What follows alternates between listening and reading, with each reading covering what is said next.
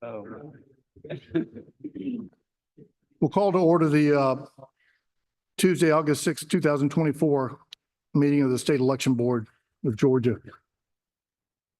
I want to welcome all of our guests that are here, and we have many in overflow rooms and out in the hallway, and we appreciate their attendance. We're sorry we couldn't accommodate everybody, but this room can only hold so many people, and after we put the petitioners and the respondents and the press and our state representatives and senators in here, it gets a little crowded. So we appreciate you coming though and being here today. We will start this meeting with our invocation. Dr. Johnson. Thank you. Let us pray.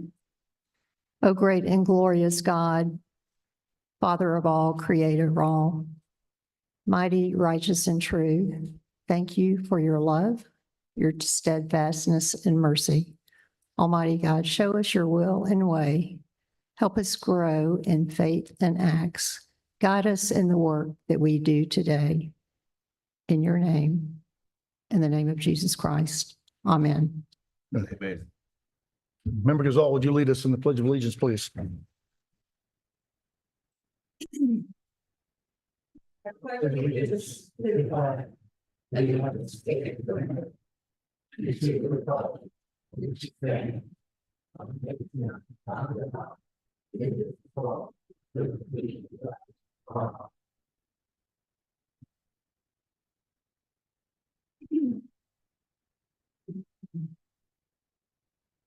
Thank you. In my haste to get this started, I forgot to introduce the members of our board. My name is John Favre. I'm chairman of the State Election Board. To my far right is member Sarah Gazal, member Janelle King, member Dr. Janice Johnson, and member Rick Jeffries. And Mike Cohn, who is going to be sitting right next to me here, is our executive director. And Alexandra Harden is our paralegal. And once again, we appreciate everybody being here. Yes. Mr. Chair, I'd like to amend the agenda. Is this the proper time? Yes. I move that we amend the agenda such that the petitions for rulemaking under new business discussion and voting on proposed rule amendment, SEB Rule 183-1-12-0.02 and SEB Rule 183-1-14-0.02 be moved to the other petitions that are continued under Section 5 to be presented at the beginning of those procedure matters.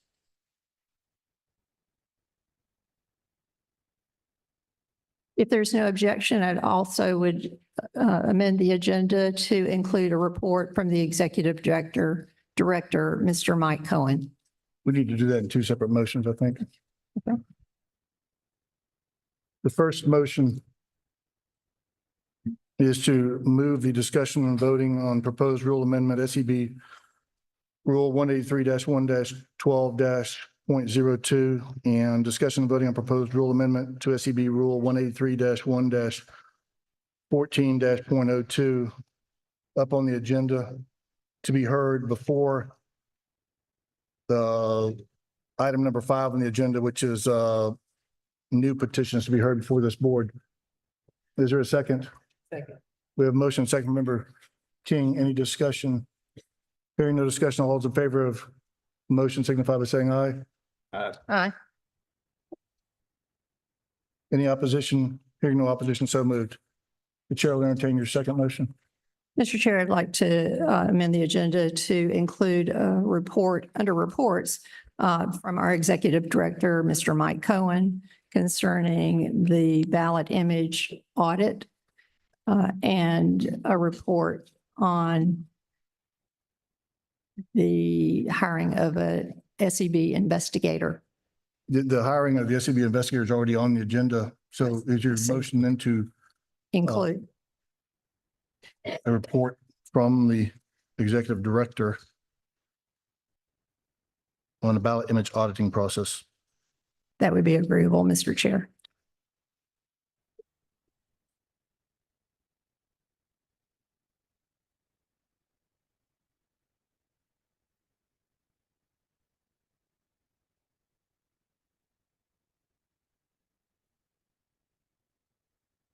A motion has been made to add to the new business section, a report from the executive director on ballot image audit process. Is there a second? Second. We have a motion and a second. Any discussion?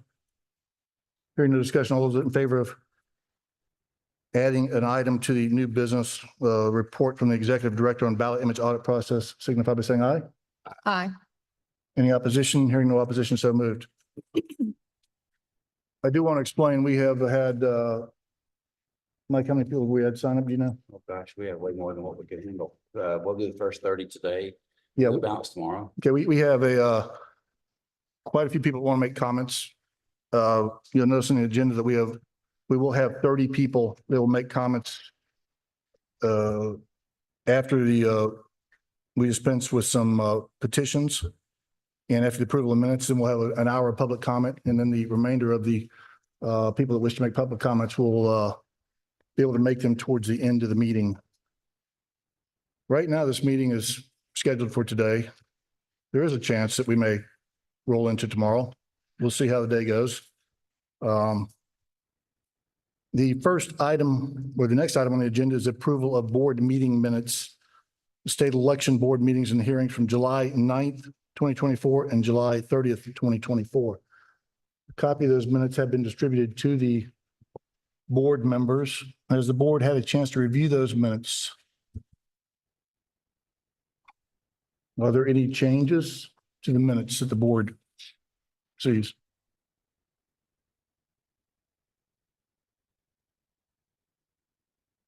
The chair would entertain a motion to approve the minutes as presented. Move. We have a motion to approve the minutes of the state election board meeting from July 9th, 2024 and July 30th, 2024. Do we have a second?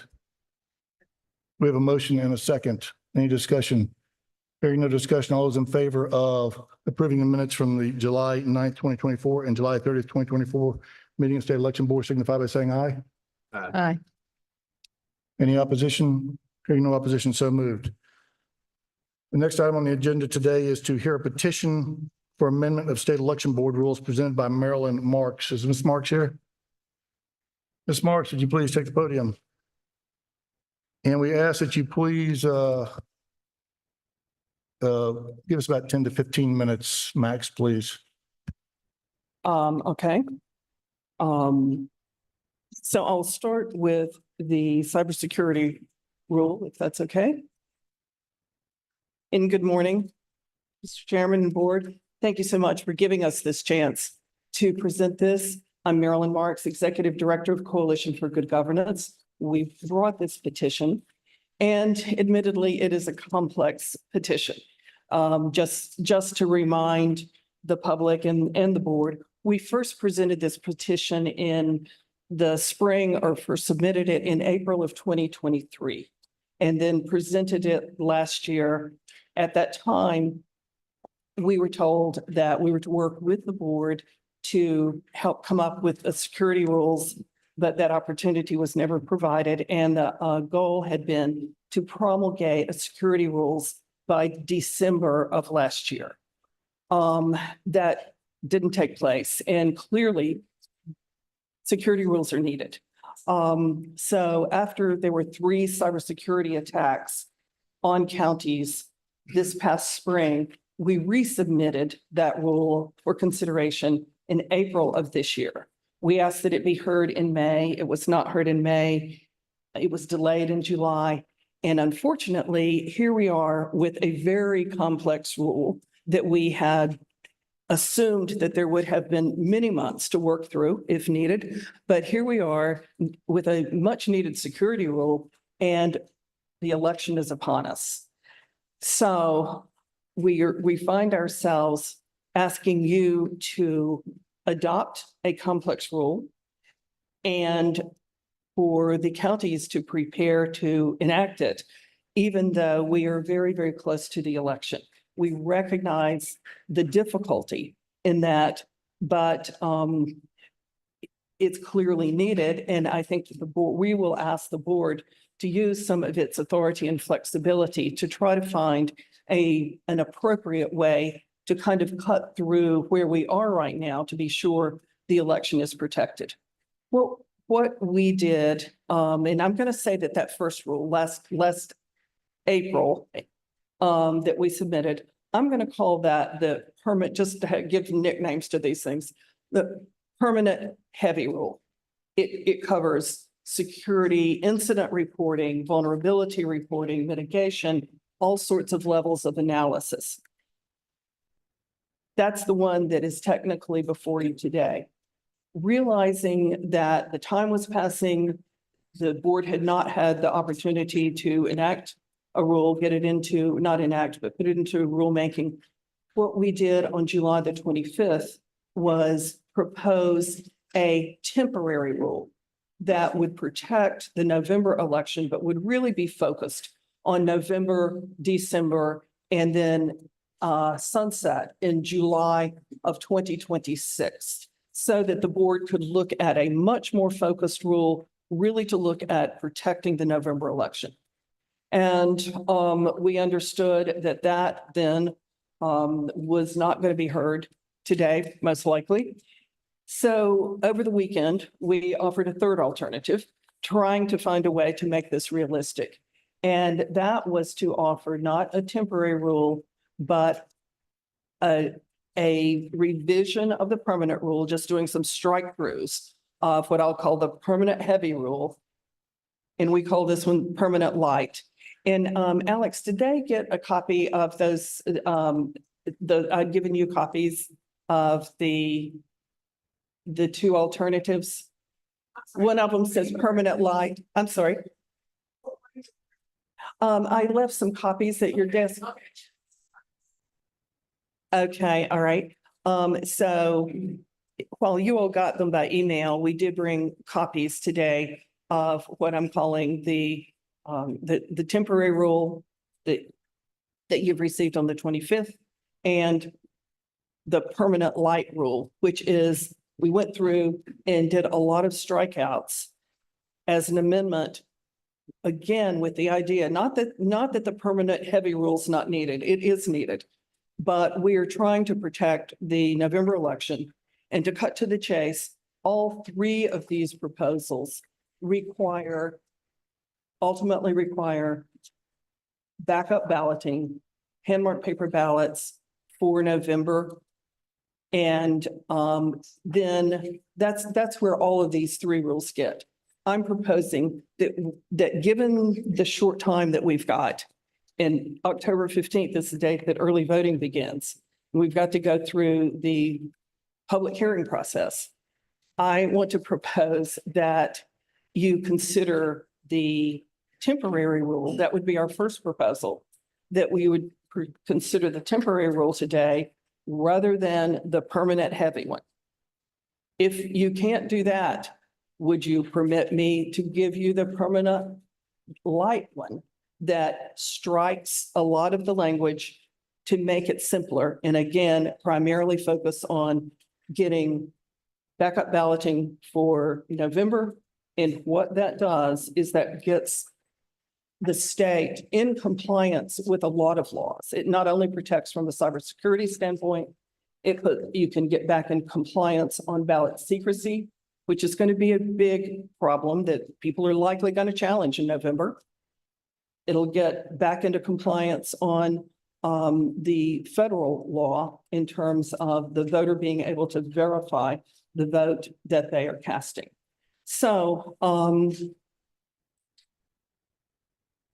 one of the things we want to ask you to do today, even if there are questions of things that may need to be tweaked or worked through or information sought from the county election officials, we would like to ask that today you put one of these rules into rulemaking, even knowing that there still may be questions. I know some people question the authority of the board to move forward. Go ahead and put it into rulemaking. And then if I would like to propose that we work with Mike, if you would ask Mike to work with us and then answer detailed questions, help do additional research if needed, and then we can certainly propose an amended rule within the next few days. So what I'm looking to do is make this most efficient for you and be sure that further delays don't happen to get to the November, in terms of protecting the November election. I know that's super complicated, but I don't know quite else what to do to make sure that we've got the chance of having an effective rule for November. So can you tell me what you would prefer? Again, my proposal would be to do the temporary, for you to hear the temporary rule as a substitute for what I'm calling the permanent heavy rule.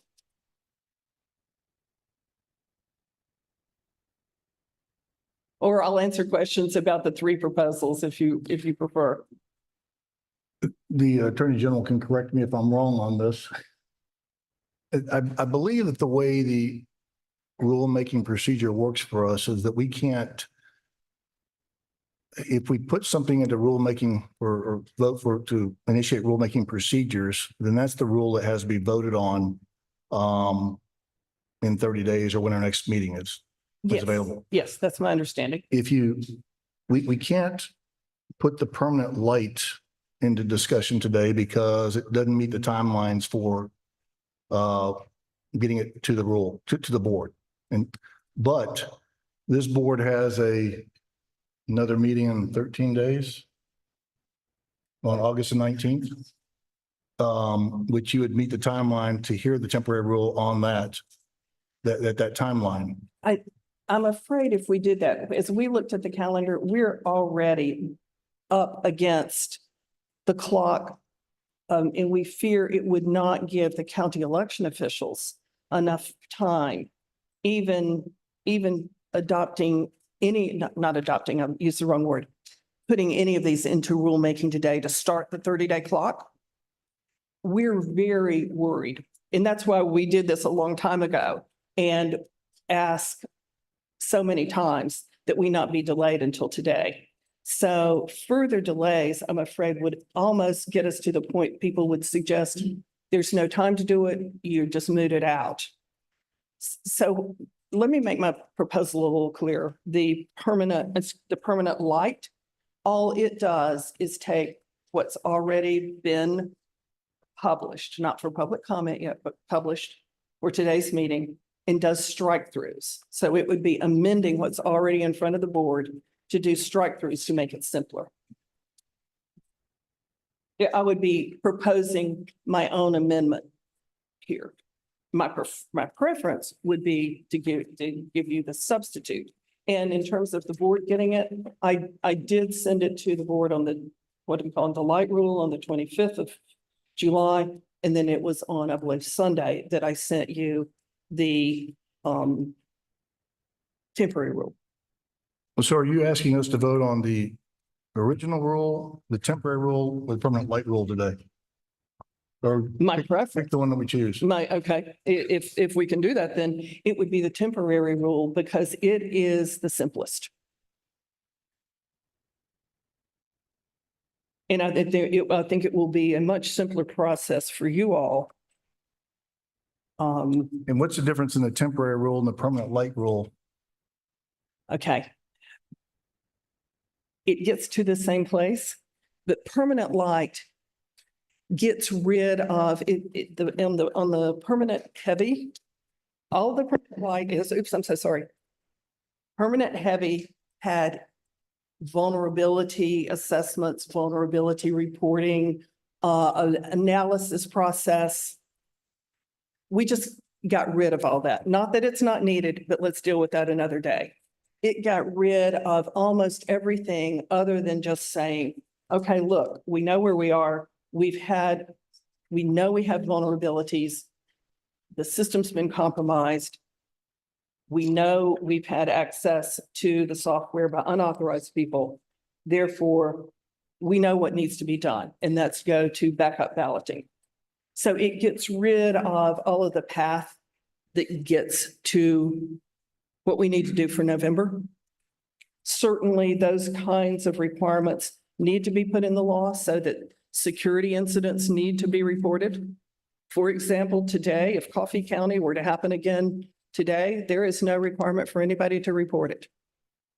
So eventually we need to get that in, but the urgent matter is to protect November's election. So we would propose, if the board can do it, letting us substitute the temporary rule that just focuses on November's election, doesn't focus on all of the security analysis, but just goes right to the cure, right to the remedy. Do you think any of these rules require anything that's not allowed in statute right now? Oh, no, sir. We wouldn't propose them if we weren't confident that they were allowed by statute. That would be a waste of everyone's time.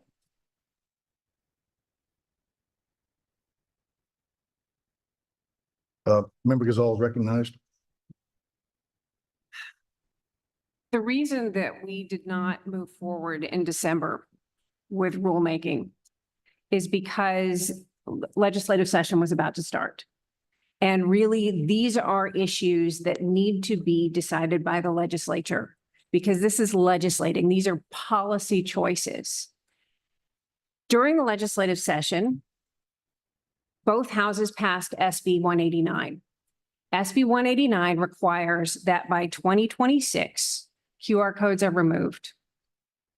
It does not, however, remove the requirement that ballots be cast on BMDs, ballot marking devices. So the legislature has spoken as clearly as it can that their assessment is that the primary form of voting in Georgia must be on BMDs. There has not been a material change in circumstances since that time to warrant us a 5-member appointed board to substitute our judgment for that of 180 House members and 55 senators and the governor and say, we think all of you are wrong and we're going to change the way every voter casts their ballot 3 months before the election, when absentee ballots are still absolutely available to every voter. Okay, I think there's a misunderstanding then about our proposal because we don't disagree with you at all. That is certainly what the General Assembly has said, is that the primary uniform method of in-person voting will be ballot marking devices. But what they have also said for decades is if there is a problem that creates a deficiency in the way that the voting system is operating, then you go to the backup method of voting, which is paper ballots. And so we're not suggesting for a moment that there has been any need for a change of policy. This is the law. This is the policy. And just as if, this board has made rulings that in the event that polling place lines are 30 minutes long, you can go to backup ballots. In the event that power's out, you go to backup ballots.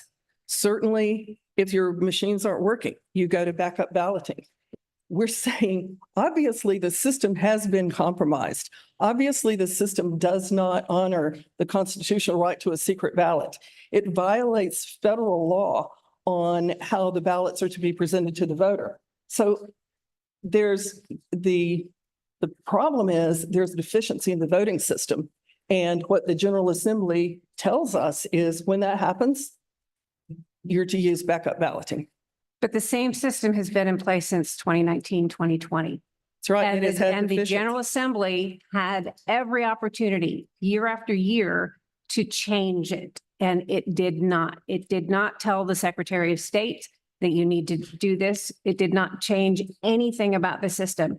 The rule that you are proposing would require that counties use hand-marked paper ballots as the primary method of voting. Only because. No.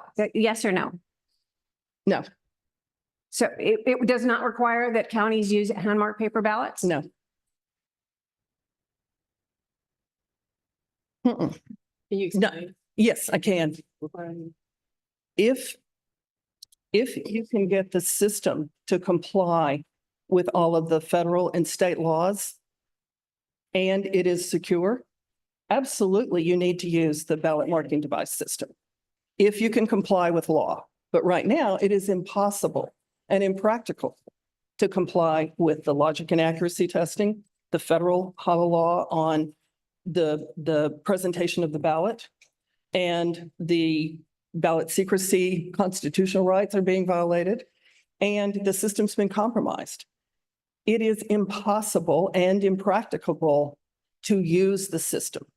You fix all of the compliance issues, and of course, BMDs need to be used in November.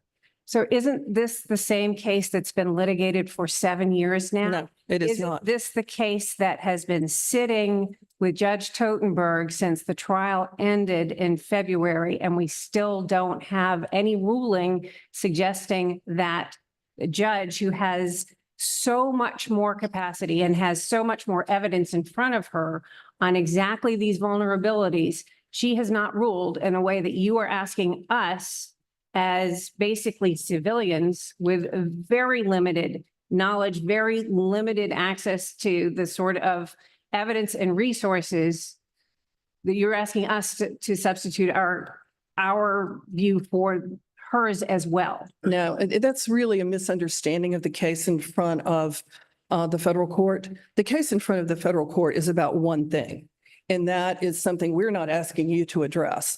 The case in front of the federal court is, are the BMDs on a looking forward permanent basis, are the BMDs constitutional? We believe they are unconstitutional. We're asking about the U.S. Constitution.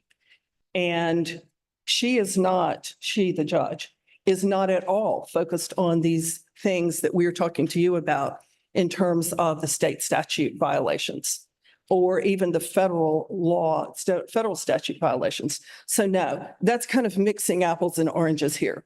No, we are asking you all to look at where we stand today, not asking you to look at U.S. constitutional issues. Where we stand today, the system software has been distributed. It's in unauthorized hands. The people who have it have even suggested that they want to look to the future to use it to upend elections. It is a dangerous situation that the General Assembly gave us instructions on what we're supposed to do, to go to the backup balloting system. So no, this really has very little to do with the curling case that's before the federal court. This has to do with where we are today and the urgent nature of the problems that have cropped up. And some of them cropped up. You mentioned that we're the same place we were in 2020.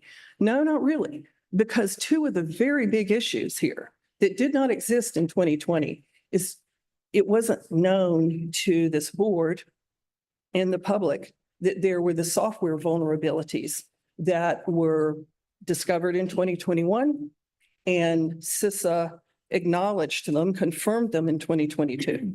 Secondly, the software was taken and distributed in 2021 after the 2020 election. So there are new facts on the table that have to be considered in how you operate this election. But the legislature has met in 2021, 2022, 2023, 2024. They have considered, they've considered legislation and they have rejected legislation that would have moved us to hand-marked paper ballots. But they And were not, the vulnerability lies in whether or not the ballot reflects the voter's choice. There are two steps to all of this. If voters verify their ballot that it reflects their choice, we know then that the ballot, the written word on the ballot will be correct. Audits will in fact determine whether or not the QR codes are being properly read. If it is if the ballots are verified by the voters, and if we spend, I wish some of the effort that is being put towards moving the system were actually put towards informing voters that it is their responsibility to verify that ballot. Because as we'll hear later, there is a program that will use the written words on the ballot to verify every single race and validate every single race on that through optical character recognition technology. That is the program that Mike is going to be, Mr. Cohn, Executive Director Cohn, will be giving more information on. That's the key to our securing our election, is making sure that voters are verifying their ballots. it's a nice theory. However, it's not in any way practical. I would not be a qualified voter if I had to memorize I vote on a BMD in Charlotte, North Carolina. My last ballot had something like 45 contests on it. It's not unusual for people here to have 35, 40 contests. We are not going to be able to give people magic pills to memorize 40 names on the ballot. And then let's say that we do give people magic pills and they can memorize all those 40 names and they verify. Well, the problem is that under the audit law, unless it is a statewide race, it'll never get audited. Which is precisely why this pilot project audits every single race. But we're only talking about a pilot project. We don't know how it works yet. We don't know that it's really going to be in place. And of course, it also, from little I understand about it, and I'm not in a position to talk about it, it is also not software independent, and it can also be subject to inaccurate programming. There is only one way to secure the November election. Almost any cybersecurity expert, voting system expert, they're virtually in agreement. The only way to secure November's election, given what Georgia has experienced, is to use hand-marked paper ballots. When this legislature met, yes, they were aware of some of these problems, but we wouldn't expect the General Assembly to deal with specific cybersecurity events because they've already done that. They've already told us, if you got a problem, you go to emergency balloting. They don't sit around as a legislature in this building and say, well, we had a cyber attack. Well, let's get this team in there and fix that. So I think that going back to our recommendation is it's so important to get the possibility of protecting November elections in front of the public for public comment. That kind of debate, I think, is best had once a rule is put out for public comment. And again, I would love to work with the board on refining any language that comes from that public comment in a way that can become effective in November. Marilyn, I have a question. Well, a couple of things. So the original petition is what I read, studied, did my homework on. So the perm light and the temp I did not put as much energy into that. So speaking on the original petition, my concern, I also share the similar concern that we would be legislating, because currently there is a law in place, and whether we like it or not, that is the law. And our job is to create rules within the confines of the law. And so that being said, that's one challenge. The second challenge is I'm also concerned that there's an ongoing case, and it feels like if we were to rule or to, I say rule in favor of this, that it will then be entered as evidence, or it could possibly interfere with that case because you're saying the case is basically saying that the machines are inadequate. And if we were to Unconstitutional. unconstitutional. So if we were to set a rule in place that says we no longer use the machines, or we are agreeing with you that the machines are inadequate, that then can become evidence, correct? Well, no, For you. we're done with the trial. Evidence is all over with. We're just waiting for the judge's ruling. Could But it influence? no, the we're ruling? still talking apples and oranges. We are not asking in this case in any way for you to legislate and change any laws. We honor the law that is already on the books.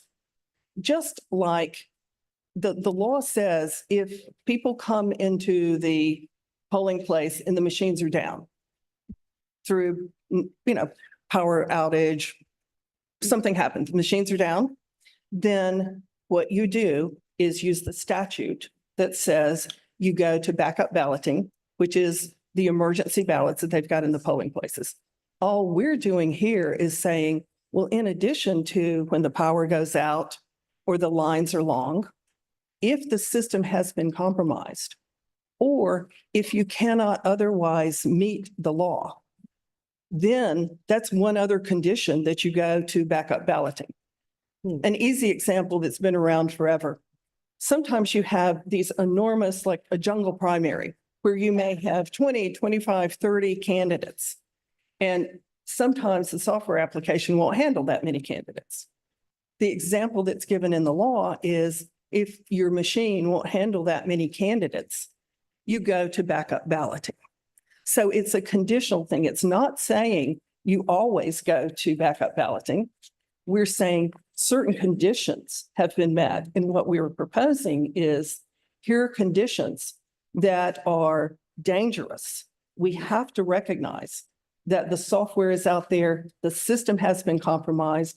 That's why all the experts are telling Georgia officials, you are at very high risk of the system being compromised and having an unauditable election. Therefore, use the law that is in place.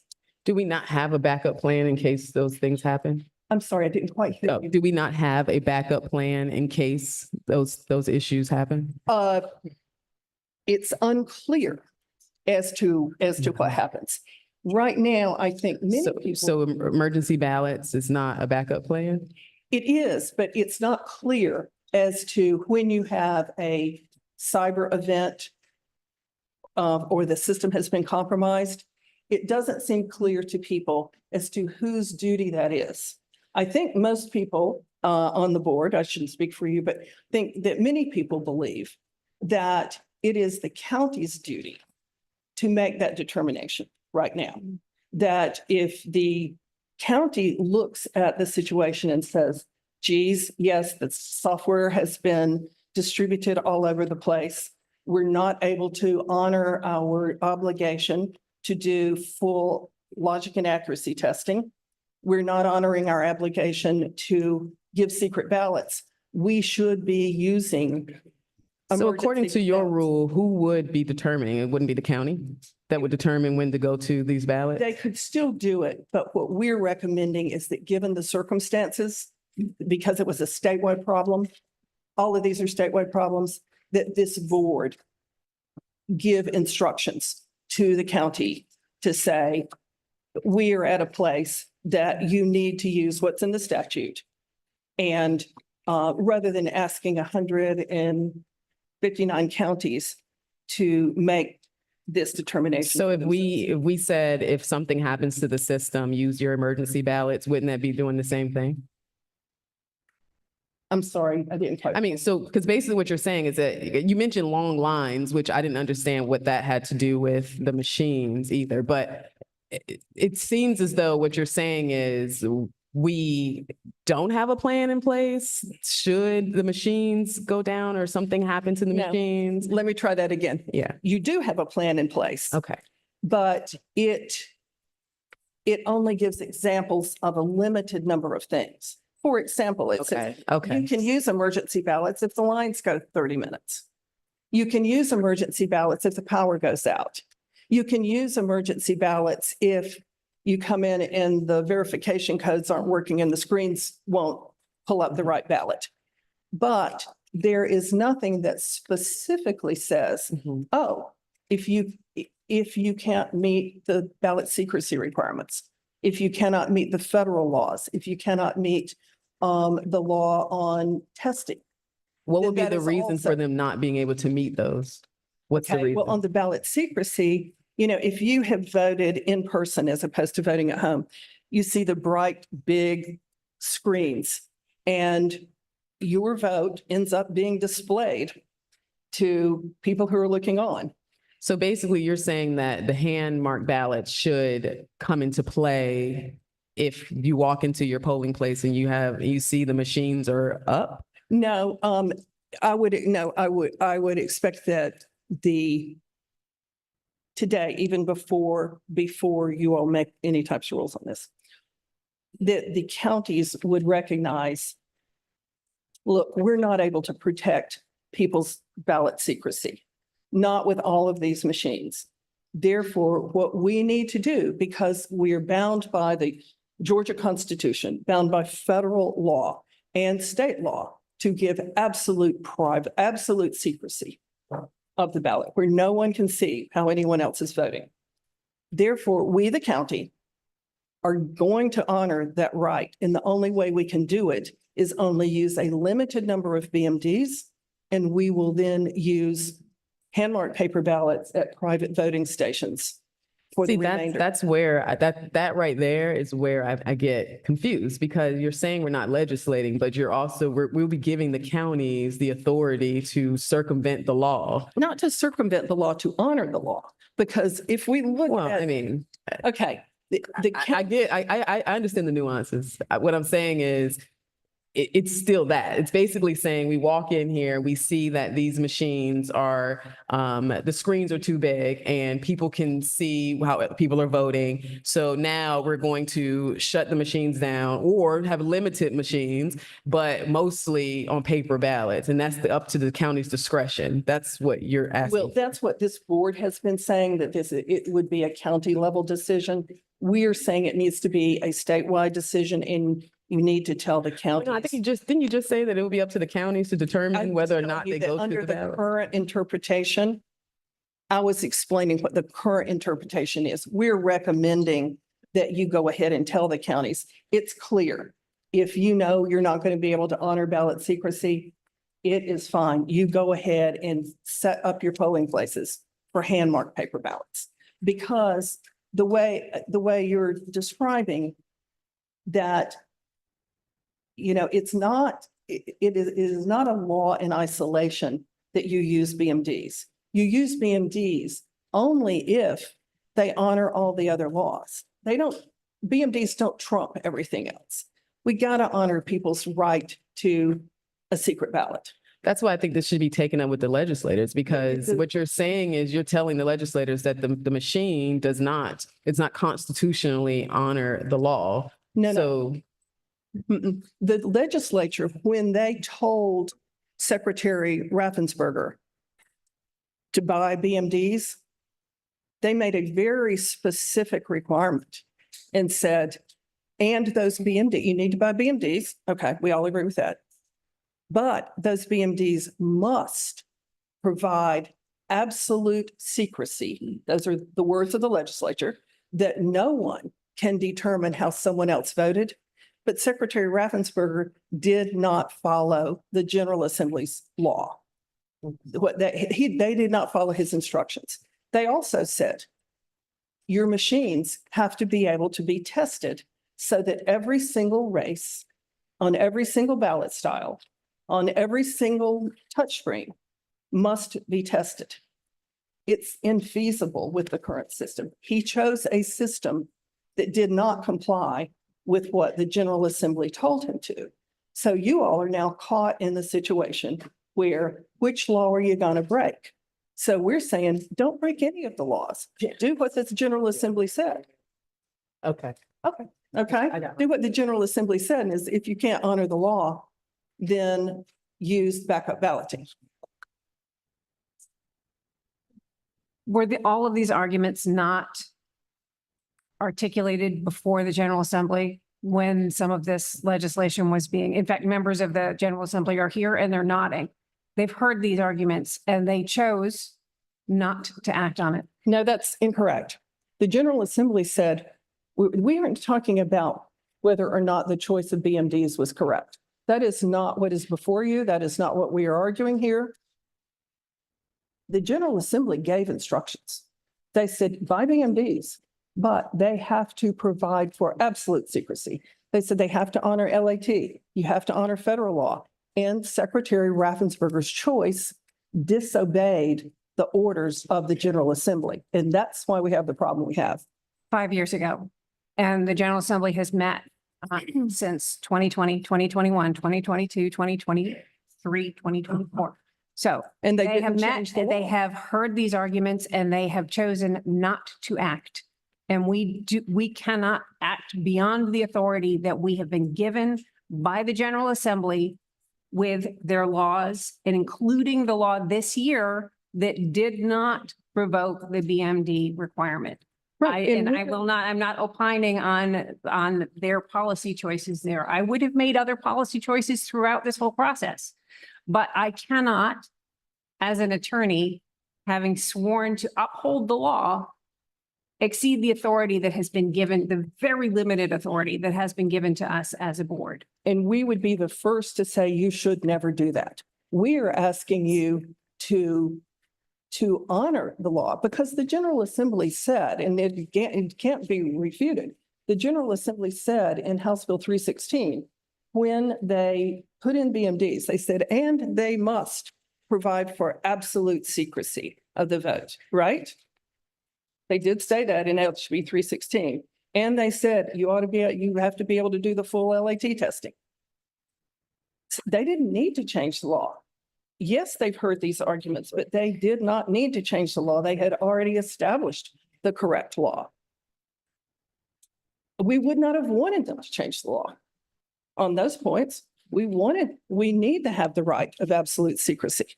We need to have the LAT processes fully done. We need to honor federal HAVA that says the voter must be able to verify the vote they are casting. We are not asking in any way that this board exceed its authority. And I would go back to my proposal here of let's get something out there for public comment so that these kinds of debates can be settled rather than waiting till we get to a few weeks before the election and finding out we've got a compromised system and no solution. I can promise you, I've received about 250 emails in the last 48 hours and it's been a lot of public comment. Right. I mean, for formalized public comment. And I I forgot to, have to tell you, there are a couple of sentences in this temporary rule that bother me, and it would Okay. be the first sentence of paragraph E, where you talk about the Dominion ICX vulnerabilities and a report by the Cybersecurity Infrastructure Security Agency yes, and unauthorized distribution of Georgia Dominion voting system. I don't think it's this board's responsibility to give any validity to that in a rule.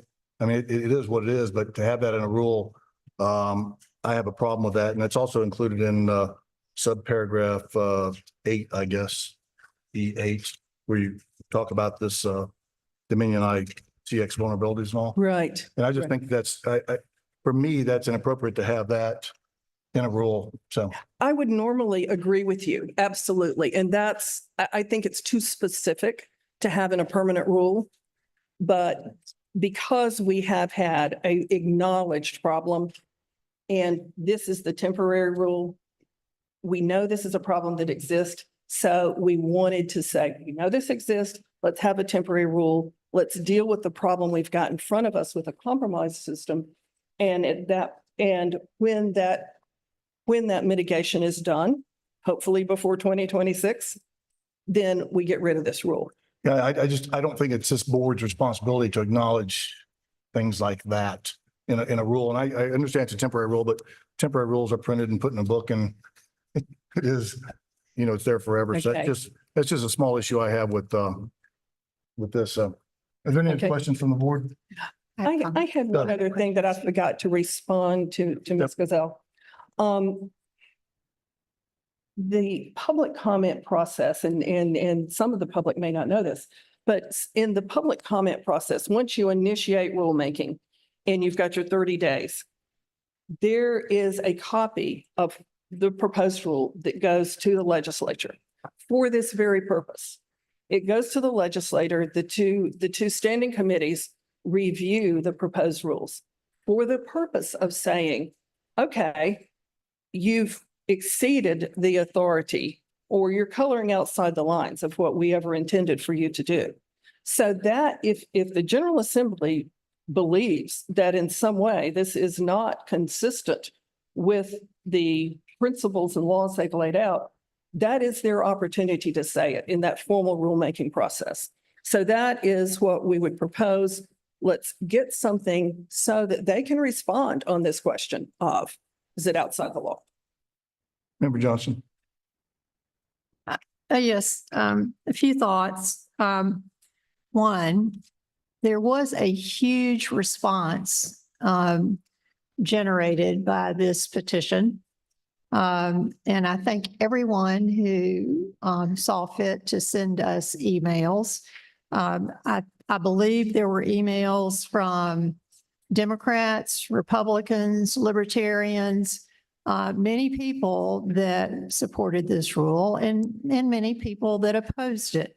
But whatever, I appreciate the comments and responses. First question is, was this posted for review on our website? The temp?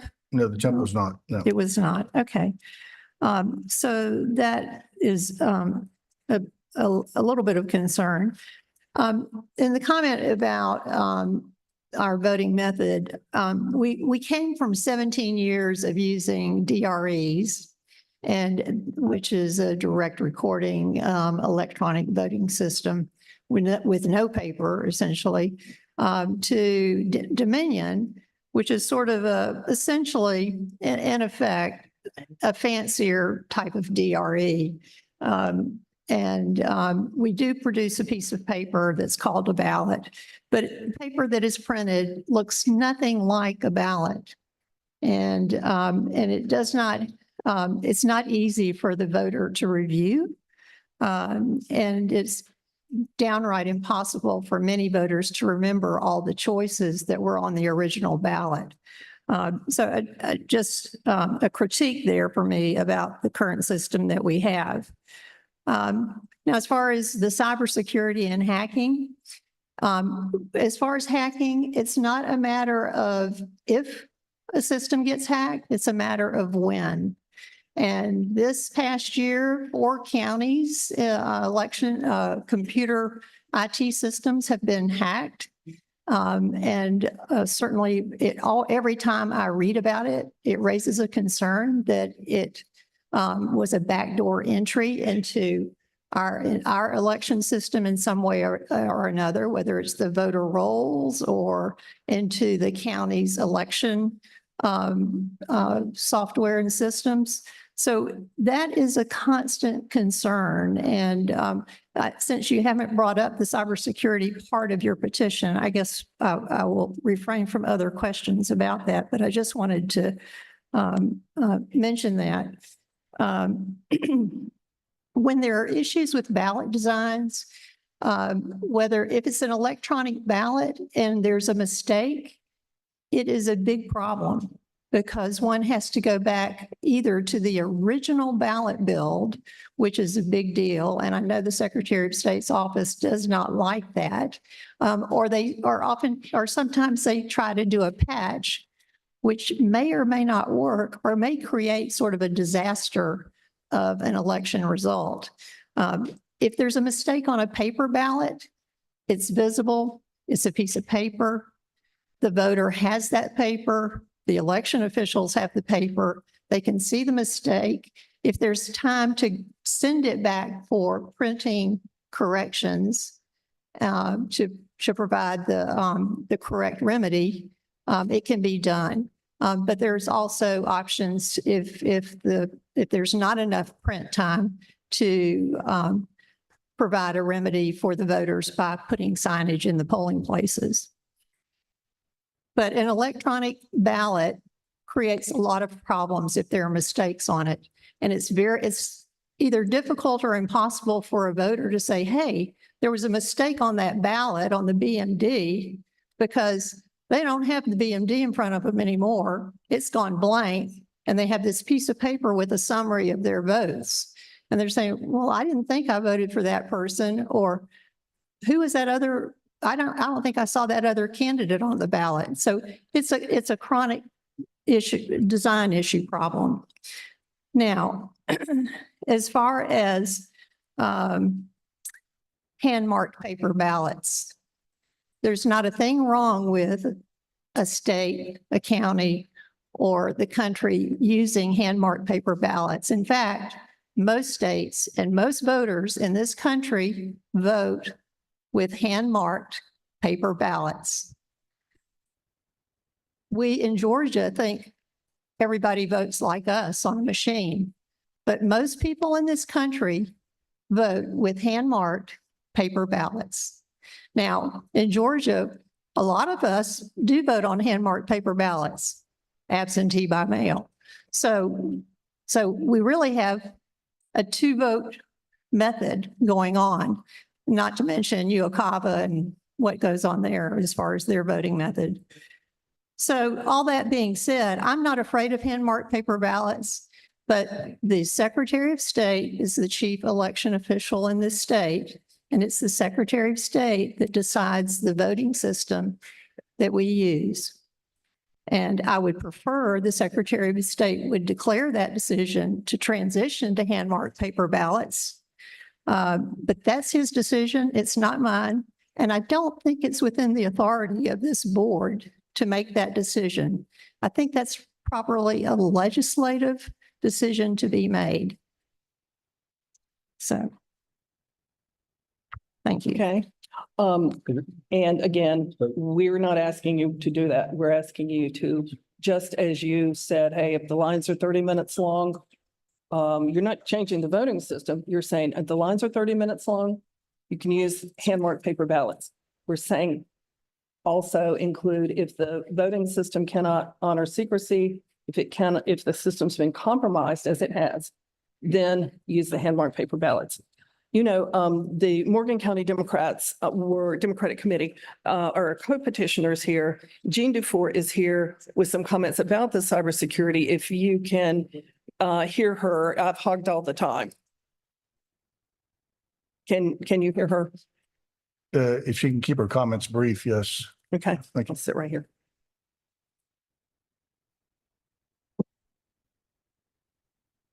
Thank you very much for hearing us. My name is Jean Dufort, and I am here on behalf of the Morgan County Democratic Committee. I'm the chair of that committee. Recently, I enjoyed breakfast at the Madison Waffle House. And being the election nerd that I am, I found myself pondering what Waffle House and elections have in common. I do too. Yep. Well, here's the thing. They both operate in a lot of locations, almost 2,000 for you, about 3,000 for Georgia elections. And both rely on an army of about 30,000 relatively low-paid workers to get it done. And we have high expectations, both of us, for those workers. They also both handle electronic equipment and software. In Waffle House's case, for cash registers and inventory control. I'm a recovering retailer, so I understand multi-location things. And in the case of the Georgia election system, it's for votes and tabulation. But only one currently has procedures in place for what to do that require swift reporting, swift action, securing the system if there's a breach. A year ago, I stood in front of this body, very different people in the seats today compared to a year ago. And I was representing a broad coalition, the Morgan County Dems, but also Republicans, Libertarians. There was a wide group, independents, who all said, please secure the election. And please do it by putting in rules. And please do it by recognizing that unmitigated cyber attacks and vulnerabilities, unmitigated, present a very legitimate reason to go to the backup balloting system that the legislature put in place. We keep talking about changing the intent of the legislature is very clear. When the legislature prescribed the use of touchscreens as a primary system, it said only as long as it complies with all other statutes, including this and that and the other thing. And if it doesn't, go to your backup system. The reason they haven't acted in 4 years is because the rules are already in place. The instructions are there. We have just stubbornly refused to recognize that it is an equal act of common sense to take the touchscreens out of play when they're vulnerable, when they're documented vulnerable, right? Our cybersecurity agency is what we as a nation entrust as being the ultimate authority of that. And they said, yes, this is real to you. That's the purpose of that letter. They said, yes, it's real. So to fail to acknowledge that is to, put ourselves with no training ahead of our nation's highest cybersecurity agency. And a year ago, this body promised to act by December of 23, and it didn't. It kicked the can down the road. And as Dr. Jan said, 4. A month ago when I was going to talk to you, it said 3. One more, Dougherty County, Albany, has happened in the month since your last meeting. There's a trend line here of actual cyber attacks on our counties that in many cases have caused us to try to separate the voting system from everything else to protect it. And we don't know that we did that because we know, at least in the case of Coffee County, they spent days denying that it had happened, even to the Secretary of State. There is a problem here. But let me switch gears. Morgan County Democratic Committee, that's our leadership team. We made a unanimous decision to stand here in front of you today and set an example.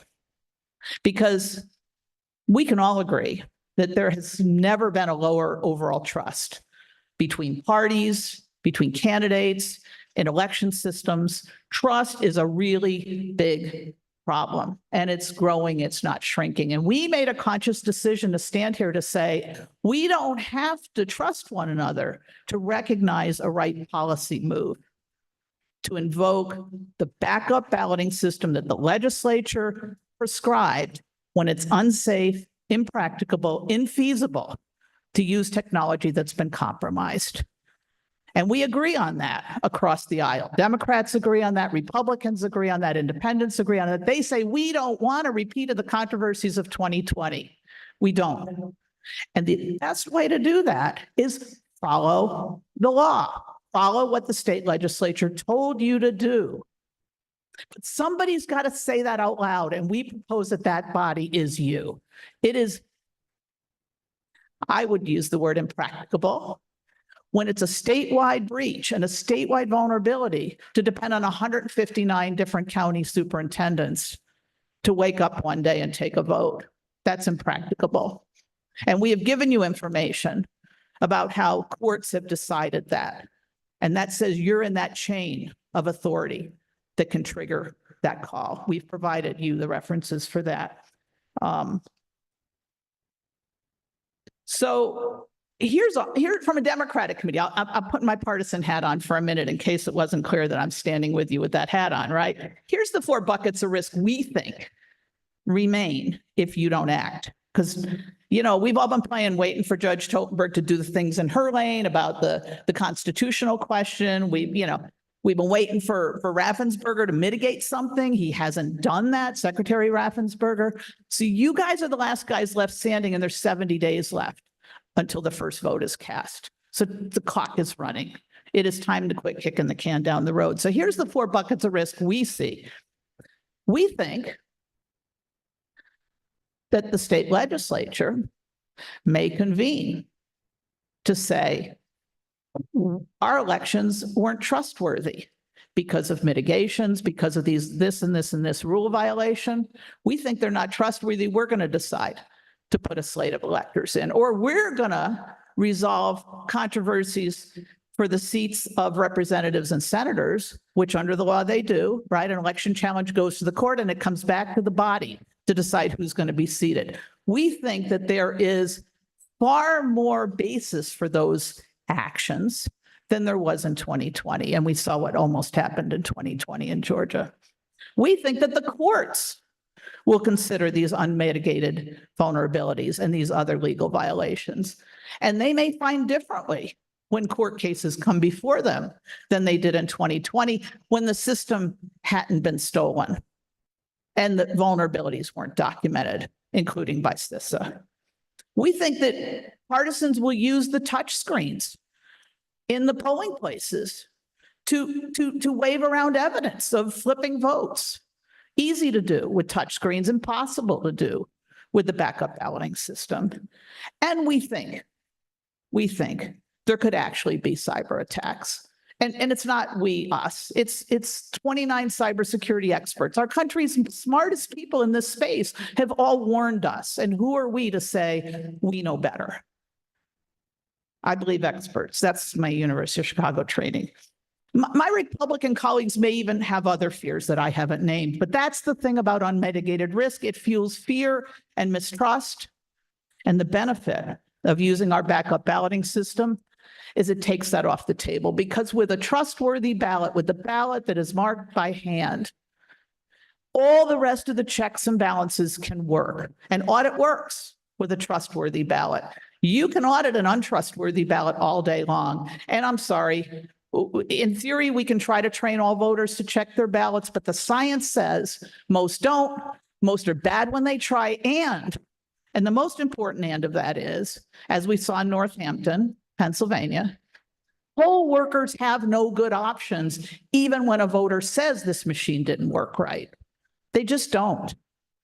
Joseph Kirk is here. I've heard, well, when the third report on any particular machine comes in, we take it out of play. Right? Really? That's a plan? So poll workers have no good options when the system's been compromised and the ballot is untrustworthy. So could it be an unfunded mandate? I've heard that. We haven't talked about that today, but it's the opposite. And use your common sense. We already have a full ballot system. So you're replacing a precinct printed ballot with a pre-printed ballot, probably a wash, right? But the real savings come in labor and related costs when you don't have to program, provide logic and accuracy testing, or transport and set up and take down about 80,000 touchscreens, printers, and UPS units. A lot of labor savings. Elections are our public treasure. I urge you, you are the last men and women standing between an election that's going to be run on a system that has been compromised. It has been compromised.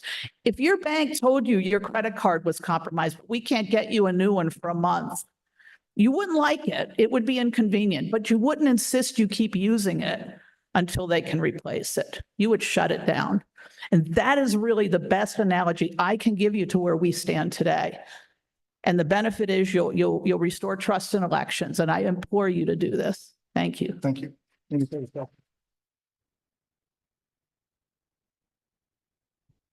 questions? Any further questions from the board? Chair will entertain a motion on this petition. Before we make a motion, I would like to, for those new attendees today, when the board votes on this, the board has three options. The board can accept the petition and initiate rulemaking procedures. the board can deny the petition or the board can table for further consideration to a later date. And in those cases, it's often assigned to a board member to work with the petitioner to try and revise the petition if necessary. And so those are really the three options that we would go down. The board would entertain a motion, and the chair would entertain a motion at this point.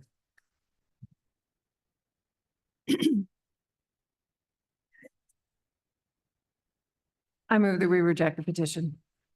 We have a motion from Member Gazal to reject the petition. Do we have a second?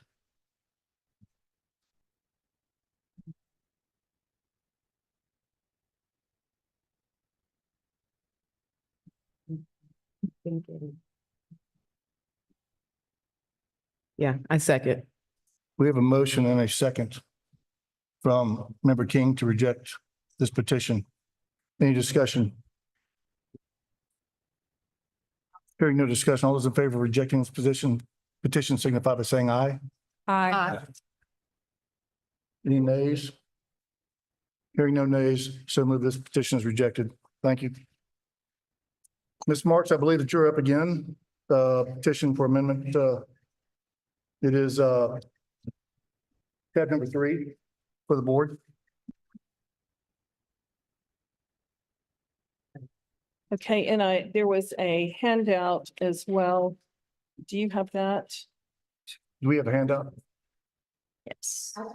Oh, is that the, It Okay. says, all right. it looks like this.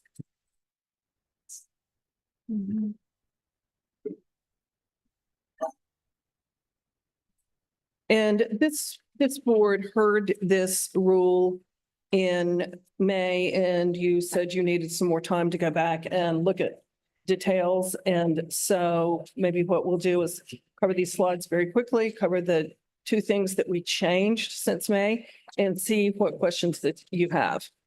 As we count ballots in Georgia, today it is a combination, as it always should be, of hand counting and machine counting. Our pre-election logic and accuracy test, you do hand counting to make sure that the machines are accurate. Our official count is by scanner tabulator machine count.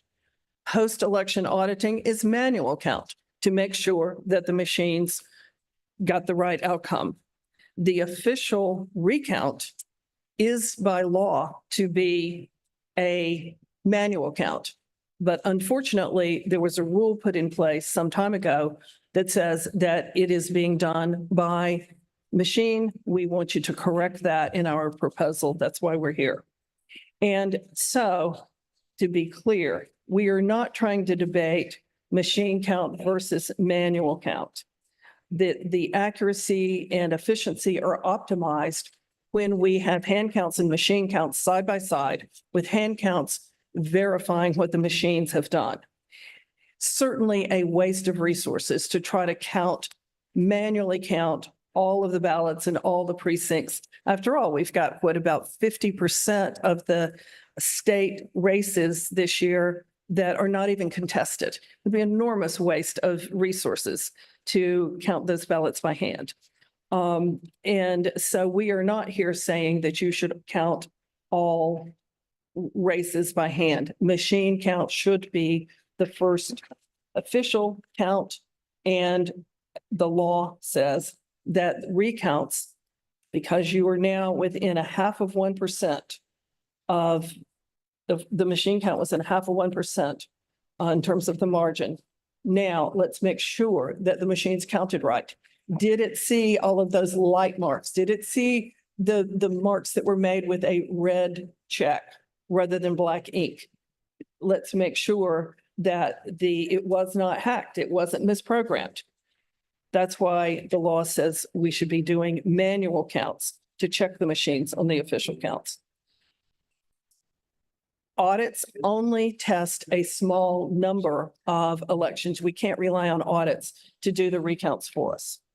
On the page that has 2 columns, there seems to be endless debate, and for possibly good reason, on the way that the 2020 election was counted. And, you all have been dealing with the petition or the complaint on that. That complaint wouldn't even exist had there been manual recount as the law required. Because rather than having machine count that was not overseen very well, or the audit that had at best a lot of sloppiness and no real good procedures, there would have been a manual recount. Each campaign would have had a seat at the table as a counter. It would have, a counter would have handled every single ballot. Any questions about the validity of the ballot could have been dealt with then in a public forum. I say a public forum, in public observation is really what I mean. The ballot tallies would have been much more transparent. And we wouldn't be dealing with controversies today over whether or not those ballots were counted correctly, because those campaigns would have been appointing those counters, and it would have been done very transparently. So I think we can see why the General Assembly said they wanted Georgia to use manual recounts. In our rule, we propose that, sure, use machines if you need to assist in that recount. If you're having discrepancies, put the ballots back through the machine if you want to. If you're having discrepancies, they can sometimes help you find the discrepancy. Since the time you heard this rule in May,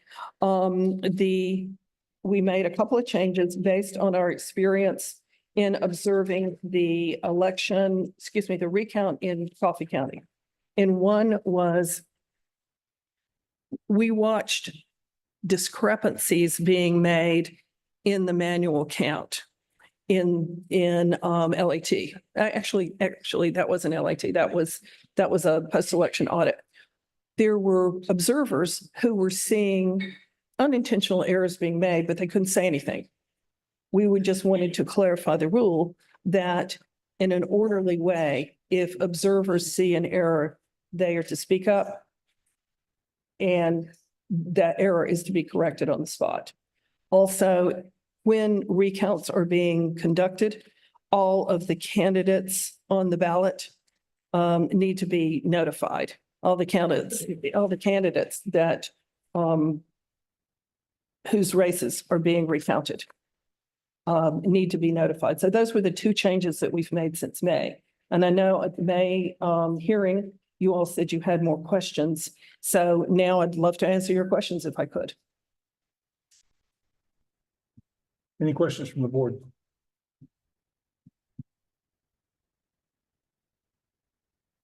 No? Resolve? No? Member Johnson? Sure. So Ms. Marks, how do we know that machine counts are more accurate if we cannot read the QR code? Machines count. We're talking about counting what is presented for it to count. Machines are accurate, more accurate than we humans are at counting what's programmed for it to count. But of course, what a manual recount does is try to make sure that the best record we have of voters' intent is actually counted. Right. I'm certainly not defending QR codes if that's what you're asking me to do. Right. So to be clear, hand counts are the backup method of counting when the machines are broken. So there must be some degree of confidence in hand counting, if that is our backup method. And hand counting actually can be better than machine counting, depending on the settings on the machine reading. So if the machine is set to be very specific about that colored in oval on hand marked ballots, if the settings are too high, it will reject the ballot and count it as a no vote. So the setting of machine reading is critical in regarding the accuracy of machine counting. Is that true? Well, absolutely it is. And there's so many variables that you can't really program for. that when we have a really close election, that the ground truth is to be found in a hand count and a manual examination of that ballot. Correct. And when machines are used to, even optical character recognition software is used to read ballots, the ballots that are thrown out or are unable to be read, they go to humans to read the real intent of the voter of the ballot. If the machine recognizes that it's not reading it. If the machine Right. recognizes For it. example, if you use red ink, most types of red ink to mark your ballot, it won't read it at all. And it doesn't know that it's not reading it, so it won't be kicked out. Only with a human inspection will you see that you've got valid votes there that are not being counted. So you cannot rely on the machine to check itself in that way. Right. Your petition is an interesting petition, but it seems to me that it sort of pits both methods of counting against each other. And to be informative to the group here, we should all know that most European countries hand count all of their ballots while video recording the process. So, I like the idea of hand counting and actual video recording of the ballots as they're being counted. So this is an interesting petition, although I would prefer that we actually utilize both methods for a recount, because a recount implies that it's either a very, very close race where the outcome of the race is in question, or a candidate has requested the recount because of a concern or maybe a suspicion that the counts weren't performed correctly in the first place. So I would be in favor of recommending a committee to work on this petition with Ms. Marks being on the committee but this is really more of a legislative question. And but it could be brought to the legislature in the next session.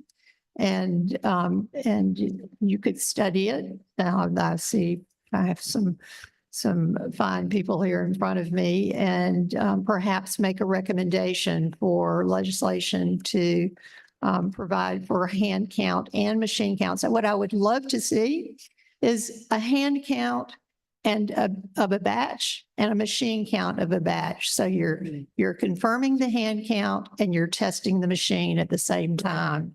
So for those that are concerned that the machines are not working properly, maybe the ballot was designed improperly, or the readers of the machines are not reading the ballot correctly. That can always happen.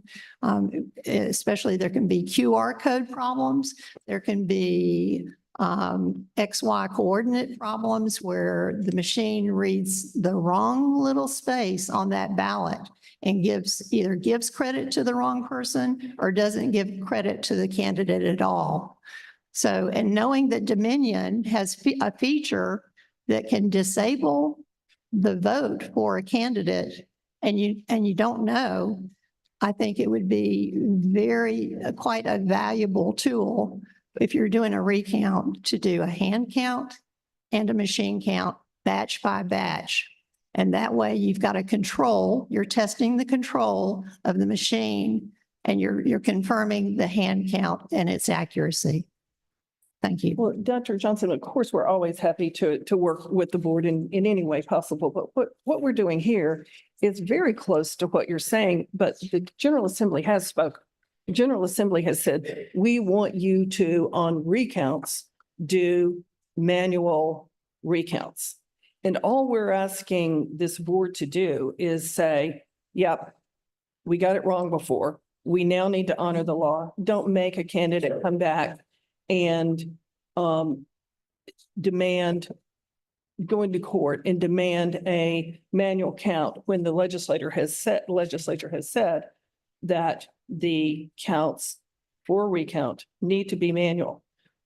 We've added in, just as an option, yeah, use the machines if that helps you find your discrepancies. So in effect, we are doing very much, what you're suggesting, but we're starting with understanding what the legislature has already said. That they're using a machine and a hand count together for these close races. Yes, but in your petition, you've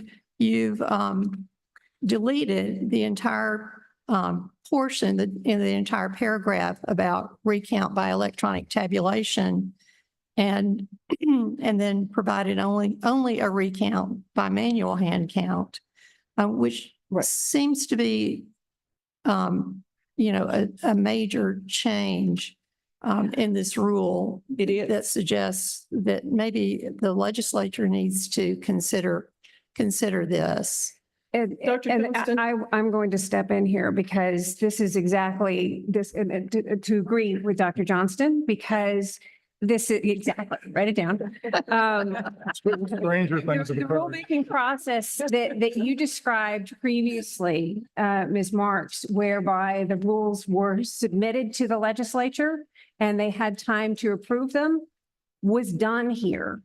So the fact that the legislature has already approved the rules as they exist suggests that your interpretation that the legislature requires a hand count is incorrect, because the legislature reviewed these rules as they're written and they approved them, or they declined to overturn them. It's my And I- understanding that they were not actually given, that the committees did not get the copies. The chairman may have, but it's my understanding they did not have a chance. They have been in Look at it. place and they have been ruling our recounts. And I also agree that doing a parallel process is exactly a very good process to ensure voter confidence in the outcomes. And I would agree that this would be a really good way to move forward. This is how we do audits. We do batch audits. We don't do single ballot audits. And so this would basically be an expansion of that. I have yet to see a single study whereby a hand count is more accurate than a machine count. But I completely agree that a parallel hand count to confirm that machine count is the way to go. But we also have to keep in mind, Georgia has some of the tightest certification deadlines of any state in the country. And we have to meet those because those are by statute.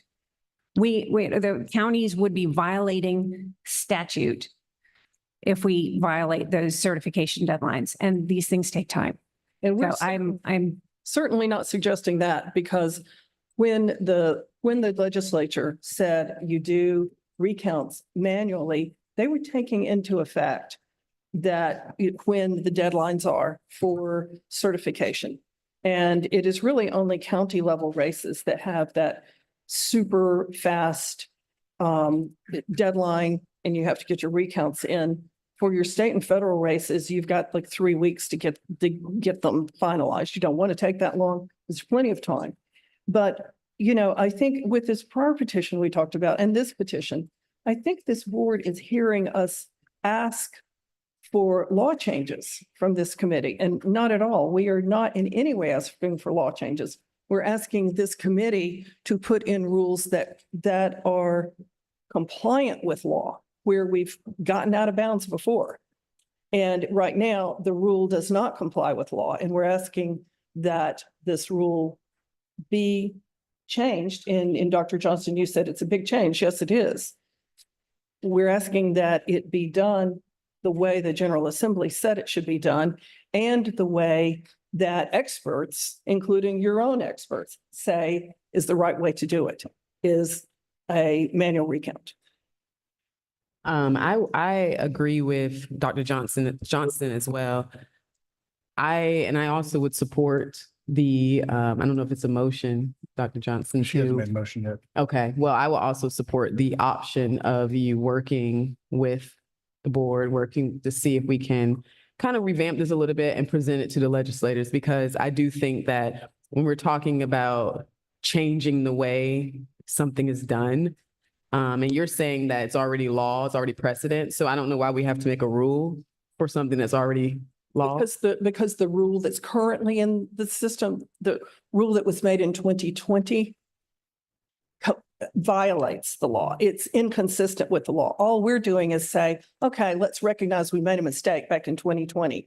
Now let's make our recount rule consistent with what the General Assembly ordered. That's all we're doing here. Consistent with wouldn't the law take that's it. already in place? We wouldn't recommend taking it back to the General Assembly. They already said this. They already Wait, said. I think do that's it where I'm a the way- little confused. So are you saying that this is already in place, or are you saying it's not in place? Okay, the law passed by the General Assembly said, do it by hand. Do a manual recount. Which is what you're proposing in this rule, right? Correct. The reason we need this rule is that back in 2020, the former board, when they were writing their recount rule, for some reason said, we're going to do it by machines, which is in violation of the law. And you were not on the board in our May presentation, but we made the point that even the federal court and your own lawyers have said that the law says recounts are by hand. They went on to say that's the way they are being done now, but they are not. Right now, the state election board rule is inconsistent with law. We're asking to bring it back into consistency with law. We don't really need a new law. Now, if we want to change the process down the road, yeah, let's go to the General Assembly and talk about it. But right now, let's do what the law says. Why are we inviting post-election litigation and all of that and asking a candidate who might be subject to a recount, asking him or her to go pay the legal fees to force the county to do what is already in the law? Well, I mean, I know for me, I agree with Sarah and Dr. Jan. I think that there is something to having both methods. I certainly feel like we are going backwards if we're only utilizing one method to recount. I mean, I think we should utilize all methods that are in front of us to ensure that we're getting the most accurate response and most accurate answers possible. And we're saying in the meantime, get back in compliance with law first. General Assembly's many months away from meeting yet. We've got a November election coming up that's going to be highly contentious. Let's get back in compliance with law and do manual recounts. And by rule, tell the counties, sure, if you can assist to make sure it's more accurate by using machines, yeah, let's do that. I thought constitutionally, we're supposed to use the data from the tabulator machine. I'm sorry, I didn't quite. I thought we're supposed to use the data from the tabulator machines as the official count. You are for the first count. The recount, the law says it has to be a manual recount. It's the rule. To match what the machine says, right? Well, not to Because how do match we it, but determine? test what the machine says. To test it. So we're To test using both methods. Yes, that is Okay. what the law That's- yeah, says. that's what I- And we're only asking that the rule reflect what the law says. So once again, the legislature has had 4 different sessions to tell the state election board and the Secretary of State that they're wrong. They have had 4 sessions where this rule has been in place and the practice has been conducted that machine recounts are done, and they have not acted. So to suggest that all of a sudden after 4 years, we're breaking the law when the General Assembly never did anything, I think is a little disingenuous. Certainly not. Now, every county has the authority to conduct an optional audit of a recount, and they can do that.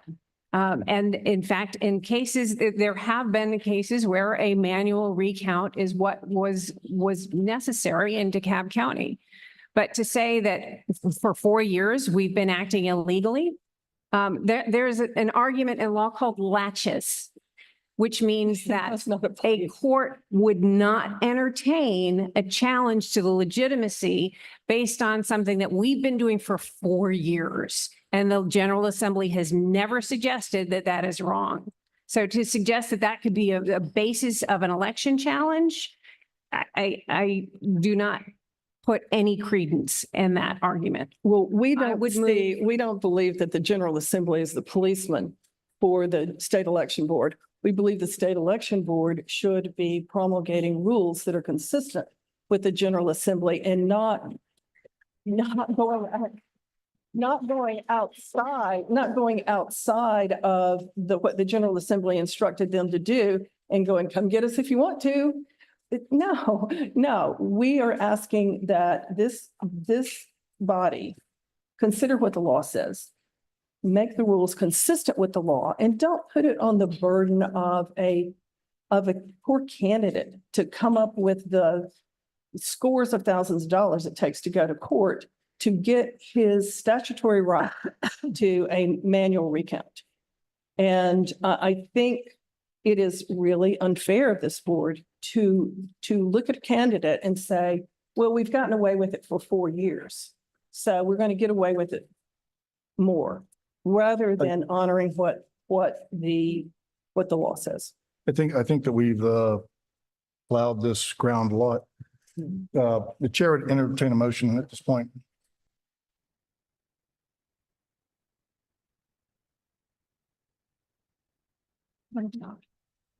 Our options are to accept the petition and initiate rulemaking procedure, to deny the petition, or to table for further consideration, at which point we have the option of assigning it to a board member for further work. Mr. Chair, I make a motion to table the petition and assign it to another board member. I thought I heard a volunteer from you earlier. Maybe I misheard that. What? Would you like to be the board member? Is there a volunteer from the board to work with Ms. Marks and perhaps election officials that I see here? There's some supervisors in the room. There's some legislators in the room.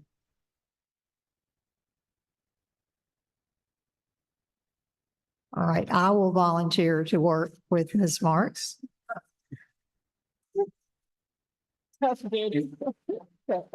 you, Dr. Johnston. We have a motion from Dr. Johnson to table this for further consideration. Dr. Johnson has graciously volunteered to work with Ms. Marks on working on this rule for further consideration. Do we have a second? Second. We have a motion and a second. Any discussion? Hearing no, That was a very quick second. yes. I agree. Having no discussion, all those in favor of tabling this for further consideration, signify by saying aye. Aye. Aye. Any opposition? Hearing no opposition, so moved.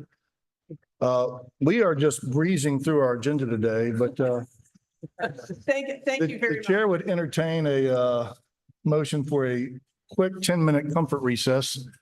Absolutely. So moved. Motion is second. All those in favor, signify by saying aye. Aye. Thanks, so moved. Let me remind you, please, if you're leaving the room, make sure you take your ticket with you because the guys in blue will not allow you back in without your ticket. Thank you.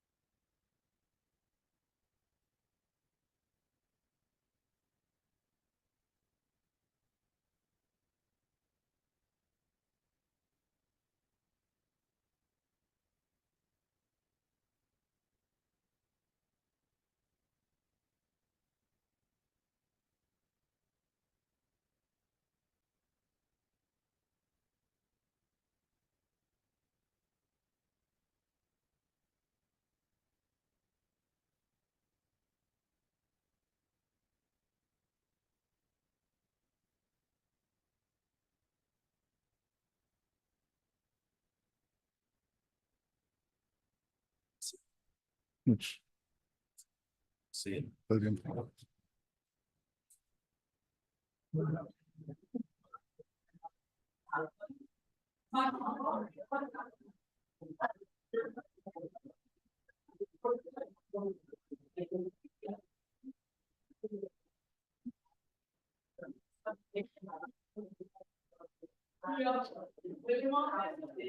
We'll call this session back into order. The next item on the agenda is petition for amendment of state election board rules presented by Julie Adams. Ms. Adams, please take the podium.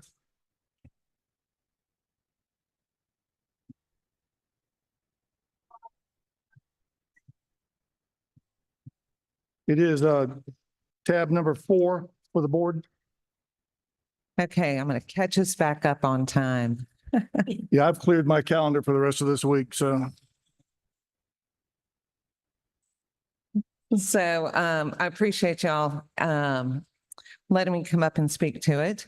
So we started out in May talking about larger facilities and elections offices and using different rooms for tabulations and making sure that there's meaningful observation that allows poll watchers to meaningfully watch the processes that occur in tabulation.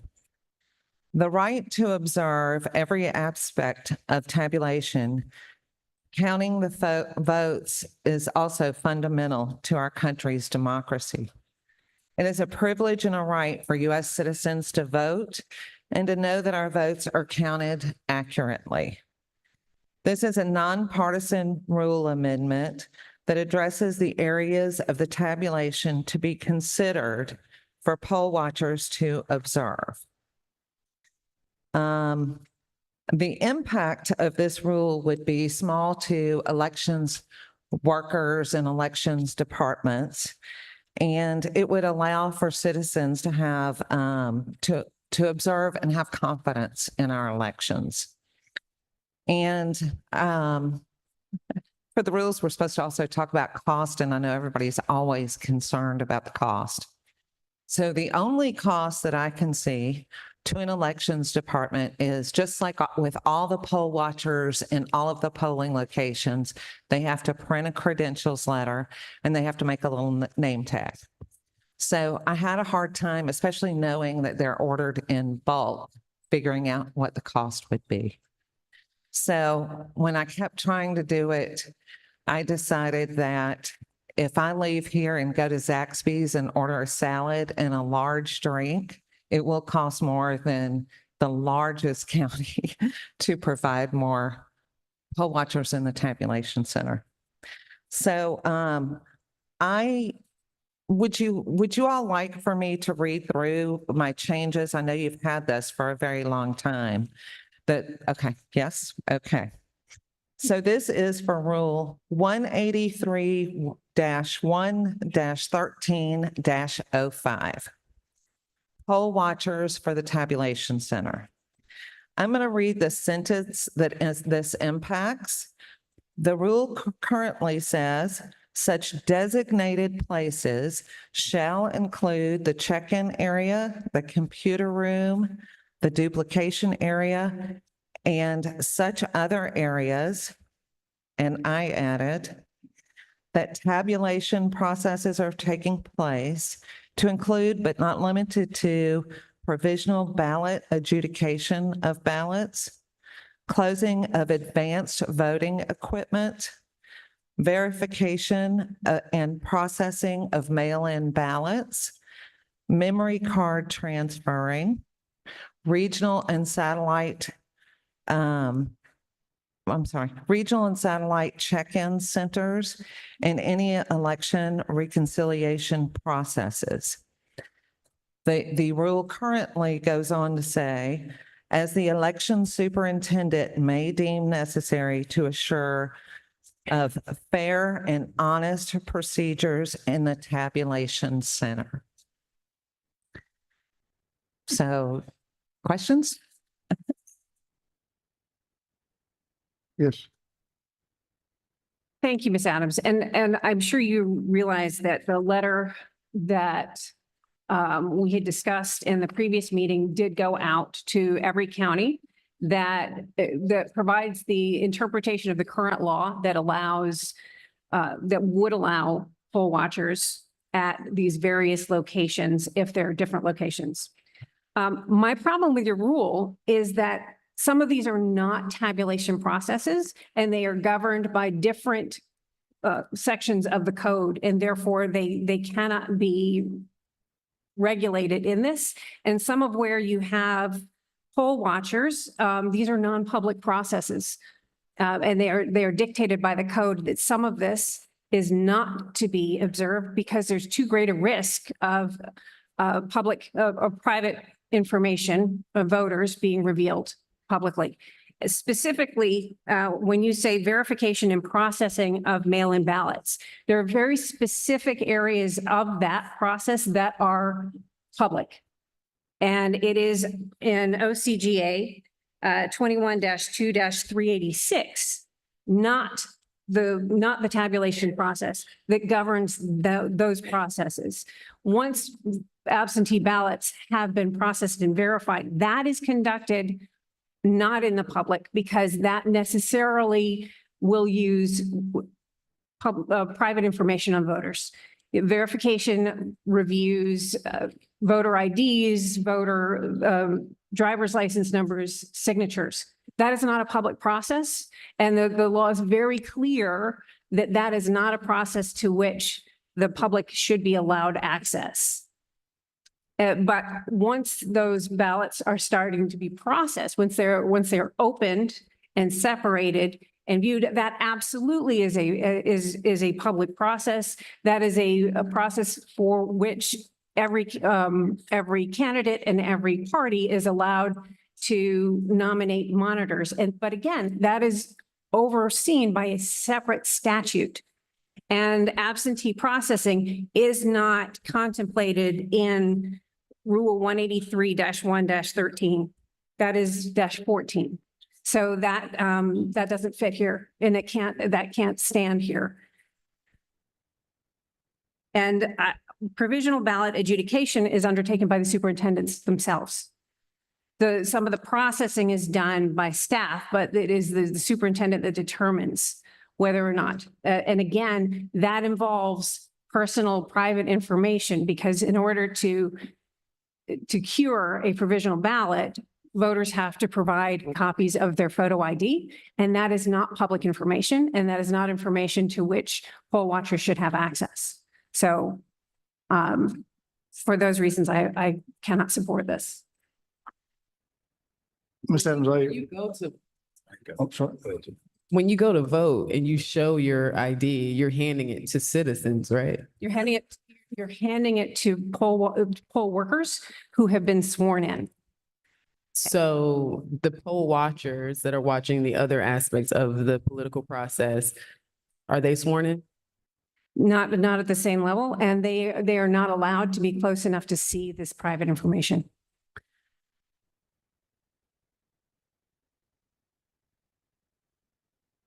I'm thinking, but Okay. Ms. Adams, I don't know if you saw this memo that went out on July the 1st, 2024. Sent all the counties and, as I said in the last meeting, I'm sympathetic to the larger counties that have these huge tabulation centers like Gwinnett County that I was able to visit that clearly two poll watchers can't watch everything that's happening there. But this memo really gave some clear definition, I think, to the rule of place that you can allow more than, or that more than two poll watchers from each political party are allowed in these different areas, and greatly expands the number of poll watchers that will be, available to view things. So I think that this clarification of the rule that we sent out accomplishes what you're trying to do. So as we discussed before at the July 9th meeting afterwards, when we were discussing it, I did not, I'm here as a citizen of the state, but I'm also a board member on the Fulton County Board of Registrations and Elections. And I have seen that letter because you had Alex send it, or Miss Barton, I'm sorry, send it to me. But I haven't gotten it in my official capacity. I do know what it says, and it's a very good letter, but I've asked several, there are even some board of registrations and elections members here in some of the metro area counties, and none of them have received that.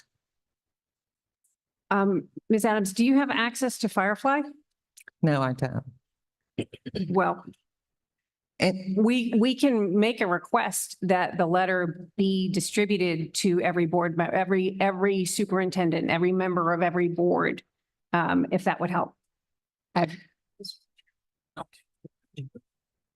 Member Johnson. Mr. Chairman, I don't have access to Firefly. Does anyone on this board have access to Firefly? I don't even know what No. Firefly is. So No. Right. Ms. Gazelle, do you have access to Firefly? No longer. No longer? All right. So I have repeatedly asked for access to the communication app Firefly and have been turned down by the Secretary of State's office, claiming that supervisors or election workers might feel intimidated knowing that I had access to Firefly. So I am excluded from sharing or observing or whatever communications between the Secretary of State and all the election workers in the state, which I think hampers our ability to understand what the issues are with regard to elections.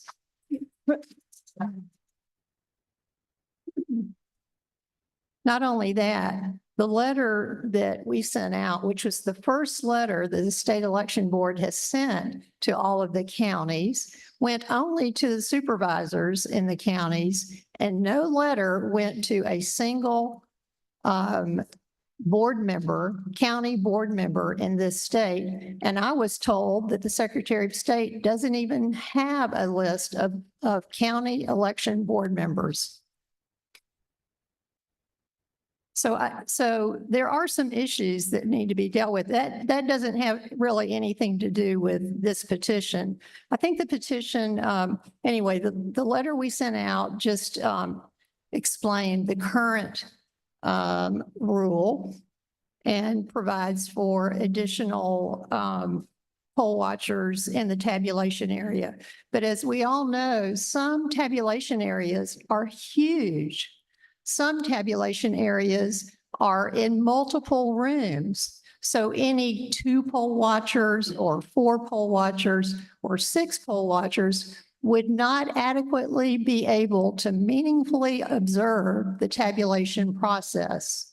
And that is key to this election and every election. So the additional areas that Ms. Adams listed do not have anything to do with PII or protected confidential information. And once a ballot has been voted and separated completely from the voter's name, there's nothing private about it. There's nothing private about it. It's a public document. So the counting of the ballot, the tabulating of the ballot, every process of that should be available to the public, to the poll watchers, and to the board members of every county. So I like this petition, and I will be in favor of it.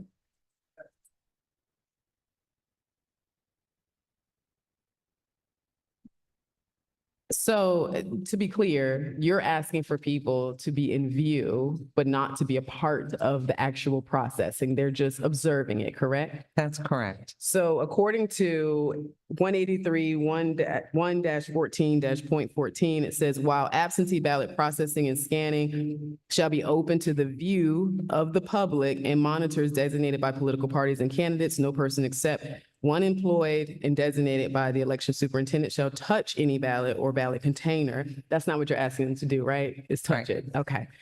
And any person involved in processing and scanning these ballots, you're not asking them to do that either, right? Correct. Shall swear an oath in the same, which is what I think you were talking about, in the same form as the oath of poll officers provided by code such and such, such and such. That being said, I would like to make a motion that we pass this rule. I have some more questions. Like I said, I'm sympathetic to those large counties like Gwinnett and Fulton and DeKalb and all that have these huge facilities, but I also want to think about the small counties that may be doing things in a one room. And I think that your rule may overburden those counties and put too many people in there at one time that the county officials have to deal with.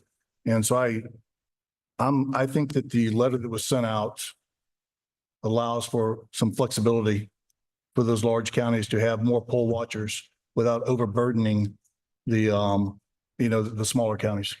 So.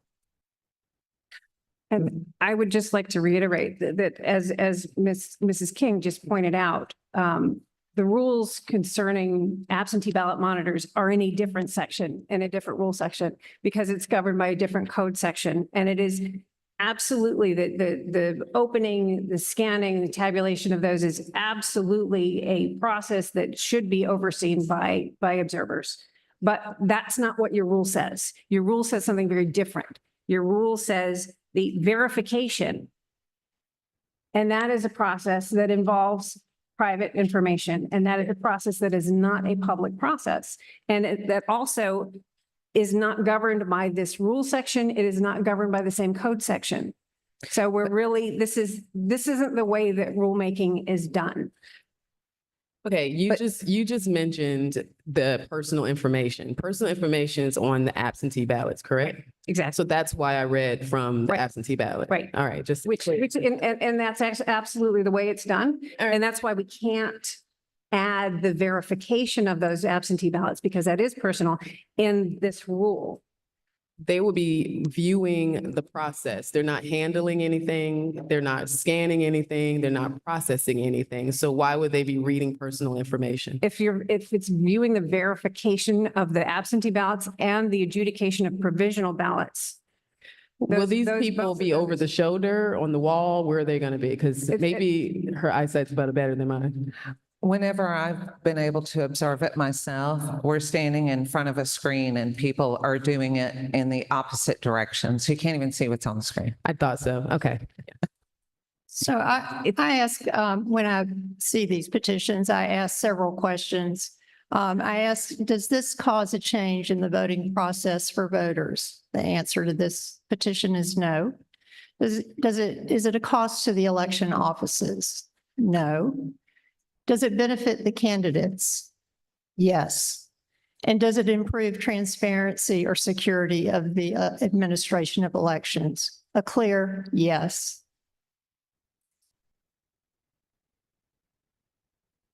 Mr. Chair, I would, any more? Any other questions from the board?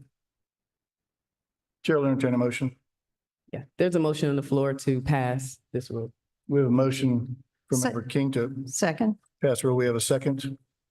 Any discussion? It is my assessment that this rule violates the black letter law of election code.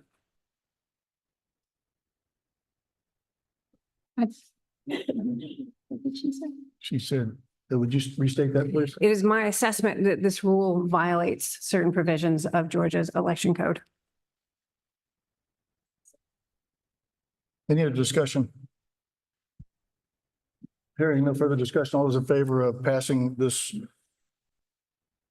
rule?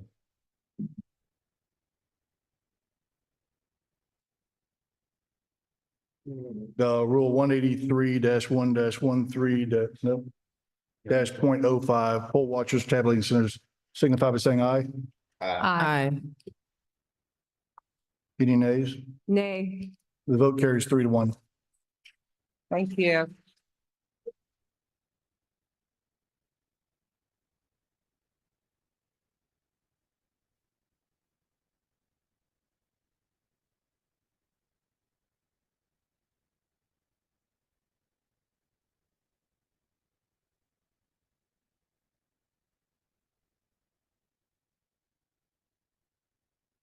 The next item on the agenda is petition for amendment of state election board rules presented by Orion Danjuma and Peter Simmons. I think it's Orion. All right. Orion? Orion. You know, Mellow J, I mess everything up. Yeah.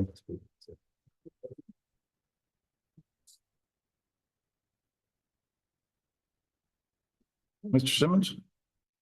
Sir. All right. Hello, members of the board. My rule to modify the challenge procedures in Georgia law contain 5 major provisions. They address challenger eligibility. They address the grounds of the challenge. They address the systematicness or individualized nature of the inquiry. They address the burden of allocation in section 229. And finally, they address probable cause in section 230. Any elector can make a challenge in the relevant county or municipality. However, we've seen a lot of people that have seemed to violate this provision. These regulations would simply have election officials verify residency under sections 212217. It would have them consider the totality of the circumstances under which a challenge is filed, and it would have them obtain reasonable information to make that determination. Next, and as far as grounds for challenges are concerned, it would require that challenges be made on an individualized and not systematic basis.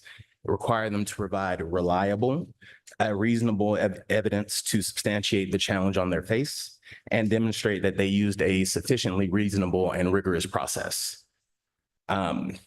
Next, these rules address individualized nature of challenge proceedings. The 11th Circuit has indicated that a challenge can be considered systematic list maintenance, can be considered systematic if it employs a mass computerized data matching process instead of being based on an individualized inquiry or investigation.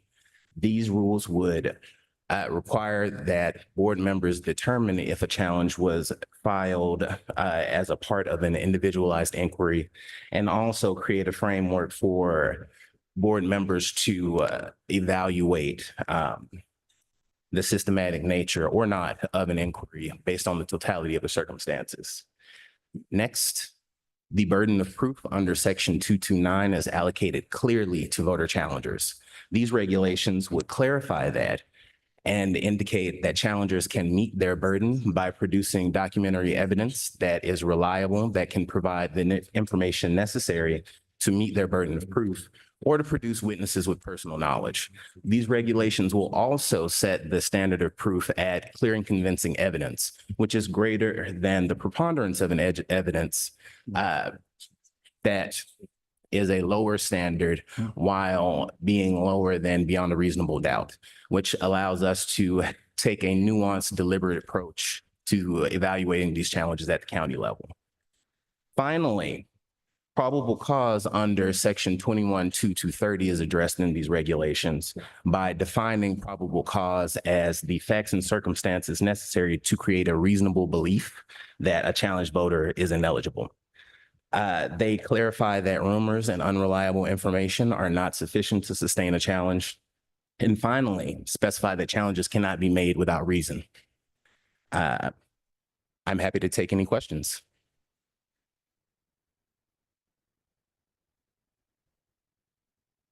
I feel like, I remember we talked about this, we kind of debated this last time, and Yes, ma'am. I still have those same challenges with this, is that I am not a fan of policing our citizens. I think part of your rule required eyewitnesses to be brought forth to challenge, and I just think that's a little bit of an overreach, a little too much. So I'm not in support of this. Yes, ma'am. I completely understand your concern and appreciate you evaluating the rules so thoroughly. However, I would like to raise again that, similar to our last discussion on this, the language in section 212229, which indicates that the board, upon subpoena by a challenger, has the authority to subpoena, upon request by a challenger, has the authority to subpoena witnesses, documentary evidence such as books, papers, and the like. I think this is more of a debate about the nature of the challenge statute instead of the rules, as these are, we are very meticulous to try to clarify the language of the statute instead of supplement it. However, I am open to further discussion on how we might resolve this hesitation for you. Yeah, because I mean, the board subpoenaing it, they're in their investigation. They should have that same ability. But when my neighbor is now questioning my other neighbors because they feel like they have to have witnesses in order to bring forth this matter, then that's when it becomes a little invasive. Yes, ma'am, I completely understand. For clarification, the statute allows the board to subpoena upon request by the challenger. So that power is already imbued with eligible challengers at this time. These regulations would clarify to county boards that they do not bear the burden of producing these papers, witnesses, what have you, to substantiate the challenge themselves. So this is more clarifying that, like a judge in our judicial system, the judge's job is not to prove the case for the plaintiff. It's to evaluate reasonably the evidence presented by the plaintiff. And in this case, we're attempting to standardize and regulate the processes by which the plaintiff or the challenger in this case can substantiate their complaint or their challenge to the judge or the board. So, Does that make sense? Yeah, to make sure I understand your analogy, the board would be the judge. So Correct. you're saying the citizens who are bringing the complaint would be the jury? No, ma'am. Wait, The, well, I mean, everybody else, a part of the trial. Well, the citizen bringing the complaint, the challenger would be the complainant, the plaintiff, and the challenged voter would be the defendant. And here, this would be a bench trial, not to get too. So, well, I mean, but the plaintiff will have to provide eyewitnesses Correct. Just like. and hard evidence Yes, ma'am. that what they're saying, what they're saying that's against this particular voter is accurate, correct? Correct. That's where I have my challenge, because that means that that plaintiff, and using your same analogy, that individual will have to go out and find witnesses to substantiate their claim that this particular voter should not be on the voter rolls or should not be eligible to vote, correct? Yes, ma'am. I think I might agree with you, but I think that's a debate about the substance of the law, and I'd be happy to work with the board to engage the legislature on streamlining these processes further. But as far as this regulation, it's very closely related to the language of the statute. And even without passage, the boards will have the ability to subpoena based on the request of the challenger. But this will enable them to conserve the taxpayers' resources by clarifying that the challenger or plaintiff must prove their case. It sounds like it's making it difficult for people to challenge if they think they want to challenge the voter roll. No, ma'am. I think it's making it easy for people to challenge voters correctly. I think this. I think that, I mean, that's an interesting way of saying it. Again, I still think it's going to make it difficult because if I assume, or if I do have some evidence, and I'm basically coming to the board to say, I have evidence, not necessarily eyewitnesses and all of that, but I just have reason to believe that this is something you should look into. Mhm. Now, here's the thing. I said this in the last meeting. I have a problem with people randomly challenging based off of ridiculousness. I mean, as I stated agreement. before, I had a personal friend who was challenged, and she is a legal voter because she didn't have a comma or the Northwest or something in her address. And I think that's absolutely ridiculous. So I'm not opposed to looking at what is brought to you and determining based on the information, whether or not you should proceed as a board to, look after that matter, go after that matter. However, what I don't want to do is make the process so strenuous that we're now hampering citizens from doing what they are allowed to do under the Constitution. I completely understand your concern, ma'am. What I would say to that is that currently citizens who are trying to bring legitimate challenges don't have the guidance necessary to bring them accurately and meet the standards of the statute. And I think that this language and these regulations would enable them to do so in a way that allowed both the challenger to have their case heard in a reasonable, deliberate manner, as is required by the statute, without over-enabling challengers to unreasonably challenge voters who are duly registered and eligible to vote, while also not unduly limiting challengers and exercising their right granted to them by the statute. Last question, and I'm going Yes, to ma'am. defer. Does the Enjoy. county not provide a process in which you can challenge? Many As a of them do citizen? not. And their processes that they require are not uniform. So the reason that we have brought these regulations to the board is to ensure uniformity, because the NVRA requires uniform and non-discriminatory list maintenance. And this would kind of attempt to bring us into compliance with the uniform and non-discriminatory standard. And I'm certainly happy to further discuss the nuances of the burden of proof, but I do think that as the statute is written, it is required for the challengers to produce this type of witness or papers. And the statute does not assume that the board will have to subpoena for these witnesses, papers, documents, what have you. But it does grant them the authority to do so in cases where these witnesses or other information are not provided willingly. Does that make sense? Mr. Simmons, I can't believe I'm about to say this, and I wish somebody would shut me up, but would you consider withdrawing this rule and working with myself to try and improve it? I would love to do that, Mr. Chairman, though I can't say that you will love it as much as I will. Now, can we consider that a withdrawal of your rule at this point then? Yes, sir. Thank you. Thank you. Well, maybe I don't have to block out the whole rest of my week. Thank you, Mr. Simmons. Thank you.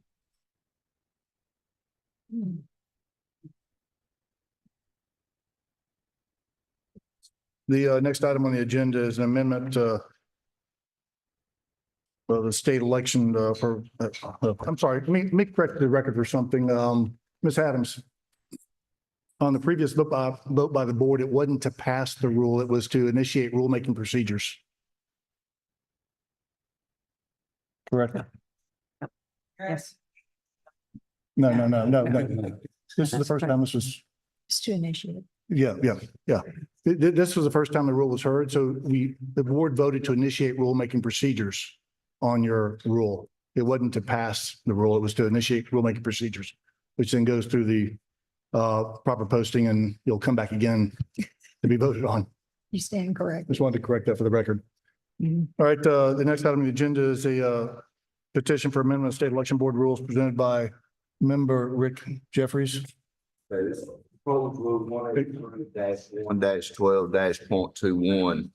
This is pretty simple. A lot of counties already do this, but this is going to make it statewide for all 159 counties. Once voting starts at the end of each day, if you have a website, you will post how many people voted that day and whether it was in person or by absentee. And if you don't have a website, we're not making you get one. You just got to print it and post it on the doors, the bulletin board, where candidates can go see. We got a good turnout, a bad turnout. Help a lot. Close to your microphone. Oh. That's all I had to say about that. But like I said, it's pretty simple. It's just posting every day. The counties post how many people voted, absentee or in person. And if you don't have a website, print it off, put it on the door, put it on the bulletin board. And that's pretty much it. Any questions from the board? Yes, No. Member Jeffries, So, I understand in previous elections, it's been challenging to get some of this information. And part of the reason it was challenging was because of the various systems that were used during early voting, in particular, easy vote, because the totals, the daily totals were frequently not updated in the ENET, what was previously known as ENET in the voter registration system on a daily basis. Fortunately, now we've got an updated voter registration system and updated poll pads so that are linked, and that information is going to be updated throughout the day, every day during early voting. So this information should be reflected daily in, at the state level and the absentee files that will be, that are published every day. So I think that helps. I'm a little concerned about very small counties that don't operate websites. And if I mean, are we just looking at taping a piece of paper on the external door on that? Exactly right. At the end of the day, they know how many people voted that day. They can put it, they can write it down, they can print it off, however they want to do it. But I also wanted to add that item number 7, Mhm. I wanted to delete that because Okay. the Secretary of State said That they was do my- not have the. Correct. capacity to Okay. do that at this time. Thank you. That was going to be my second question. But I want to make it clear that the daily absentee totals that are put out by the Secretary of State should be real-time live information. And if there's any election supervisor in here who wants to correct me or add anything to that, I'd welcome. Can you turn that on? We got it, Mike. There we go. Kurt, sorry about my voice. Just to point it out, this is already law. I think it's 385E. Introduce yourself. Oh, just Kurt, the supervisor from Bartow County. This is already in law, it should already be statewide. But the difference is we have to post by 10 a.m., not the end of the day. So just to make sure this lines up with existing state law. I can understand. Okay. And I can bring I in. can code book. understand. I can understand. Oh, we just bring in code book.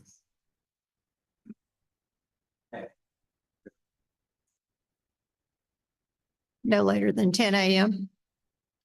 385.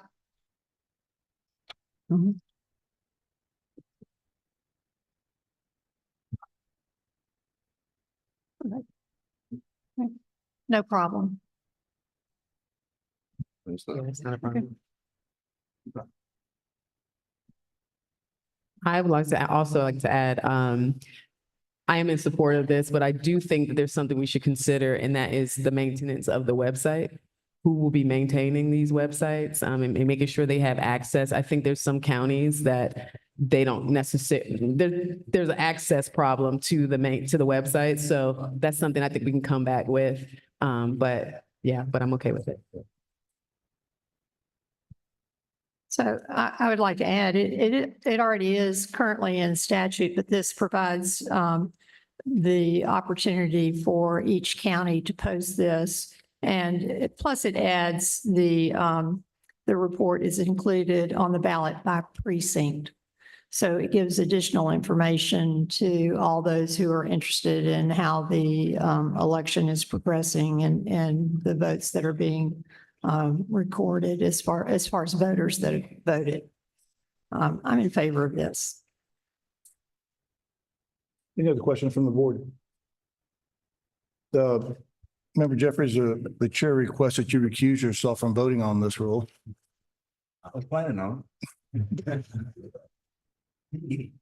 Chair will entertain a motion. I make a motion that we proceed with rulemaking. Second. We have a motion to initiate rulemaking on Member Jeffries' proposed Rule 183-1-12-.21. Is there a second? Second. Wait a second. Having a motion and a second.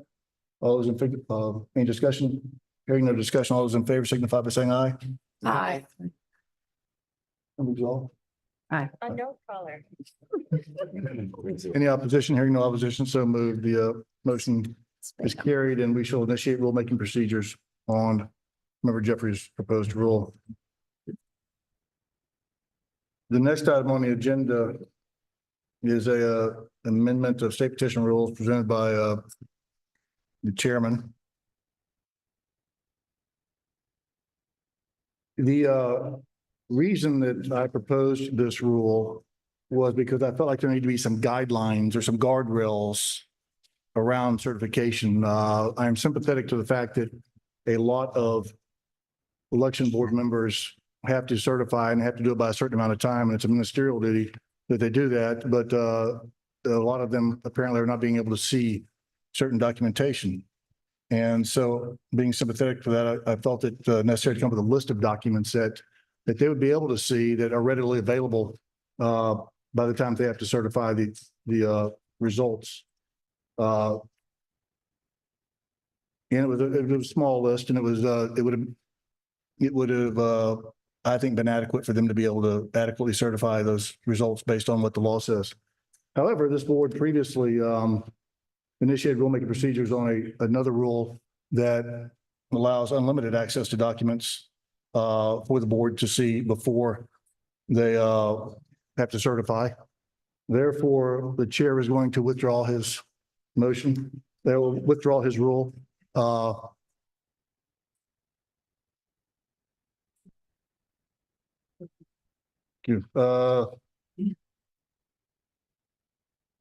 Now we're going to proceed into my favorite part of the agenda, which is public comment. We have a lot of people that have signed up for public comment. We are always happy to hear from the public, whether it be via email or at these board meetings. Executive Director Cohn has the list, and we will call the public up in groups of 5, so that if you are in one of the overflow rooms and you hear your name called, please come down to the doors, and the men in blue will allow you to come in and line up for your public comment section. Okay, thank you, Mr. Chairman. We do ask that you please limit your comments to 2 minutes each. We have a lot to get through. We'll do the first 30, and then we'll hear the rest of them later. So please, 2 minutes. At the end of 2 minutes, Executive Director Cohn will start banging this gavel lightly. And just a reminder that your time is near the end. Thank you. All right, thank you, Mr. Chairman. Okay, the first 5 are going to be named there. Representative Cyrus Draper, you're going to be starting us off. We got Kim Brooks, Ben Eskew, Ginger Harmena, and Mary Bell Hodges. And Alex, thank you for your very good handwriting. I can read these this time. Well, last time was difficult, but thank you so much. Representative Draper. Thank you. Good morning. My name is Cyrus Draper. I am a representative in the Georgia legislature, as well as an elections and voting rights attorney. And I'm here today to urge you to vote no to the proposed rules 183-112.02 and 183-114.02. The legislature is, of course, where we draft and pass laws for the state. One of my concerns with the proposed rules is that you would have to leave your lane as rulemakers and get into ours. The General Assembly has overhauled the election code over the past several legislative sessions. Dozens, if not hundreds, of election statutes have been proposed, considered, and many have passed. If we wanted to make election certification a discretionary duty of our election superintendents, we would have done so, but we did not. These rules effectively try to go around us and impute meanings to the election code that we did not intend. An even clearer example is related to the video surveillance of drop boxes. So in 2020, when this board passed the emergency rule to allow for drop boxes in the first instance, it included the requirement that each drop box would be under 24-hour video surveillance. And that's how it was. In 2020, every Dropbox was under video surveillance. In 2021, the legislature codified. Let's respect each other's In opinions. 2020, I'm sorry. Thank you. In 2021, the legislature codified the use of Dropboxes and opted for human surveillance rather than video surveillance. In other words, we could have continued the model set out by the SCB in the 2020 emergency rule, but we opted to move away from video surveillance. So with all due respect, the board does not have the authority to override the decisions that the duly elected members of the General Assembly have made. And not only do these rules attempt to usurp the General Assembly's power, they also attempt to usurp the judiciary's power. The law makes clear that election contests, including contests based on allegations of fraud, are to be considered by the courts after certification. I see my time is up, so I will leave it there. Okay, thank you. Thank you. All right, next up, we have Kim Brooks, and to add one more to it, Larry Lessler. Go ahead and get ready. You're in the top five. Ms. Kim? Okay. So the Georgia nerds are data analysts across the state, and we've been analyzing the 2024 primaries, both of them. We've gone through 50 counties already and have found vote manipulation and voter roll manipulation in all 50 counties. If you want your machines to count your votes, here's what we're seeing. Double votes via duplicate IDs. Double voting in the presidential primary and the regular primary was rampant. Y'all aren't even paying attention. I guess that's not important to you. How about votes from registration IDs that weren't even on the voter roll? Who can check into a poll pad if you're not on the voter roll? A machine can. How about a deceased person that somehow miraculously shows up in person to vote? That's miraculous. We saw that in 2020 as well as 2024. How about identity theft on Georgians via duplicate IDs, where the duplicate ID only shows up for a month? It votes, it double votes, it swaps a vote for the real person that voted. They share the same ballot ID in the absentee file. How can you do that? Only a machine. Last month, I served you 120 pages of criminal evidence. When the crimes are left unchecked, they repeat themselves.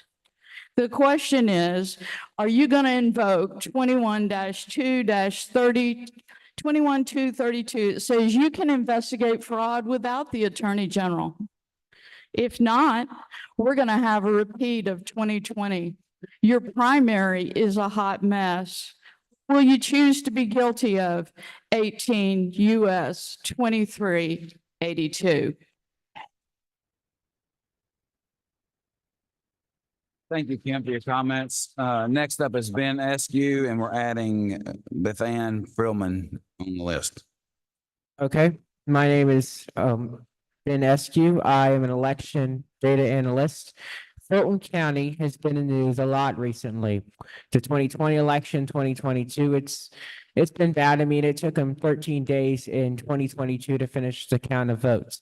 What I'd like to focus is, it seems like they're hiding the fraud in the Republican areas in North Fulton County. I'm going to use the former Milton County boundaries. So I'm going to show this graph. In 2008, John McCain won this area by a 20-point margin, 64,000 to 42,000. This is a traditionally conservative Republican area. In 2012, Mitt Romney, with his appeal among the more independent moderate voters, made the margin 31.6%, 70,000 to 36,000. In 2016, Donald Trump received 63,000 and Hillary Clinton got 53,000. That's a total margin of 8.3%. Trump had some trouble with some establishment Republicans and independents. But what can't be explained is that in 2020, Donald Trump got more votes than Mitt Romney in a place like suburban North Fulton. That is concerning. What is concerning is, this is a real concerning. Hillary Clinton got 53,169 votes in the former Milton County. Joe Biden got nearly 80,000 at 79,000 for what? Oh, at 79,477. That is big suspicion that they are hiding votes, because you look, even Donald Trump's number went up. That looks big. And this shows you what Fulton County may have done in the 2020 election. And I'm going to focus on the city of Milton just because it's the most Republican city in the entire county. So McCain won at 9,200 to 4,500, 2-to-1 margin. Romney 10,000 to 4,100, 41.4% in terms of margin. Trump goes down just a little bit because Milton's a bit more populous than the rest of North Fulton. And Hillary Clinton goes up to 6,200 from 4,100. The crazy part is Donald Trump gains almost 2,000 votes in this area in Fulton County. What's suspicious is Joe Biden also goes up 3,000 votes. Milton is growing, but who's moving to Milton? Republicans. I don't know why it seems like that there's been a massive gain for both parties, and that needs to be explained. This board needs to do more to see what Fulton County has done and hopefully secure Fulton County elections and the state of Georgia elections by going to hand-marked paper ballots. Thank you very much. Thank you, Ben. Next up, we have Ginger Hormina and then Mary Bell Hodges on deck. Larry Lesser is in the hole. Okay, well, we were hoping that they'd give him time. I can always, she comes in, I'll call her back up. Is that okay? You go right ahead. Yes, ma'am. Please introduce yourself. Okay, Mary Bell Hodges, Gwinnett County, and I'm here to represent one of the people as delineated in the constitutions. Please take notice, State Election Board, that the people have the inherent right to regulate their internal government. That's Section 2, Paragraph 2 of the Georgia Constitution. Take notice that Black Law's fourth edition defines constitutional right as a right guaranteed to the citizens by the Constitution and so guaranteed as to prevent legislative interference. Take note that legislative acts in violation of the Georgia Constitution and U.S. Constitution are null and void. The SEB rules and election office bulletins are not law, and they cannot supersede statute, or they cannot supersede the Constitution. Take notice that the people assert the Georgia Constitution is being violated ad nauseum. The people have assembled before this board on numerous occasions, and the people see with clarity that the public servants who are trusted with the constitutional trust are ignoring the multitude of redress of grievance. The right of redress of grievance is an inherent right to which no public servant can interfere. Nowhere in the state or in the U.S. Constitution is the remedy for redress of grievance relegated to the judiciary. Take notice of the following injuries and usurpations among many by the Secretary of State. He has failed to ensure soundness in the people's elections. There's a maxim of law that says where the law prescribes the form, the non-observance of it is fatal to the proceeding and the whole becomes a nullity. Let that sink in just a moment. The Secretary of State has failed to follow the form of the elections prescribed by law. The Secretary of State has failed to properly afford the people redress of grievance. This is evidence in just one incident, but there's many others, in the manner that they are holding hostage the people's ballots for inspection by denying the court orders. Let that sink in, please. Thank you.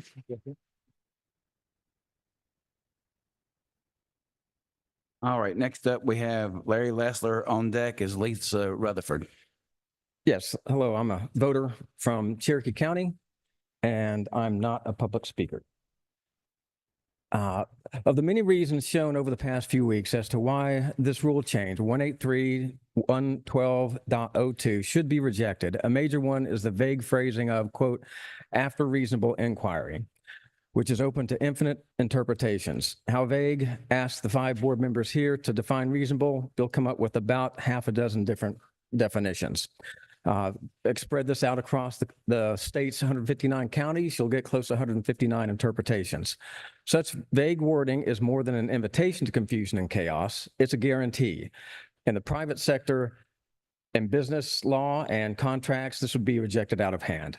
The first 6 stated duties of the SEB is, quote, promulgating rules and regulation to promote uniformity in election practices. A vote to pass this rule change would contradict that duty, as it would generate multiple interpretations, chaos, and confusion. Georgia citizens count on each member of this board to put the best interests of the citizens at the top of their priority list. A cause for concern for all public officials, elected and appointed, are those who may have conflicts with their political PACs and social media enterprises. Even in appearance, that's a problem, along with some who have sworn an oath of loyalty to their political party. Such a partisan servile act creates the appearance of a conflict of interest when carrying out what are supposed to be nonpartisan acts. Indeed, in the past week, a political party chair has publicly berated and ostracized the former lieutenant governor of this state. for speaking his mind, but in a way that did not further the interests of the party, and for violating his oath to his party. When it comes down to a vote, I ask for the members to be laser focused on the interests of all Georgia citizens and vote against this rule change, and not be distracted by other interests and loyalties, or looking over their shoulder to see what the chair of their party might do in retribution. With your vote, please show everyone your focus and your loyalties lie not with party leadership, but with the citizens of Georgia. Thank you. I'm about to. Yes. Okay, we have Lisa Rutherford up now and Beth Ann Rillman on deck, and we have a substitute for Joseph Kirk. We've got Miss Adams. Mr. Adams, excuse me, I'm sorry. Apologize. I can't read my own handwriting now. And so Michelle Sarkeesian and Matt Ravenczak and Rachel Lastinger. Those are the next 5. So Lisa. Ready? Okay. I stand before you today in direct opposition to the proposed rule regarding 229 and 230 challenges submitted by the United to Protect Democracy. I am a Gwinnett County citizen, a registered voter, and a stakeholder in my community. I am not affiliated with any organization, entity, or under outside influence. I am your everyday average citizen who has decided enough. I can speak from personal experience. The documentation presented at challenges is verified by me. I review monthly voter rolls from the Secretary of State, and it doesn't take long to discover problematic registrations. In over 3 years together, we've only had a dozen or so challenge voters show up to verify their registrations. In every case, the information we provided was correct, and there was an issue on their end or data entry, and the voter corrected the incorrect record. I have personally challenged thousands of ineligible registrations and supported others who have challenged many more, including deceased, non-existent addresses, pin drops on the side of the road, PO boxes, storage facilities, business addresses, duplicate voter registrations, and those that have been verified as moving out of the county or state, registrations with information that should have been rejected at submission, active voters who are upwards of 110 or more years old, others who have had no contact in 10 plus years still active on the rolls. There are people in this room who have become experts in the Georgia voter roll issues. I recently submitted close to 1,300 duplicate registration IDs. Many of these were 100% data match duplicates or minimal errors in data entry, marital name changes, etc. Of this list, over 1,100 have now been merged and the duplicate registration canceled. Our data continues to be validated. Here is a simple sample of documentation I spend hours to provide. Even more troubling is in many of these duplicate pairs, both registration IDs were credited for voting in the same election. Let that sink in. For every ineligible voter it takes 2 eligible voters to correct the record. We recently had a primary runoff that was lost by only 17 votes. This matters. Many of these duplicates were on the rolls for years. Let's be honest, my iPhone will even tell me if it thinks I'm adding a duplicate contact to my list. Come on, Secretary of State. The Secretary of State's effort to maintain accurate voting records is laughable. Until recently, I've seen no meaningful result from this board to assist in this effort. Georgia law 229 and 230 are very clear on this subject. Any attempt for this board to rewrite legislation will be met with swift rebuke. Mr. Chair, I hope if you work with this NGO on the subject that you will include citizens who have actually been on the grounds and have more information. Thank you. Thank you, Lisa. Next up is Beth Ann Frillman, and on deck is Mr. Adams. Hi, my name is Beth Ann Frillman. I'm a resident of DeKalb County. I have been monitoring elections office in my county for 6 years. And it's usually a pretty nerdy endeavor. A couple of people care about county government, a couple of people care about elections, paying attention to what happens in their county. But this is really changing. And for the first time in 6 years, we've had a state elections board member come to our county for meetings, which sounds great on the surface, except for only the meetings where challenges are heard. And if you think that's a coincidence, the last time she came, she left right after the challenges were heard, even though there was a very meaty agenda of administration of election conversations to be had. And this is getting worse.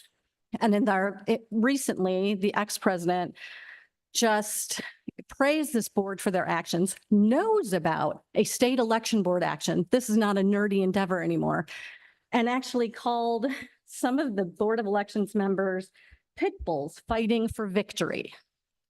So I will just highlight that on your own website, State Election Board website, it says that your board is entrusted with the authority to protect all Georgians and the right to cast a ballot, not to tip the scales for one party. So this is really dangerous, what's happening.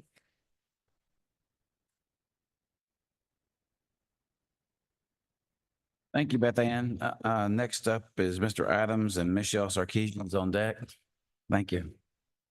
My name is Tawny Adams. I'm a member of the Georgia Association of Voter Registrars and Elections Officials.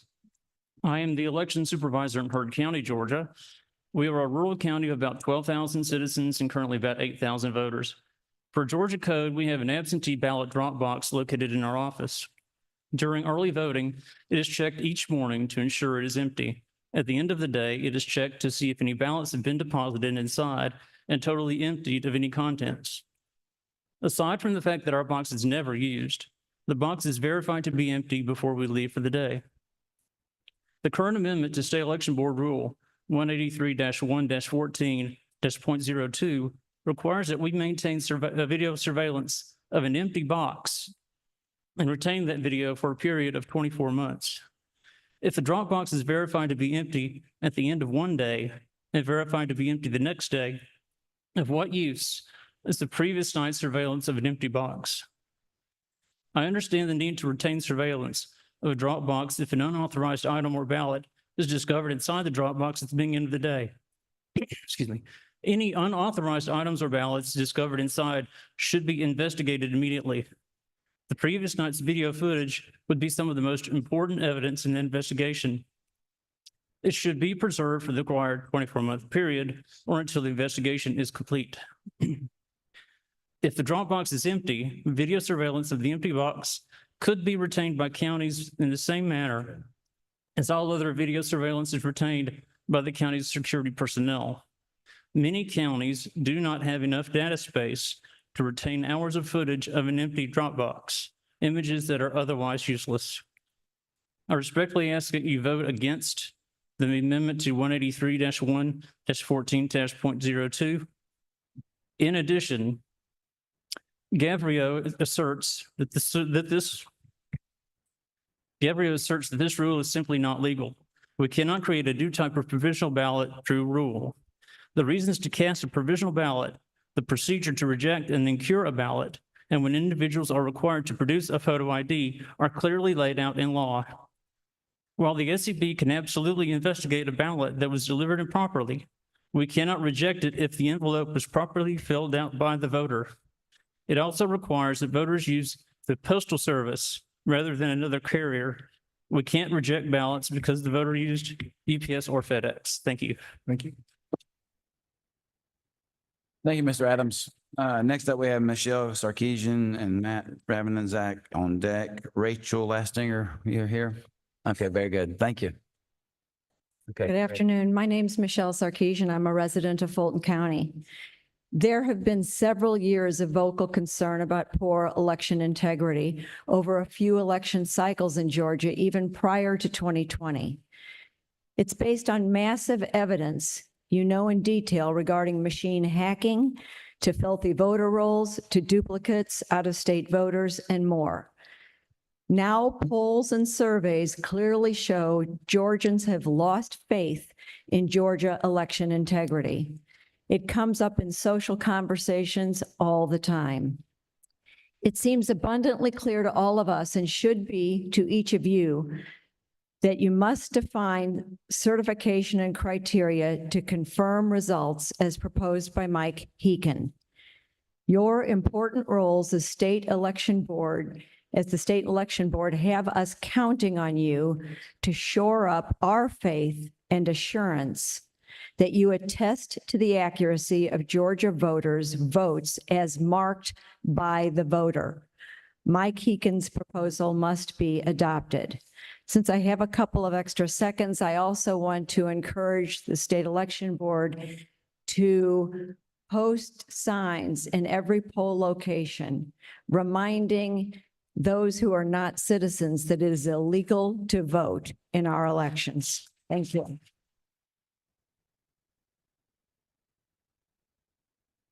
Thank you, Michelle. Up next is Matt Ravenzak. You got Rachel Astinger on deck and Jennifer Lee. I'll go ahead and name a few other names. Norma Roblito and Sally Grubbs. That's the order we're going in. All right, Matt, you have the floor. All right, thank you. Good afternoon, board. Want to share a few things with you this afternoon. One is to fully support the certification rule submission by Mr. Mike Heekin. And the fact that something like this has even to be submitted shows those of logic and reason, how absurd some of the counter arguments have become. I'll give you an example. Mr. Chair, let's say we're at Waffle House and the auditing firm comes in and audits the corporation. If they audit inaccurate results or fraudulent results and the SEC comes to them and they say, well, we weren't held accountable to certify accurate results, do you think the SEC will take that in good faith? Well, we're a private company. Good point. But in general, you understand my point. Yes. The argument that some are making that it is a ministerial duty is a joke. And I would make the argument that many of those making those arguments also know it is very disingenuous. It is not ministerial. The legislature has said so. Let's put this to bed and let's support Mr. Heekin's rule. Because the next argument is going to be 2 + 2 = 5.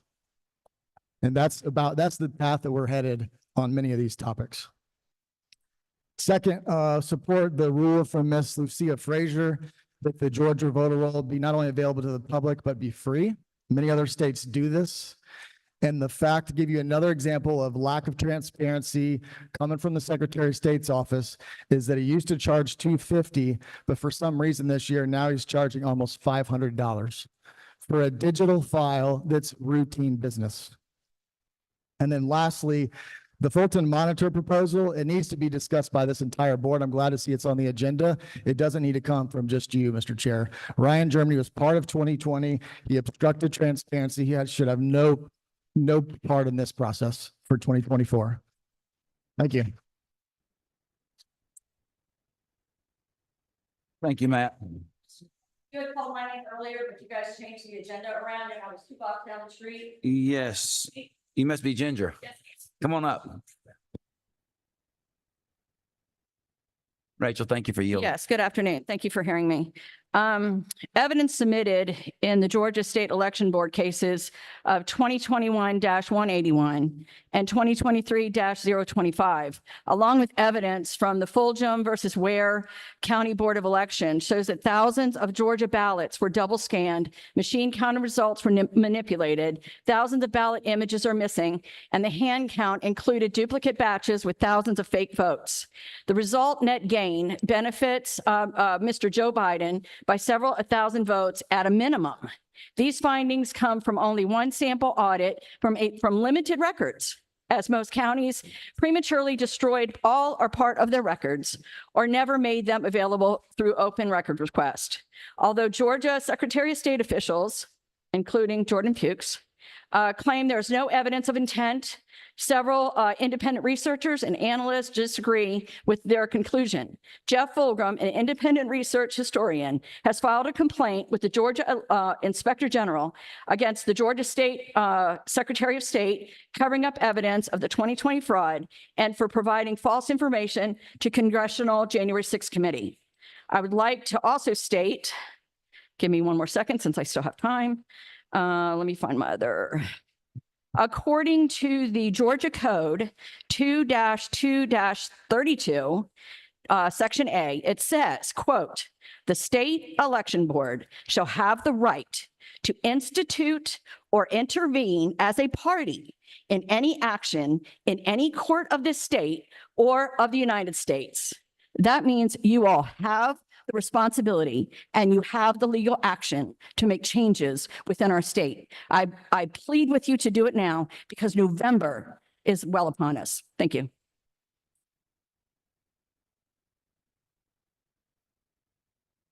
Thank you, Ginger. We appreciate your comments. Next up is Rachel Lastinger. Thanks for your patience. And you got Jennifer Lee next. Thank you. Right. Good morning and thank you. My name is Rachel Lastinger and I am the Associate Director of the Voter Access Project with the ACLU of Georgia. Georgia's process for certifying election results is a ministerial process by state statute, where the board affirms the hard work of their election staff and confirm that they have completed the tabulation of results. I was in Arizona in 2022 when Cochise County and Mojave County attempted to not certify their election results. I sat in the board meeting and listened to Mojave board members not certify because of issues that occurred in a separate county. This was a strong abuse of their authority as board members. The lasting effects of that abuse was that the community lost confidence in their county's election results and in their election office. I urge you to not pass any petitions that could allow for a similar experience in Georgia. We have already seen rampant misinformation about our electoral process and horrible threats and harassment against election staff. The petition to amend Rule 183-1-12 -02 being considered today could create the opportunity for board members to either delay or not certify based solely on speculation, rumor, or political pressure. As a state election board, you have the critical role of overseeing the county level boards, ensuring their duties remain consistent with state statutes. Having an unclear definition of the certification process without time limitation or guidance about their review runs the risk of allowing board members to use their petition to make their own politically motivated decisions. I also strongly urge the board to reject the petition to amend Rule 183-1-01, requiring voter list files to be provided to the public free of cost. The cost associated with open record requests to run voter lists is not simply for government profit. It is paying hardworking government officials for their time. These election offices are already very under-resourced. County level boards do not have the budgets to absorb that labor and administrative cost of providing these files for free. Lastly, I want you to urge you against any rule change that unreasonably creates new requirements of election staff and new training requirements for poll workers this close to an election. These decisions should be made with time to review and implement them correctly rather than allowing them to cause chaos and confusion in an election year. Thank you. Thank you. Thank you, Rachel. I appreciate your comments. The next up is Jennifer Lee, and Norma, you're on deck. Oh, sorry. Okay. Good morning, Chairman Furby and members of the board. My name is Jennifer Lee, and I'm the Policy Director at Asian Americans Advancing Justice Atlanta, a nonprofit legal advocacy organization that protects the civil rights of Asian Americans in Georgia. Asian American voters have historically used mail-in ballots at the highest rates among all racial ethnic groups, and I urge you to reject proposed Rule 183-1-1402 concerning absentee ballot drop boxes. I believe the rule is unnecessary, unreasonable, and burdensome. To remind you of the absentee ballot process, to receive an absentee ballot, voters must first complete an application, which must be downloaded, printed, and signed. It requires a driver's license or other ID, and the ballot itself also requires a license number or other ID and a signature. The proposed rule would require yet another form for the voter to complete and sign, and the photo ID of the person delivering the ballot if different. And it says that ballots submitted without this extra documentation would be considered provisional. This does not serve to make the process more secure. Instead, it creates more paperwork and hurdles for both voters and election administrators, and it risks votes not being counted. Over time, the growing number of restrictions on drop boxes has hurt voters. Statewide, after caps were instituted to the number of drop boxes, nearly 80% of registered Asian American voters saw a decrease in the number of drop boxes in their communities. Asian American voters are also the most likely to have their absentee ballots rejected, largely for arriving in the mail after the election day deadline. In the November 2022 elections, 3% of absentee ballots submitted by Asian American voters in the mail were rejected. And when only about half of voting age citizens in Georgia choose to vote, I believe policymakers should be investing in strategies to increase access to our democratic process instead of creating this unnecessary red tape. So thank you for your time and consideration. Pursuant to Georgia law, I do request that the board include this comment in the record, and if the board ultimately adopts the proposed rule, I would request that the board issue a concise statement of the principal reasons for its adoption. Thank you. Thank you, Jennifer. We appreciate your comments. Norma, you're next. Sally Grubbs on deck. We got Paul White, Janet Grant, and Kevin Muldowney. Well, ladies and gentlemen, here we are. Again, a very important year for election. And this is for both parties. This is for freedom for this nation. There's no other way, there's no other country as this that we have to protect. I'm really worried due to our situation right now with the illegals coming in and being registered as voters. That for me is a very serious situation.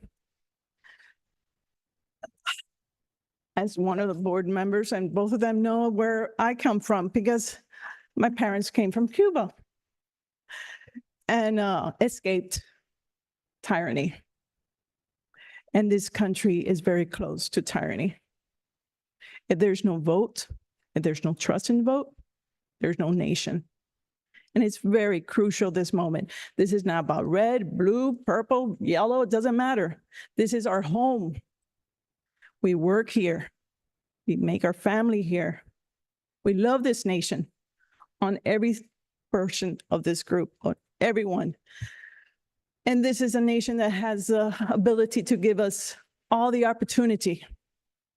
We're in a handout country. We do not want a handout. We work. If it wasn't for us workers, we wouldn't be here. But it's very crucial. And I'm very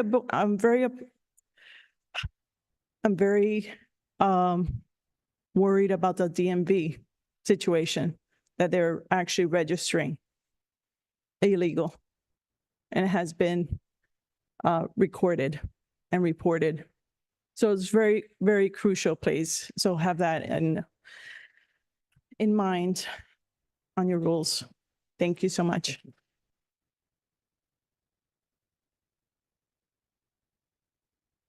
Norma, thank you for your comments. We have Sally Grubbs up and Paul White on deck. Good afternoon, board. Thank you so much for the opportunity to speak. I appreciate the hard work you do. And even though sometimes there might be some opposition or disagreement, we know that you're enjoying the fruits of your volunteer job and your volunteer time for Georgia. I would like to know, you don't have to nod your head or give an answer, but I assume the answer would be no if I ask if this board has its own attorney, independent counsel, apart from the Secretary of State. I would venture to say that answer would be no.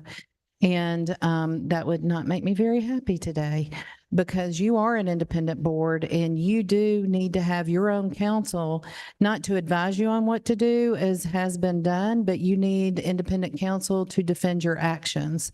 And I do hear a lot of the opposition to some of the rules about falling in line with the legislature, what the legislature intended. But what I would like to hear from this board is how many times, and I know Ms. Gazal, data is so important to you when you're speaking in opposition to the rule presented by Julie Adams, that secrecy and privacy is all very, very important. But I want to know how many times data breaches are going to happen from the Secretary of State's office before y'all do something about it.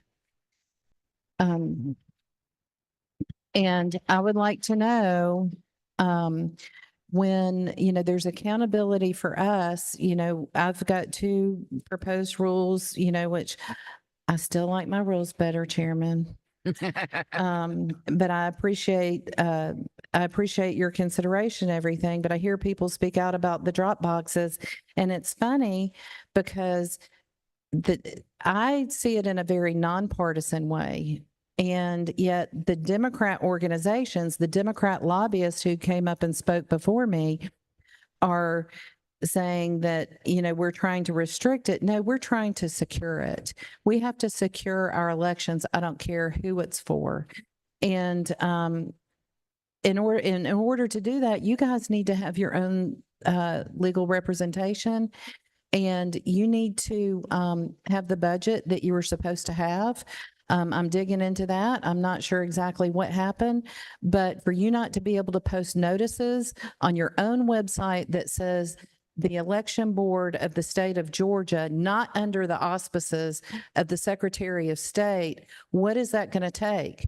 What legislator is in this room? Please raise your hand, legislators.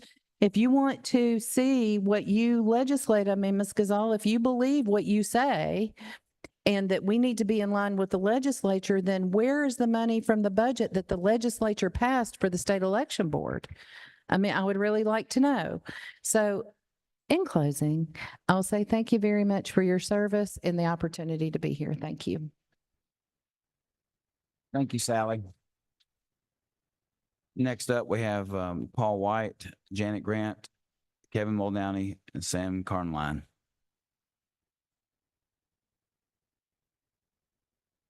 Thank you. The state election board of Georgia is caught among the legislative, judicial, and executive branches in their inability to act. The SEB must come to trust the evidence that has been swirling around for years to make the best decision for how voting should occur in Georgia. It's time to put away the artificial intelligence that counts our votes and adjusts the number, not by the truth, but rather by algorithm. Therefore, let us cast off the works of darkness, artificial intelligence, and let us put on the armor of light. Paper, please. The question of who we can trust, we can find in the Georgia flag, and the motto of our state can guide this board and the leaders of this state. If my people who are called by my name will humble themselves and pray and seek my face and turn from their wicked ways, then I will hear from heaven and will forgive their sin and heal their land. The elements of Georgia's motto and the flag are the U.S. Constitution as the arch. The pillars under the arch are wisdom, the legislature, justice, the judicial, and moderation, the executive branches. And the most important element for Georgia has always been its foundation, our motto, in God we trust. Alex Soros, leader of the present godless New World Order, just said it's time for us to unite around Kamala Harris and beat Donald Trump. She is the best and most qualified candidate we have.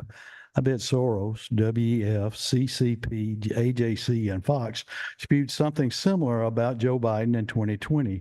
And who won that election? Nothing has changed in Georgia's voting for 2024. Voters in Georgia have been raising concerns about electronic voting since its inception. Now, Raffensperger's general counsel is holding evidence hostage from the SEB. Here's her quote. However, we can make the files available for inspection so long as the board is in agreement that this case is fully resolved and closed.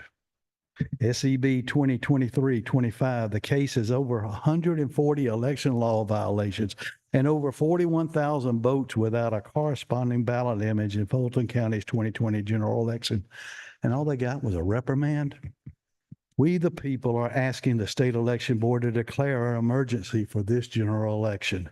We need legal authority to conduct paper ballots and hand counts throughout the state this November. If wrong goes on, we, the people, can see it, not with artificial intelligence. What did God say to his people in 2 Chronicles? If my people will turn from their sins, he will forgive their sin and heal their land. Sin is missing the mark. Stop letting artificial intelligence have dominion over us here in Georgia, especially when it comes to our voting. And remember how we can become prosperous. Trust in the Lord with all thy heart and lean not on artificial intelligence. In all thy ways acknowledge him, and he shall direct thy paths. In God we trust. Appreciate you, sir.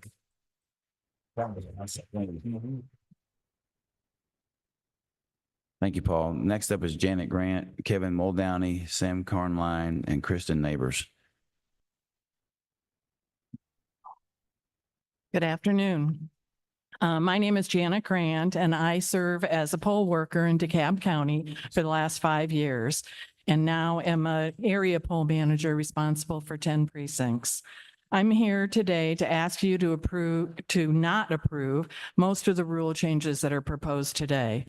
Other than the petition for dealing with voter challenges, which I'm glad you're going to look at further, and it provides much needed guidance to county election boards. The other petitions and proposed rules really don't improve elections, and in fact may harm by introducing additional complexity with room for human error.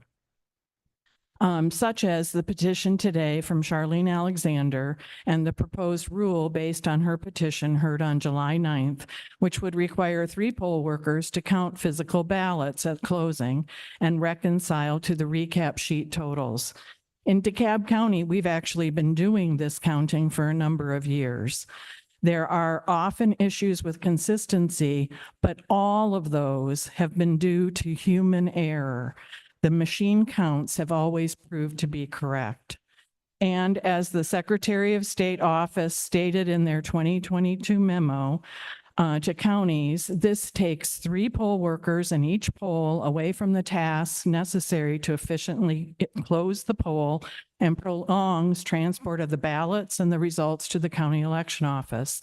Sealing the ballots immediately in a transport container is also safer than spreading ballots across tables throughout the poll for counting. The average voter isn't aware of the multitude of checks and balances that already exist in our elections. For instance, a full results tape and provisional ballot recap sheet are posted outside every single polling location after the polls close. The political parties and candidates are well aware of this. Many tour the precincts to record these totals before the election office reporting is available. This is why election workers, poll workers knew that the misinformation and conspiracy theories of the 2020 election were false. We know the security that's built into our election process. I encourage the board to continue to consider the petition related to voter challenges and to not approve the other petitions proposed today. Thank you. Thank you, Janet, for your comments. Up next, we have Kevin Muldowney, Sam Carnline on deck. Good morning, Board. A rule proposed by Pete Simmons will harm our state's election integrity with voter registration challenges. A major part of this proposal calls for the challenger to live in the same jurisdiction and have intimate familiarity with the registrant in question. Strange part, the notary stamp is from out of state. What kind of intimate knowledge could a person from Nassau County, New York have about the validity of a registrant in Georgia? We have some of the dirtiest voter rolls in the country, which facilitate dirty elections. This petition seeks to make it all but impossible to analyze systemic errors on our voter rolls that so effectively screw up our elections.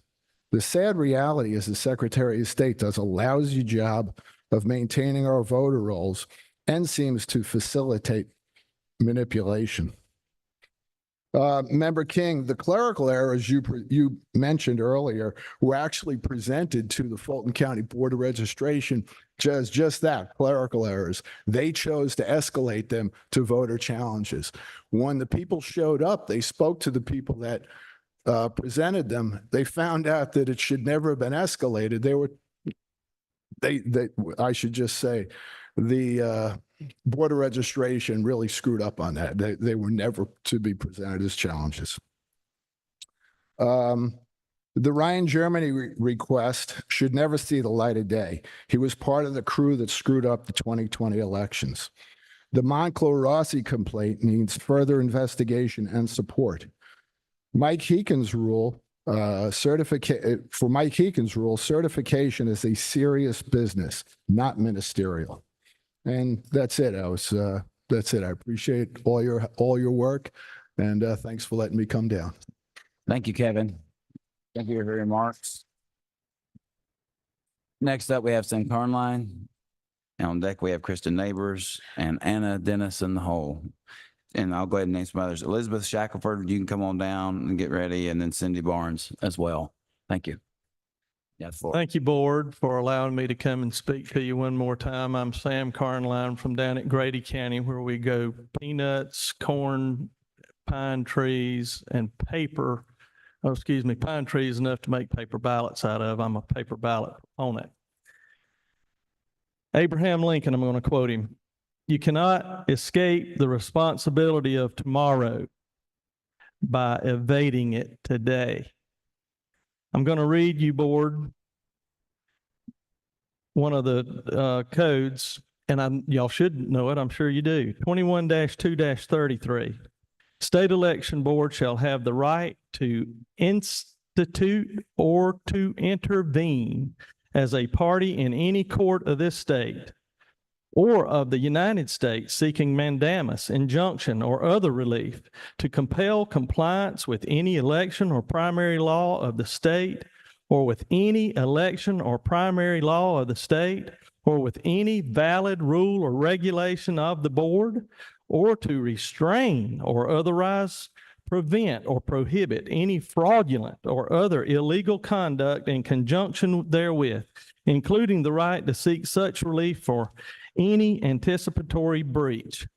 What that says to me is that for 3 years, we, the people, have begged our legislators to get this right. I'm sorry, but they have not. We've been to the court system, and the court system has let us down. They've told us that we didn't have standing. And then we, went years down the road. And here we are, guys, petitioning this board.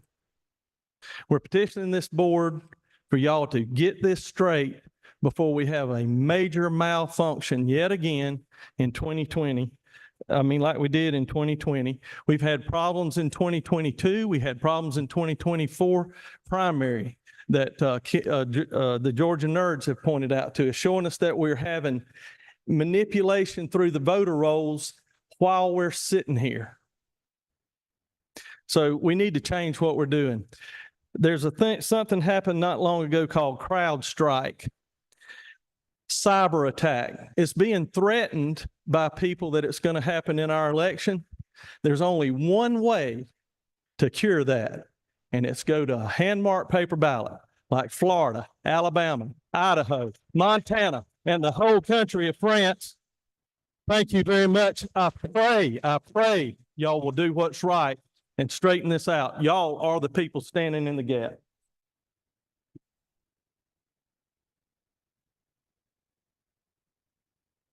Thank you. Next up, we have Kristen Neighbors, and we have Anna Dennis on deck. Excuse me. Hello, Board. My name is Kristen Neighbors. I'm the State Director for All Voting is Local Action.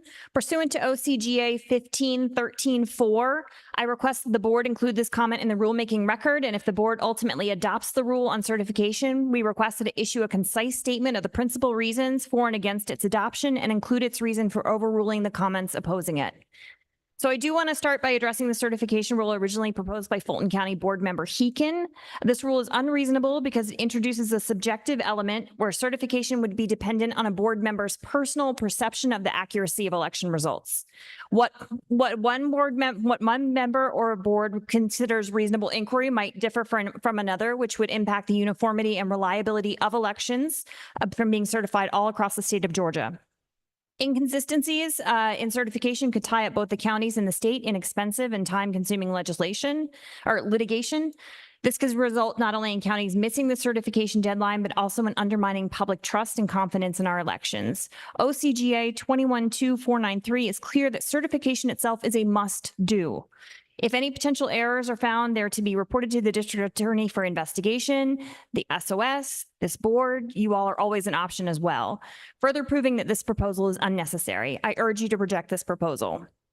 I know also that the proposal for the Fulton Election Monitoring Team is also being discussed today. The proposal rejected last month by Fulton County contains conflicts of interest by not only including individuals with pending litigation against the county, but also a smorgasbord of conspiracy theorists, bad actors, and discredited fake experts. It also fails to include a single actual experienced observer qualified to bring stability to the process. You've got a former Pennsylvania legislator who sought to send fake electors in 2020. You've got the originator of anti-Eric conspiracy theories, and you've got a lawyer who brought a case to overturn the 2020 election itself in Fulton County. This is not only not a serious proposal, it is a dangerous slate of individuals who would enter with a single goal in mind: to find facts or create them that would substantiate baseless narratives of fraud and malfeasance and undermine the public's confidence in elections. I urge the board to sign off on the proposal that the Secretary of State and Fulton County have already accepted, whose 5-person monitoring team includes a former Richmond County elections director, the former general counsel for the Secretary of State, and a former member of this very board. Thank you. Thank you, Kristen. Appreciate your comments. Anna Dennis is up next with Elizabeth Shackelford, Cindy Battles, Rebecca Anglin, and Jennifer Logan. If you guys will get prepared. Thank you. Good afternoon, Board. Good afternoon, Chair. I'm Anna Dennis. I am with the Go Votes Georgia Coalition. I'm also a mother and I'm also a voter of Fulton County. But I want to say here that with Go Votes, we are a diverse coalition of community members, organizations who represents many communities across the state of Georgia. Recently, something has happened that leads us to proceed with caution.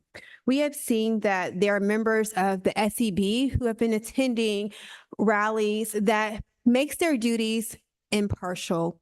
You all are charged to be impartial, and you all have taken oath, and you have been charged to be entrusted to really speak for voters across all of Georgia, not just certain sectors, not just certain political actors. So I want to remind you all of the duty of what you're sworn to do and what voters of Georgia expect you all to do, and not make Georgia a political playpen. I said I'm a mother, a political playpen, because that's what can happen. And we want to make sure that the SEB is reminded of the statutes. You are reminded of your duties and what you're here to do, not how the games that we see playing nationally. We don't want to see that here in Georgia. We do not want to see that in our elections. And you all do have a job to do, and we entrust you all to continue to do that. Thank you.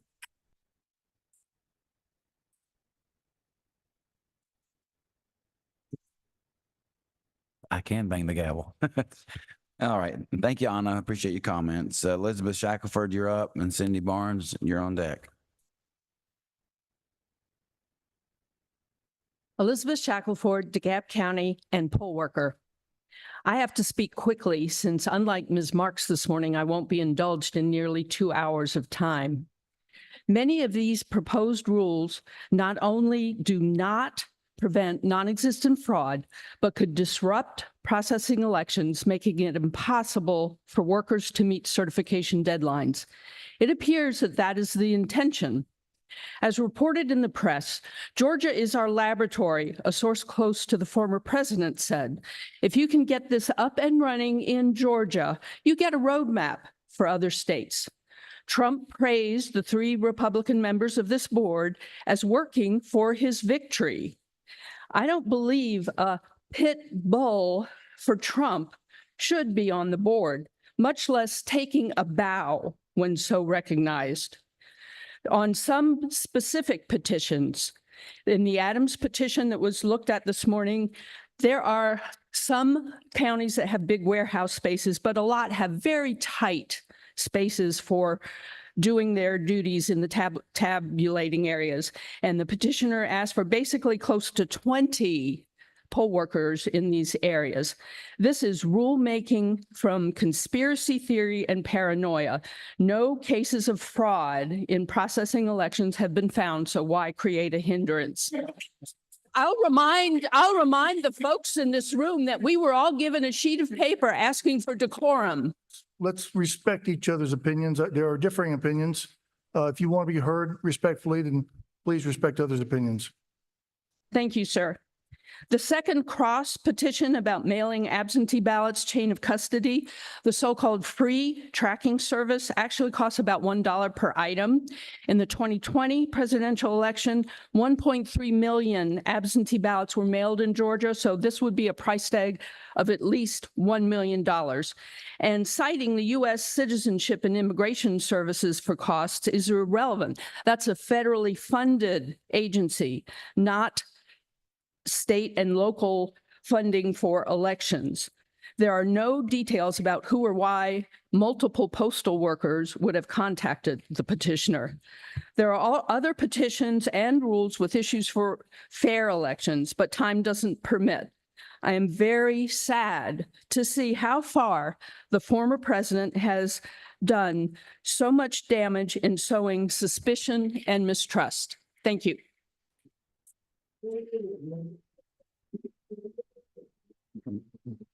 Thank you, Elizabeth. Up next is Cindy Barnes. Rebecca England, you're on deck. We got Jennifer Logan, Michael Heakin, and Sandra Bouchard. Sorry.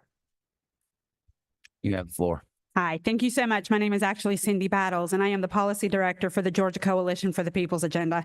I am actually here today to speak on the proposed changes to Rule 183 -1-12-.02, also known as the Heakin petition. According to the synopsis, the purpose of this rule is to define certification and to establish clear standardized criteria for officially confirming the results of an election. Unfortunately, we find that the language that is meant to establish clear standardized criteria to be very vague. There is no definition of what a reasonable inquiry is. There is no criteria for what would instigate such an inquiry so that subjective judgments could result in an investigation or inquiry. And there is no methodology or best practices for that inquiry to take place, resulting in inconsistencies across counties in the way that the elections are certified. We would suggest to the state election board they vote no on this rule, especially given, as we mentioned in our written comments, we believe it exceeds the authority of the state election board to pass this rule due to its incompatibility with Georgia law. However, if you were going to pass this rule, we would suggest adding language that made it clear, as Ms. King said during the discussion of the petition, that counties still must certify elections and they must certify those elections by the deadline. We would also add processes or some type of standardization to what an inquiry looks like, and we would define what kind of inconsistencies should trigger an inquiry. The language of this rule seems to indicate that rather than mandatory duty certify an election, it's a discretionary function. We again urge the members not to pass this rule, but if you do, to add in language that will ensure our elections are certified by the deadline and this rule does not lead to chaos and confusion for Georgia voters, for election supervisors, and for those who diligently serve on state election boards across Georgia. Thank you for your time and service. Thank you so much, Cindy. We appreciate your comments. Rebecca England, you're up next, and Jennifer Logan, you're on deck. Excuse me. All right, you got the floor. Great, thank you. Good afternoon, and thank you for your service. I'm Rebecca England, Election Director for Greene County. I'd like to speak to both of Mr. Cross's petitions. First, 183-1-12-01. First, color printing for absentee and emergency ballots. Counties already have chain of custody procedures for these ballots, as well as stub numbers for accountability and issuance purposes. If a county runs low on one or the other, they're easily interchangeable, thus saving money. Imagine running out of one or disenfranchising a voter because you could not use the other that you had on hand. This currently is not a problem that needs a reinvention. Most counties order more than they need anyways to account for influx or emergency purposes. Secondly, Rule 183-1-14-.11. Chain of custody for mail ballots. The Secretary of State's office currently uses ballot tracks. While we are not using ballot tracks in its maximum capacity, I do believe work and funding for this service for all absentee voters can be obtained through our legislators, as well as the Secretary of State's office. This should not be placed on our local county offices. Most of the author's request is already being met. It's the return of the ballot to the elections office that needs further attention. Again, larger talks need to ensue. I appreciate the author's commitment to assisting the security of our ballots, as we election officials certainly pride ourselves on honesty, transparency, and integrity. I do thank you for your time today and ask if the board has any questions. Do I have any questions? Thank you. Here none. Thank you so much for your comments. Up next, we have Rebecca Anglin. Next is on deck is Jennifer Logan. I was just finished. Okay, I'm sorry. All right. Next up is Jennifer Logan, Michael Hegan. No? Okay. Thank you, Michael. Appreciate your brevity. Yes, that's right. Okay, Senator Bouchard and so Kathleen Hamel and Jennifer Moore, you guys get ready as well. Thank you. You have the floor. Thank you. Jennifer Logan, Jackson County Elections Director. I've been in elections for 9 years. Thank you for the opportunity to address the board. I would like to speak regarding the petition presented by Charlene Alexander requiring 3 poll officials to independently count the total of ballots in each scanner. It requires all 3 poll officials match each other's count and match the recaps for poll pads, BMDs, scanners, and determine any reason for the counts not matching. We have 159 different size counties. Requiring this would create a hardship in our counties, add additional costs to the counties, and mean later results on election night. My polling locations are quite large. We have seen up to 4,500 ballots at a single election day polling location and 3,500 ballots in a day during early voting. If each poll official counted 1 ballot per second, and each ballot would have to be counted 3 times. If they did it perfectly and efficiently, it could take 3 poll officials almost 4 hours to count the ballots. This doesn't account for the poll officials to have to stop and seal up ballots from one scanner prior to opening another scanner. I have up to 5 scanners at my polling locations. I emailed each board member a copy of the form that we use to account for some of the concerns that Ms. Alexander expressed. Her main concern was memory cards not being uploaded in her county. If the form is used, all memory cards created are accounted for during the upload. Her other concern was ballots being left in the write-in bins and hanging on the tops of the scanners. Poll official training covers how to properly empty a ballot box. The scanners are sealed by the poll officials prior to transport back to the central locations. It should be best practice that all scanner seals and ballot box bins are checked on all scanners by 3 election staff prior to an audit. If ballots are found within a scanner, it should be fully documented. To avoid delays in election night reporting, I request that the board reject the petition as written. I thank you for your time. Thank you, Jennifer. Next up, we have Senator Bouchard. On deck is Kathleen Hamel. My name is Sandra Burkhart. I lived in Fulton County for a long time. Now I live in Gwinnett County. But in truth, we all live in Georgia. And if we live in Georgia, we care about Georgia. I care passionately. I've seen things like no name accepted as a listed name on the registrar. How can there be someone with no name acceptable? Secretary of State doesn't seem to have an issue with that. Fortunately, we have people, real people, that have to work for a living, that have taken their time to take a look at the voter list and realize that no name is not acceptable. I am a woman of prayer. I've been praying for truth and justice. And I would hope that everybody in this room wants truth and justice. The reality is there are people that benefit because there isn't truth and justice, and they get machines to do the counting for us, and we don't have to check it, and we aren't supposed to see the ballots. They're just sealed somewhere. Why aren't it? If it's transparent, then you don't question it because you get to see what the numbers are, and they don't change and change and change. And you don't have to vote on a machine where you can't see what you voted for. So if there are people that are benefiting from these practices, they need to be removed.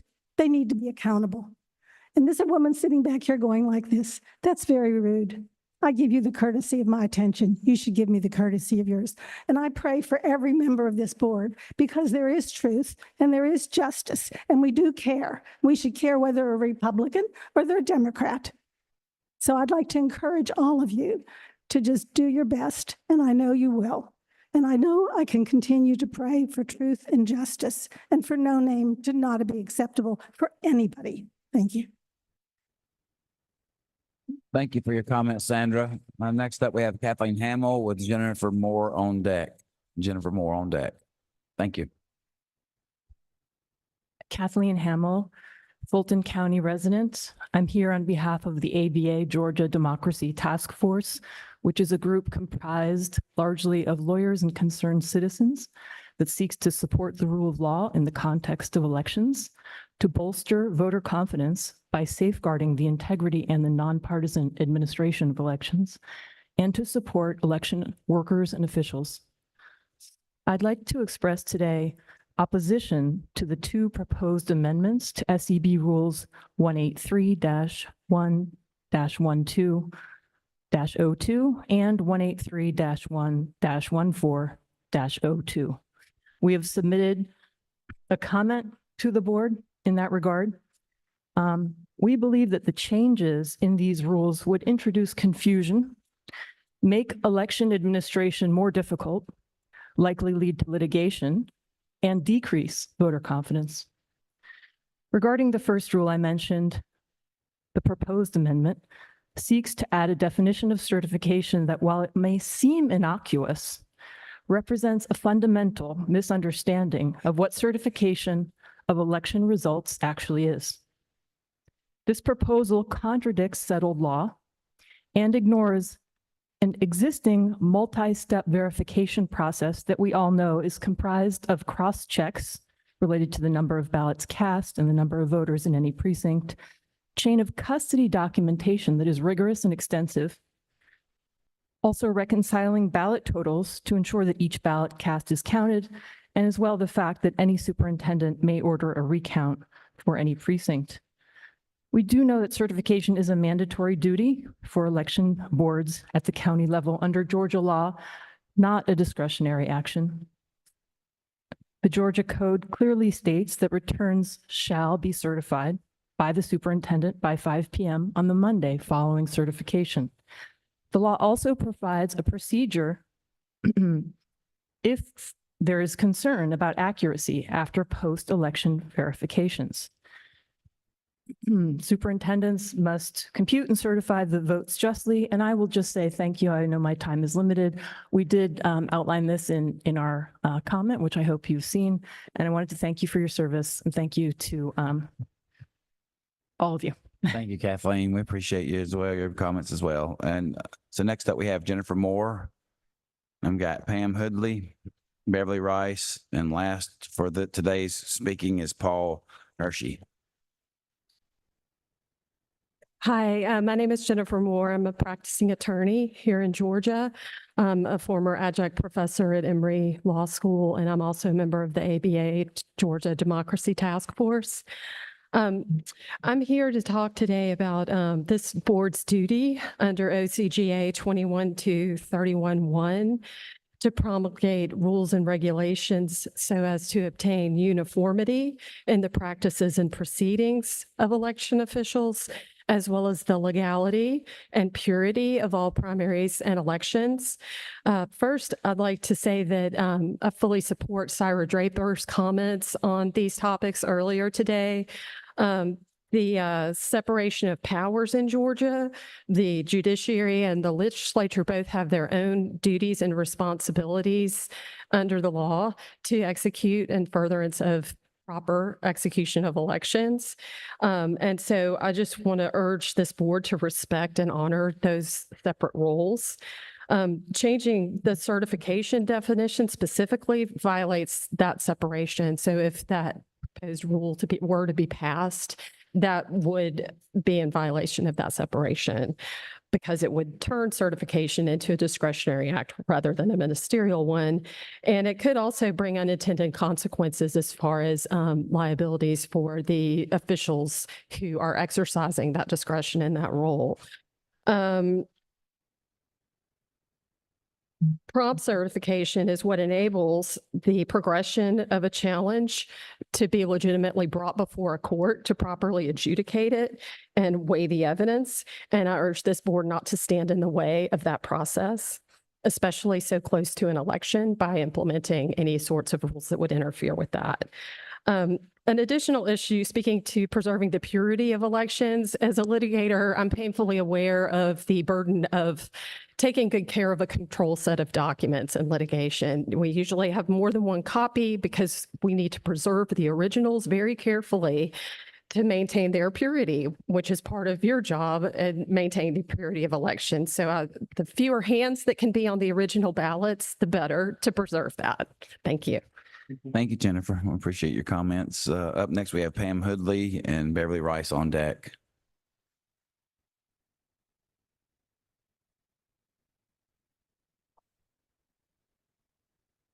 Hi. At first, I'd just like to recap some facts about how everyone who has been screaming about voter fraud since 2020 is doing. Trump's lawyers have lost over 60 cases due to lack of evidence. Rudy Giuliani is disbarred and bankrupt. John Eastman is in the process of being disbarred. Mike Lindell offered $5 million to anyone who could disprove his evidence. He had to pay the $5 million. 2,000 mules has been pulled from circulation. Cyber ninjas, remember them? They spent $9 million looking for fraud in Arizona. They have now declared bankruptcy and are out of business. Fox News paid Dominion $800 million for lying about voter fraud. I could go on, but I only have 2 minutes here. The idea that there is massive voter fraud is a lie. It has always been debunked. Every single time, there is no evidence for any kind of massive voter fraud. There are isolated incidents by members of both parties. Now, if you want to find, well, and it is very concerning for me as a Georgian to know that this board seems to be dominated by people who are sympathetic to those lies and who are called out by the main perpetrator of those lies for being his pit bulls, for doing what he wants. It's very concerning. Now, if you're looking for human error, you will find human error, and I'll tell you why. I'm a poll manager. Most of us are 65 to 80 years old. On November 5th, I will get up at 4:30 in the morning, already short of sleep by about 3 hours. By the time I drop off my equipment back in DeKalb County, it will be after 10 p.m. That is a 16-hour day on little sleep at the age of 70. There are dozens of forms we have to complete. So, and that's without the additional time caused by these proposed rules. So basically the system is at a breaking point and you cannot lay more on the system based on lies. Thank you very much. Thank you, Beverly. We appreciate it. Beverly Rice, and we've got Paul Hershey, and we'll be finished for the comments for the day. Anyone here? Beverly, we got Beverly Rice and Paul Hershey.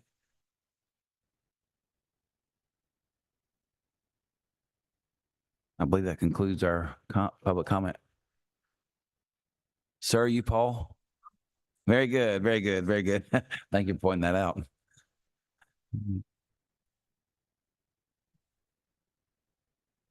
Sir, you have the floor. My name is Paul Hershey, and everybody's got titles. I'm a Marine. I'm going to be very direct. I spent 2 hours listening to somebody talk about common sense. The state code says if there's a problem, go to paper ballots. We spent 2 hours trying to play and change happy to glad.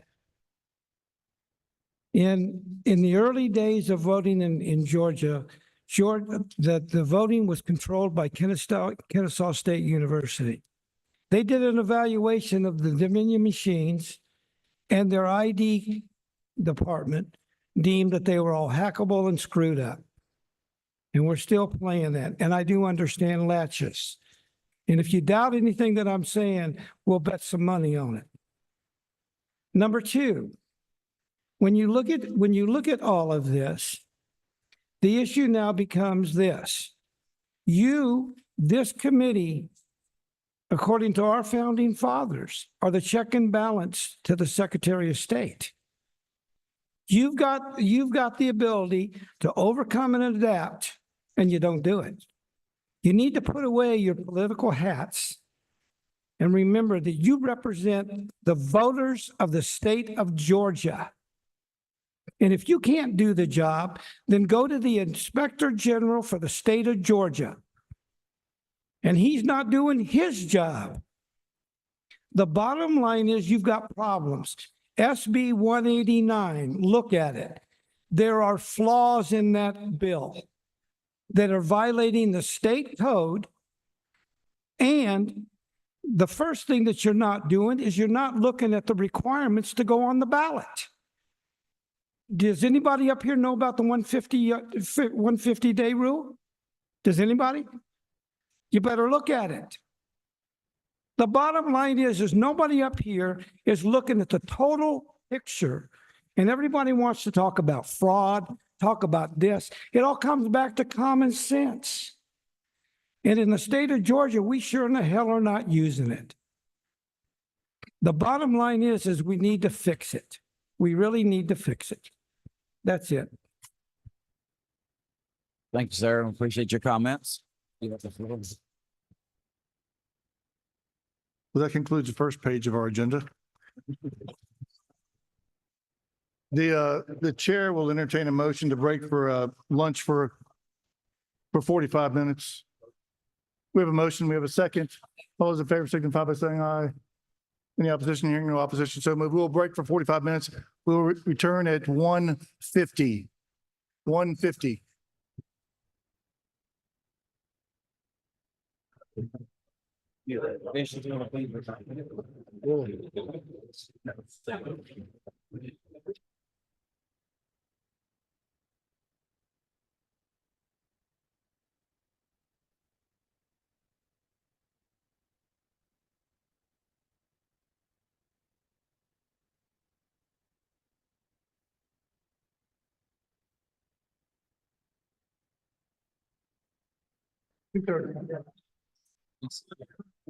Now, 2:30 for lunch. we did stop there.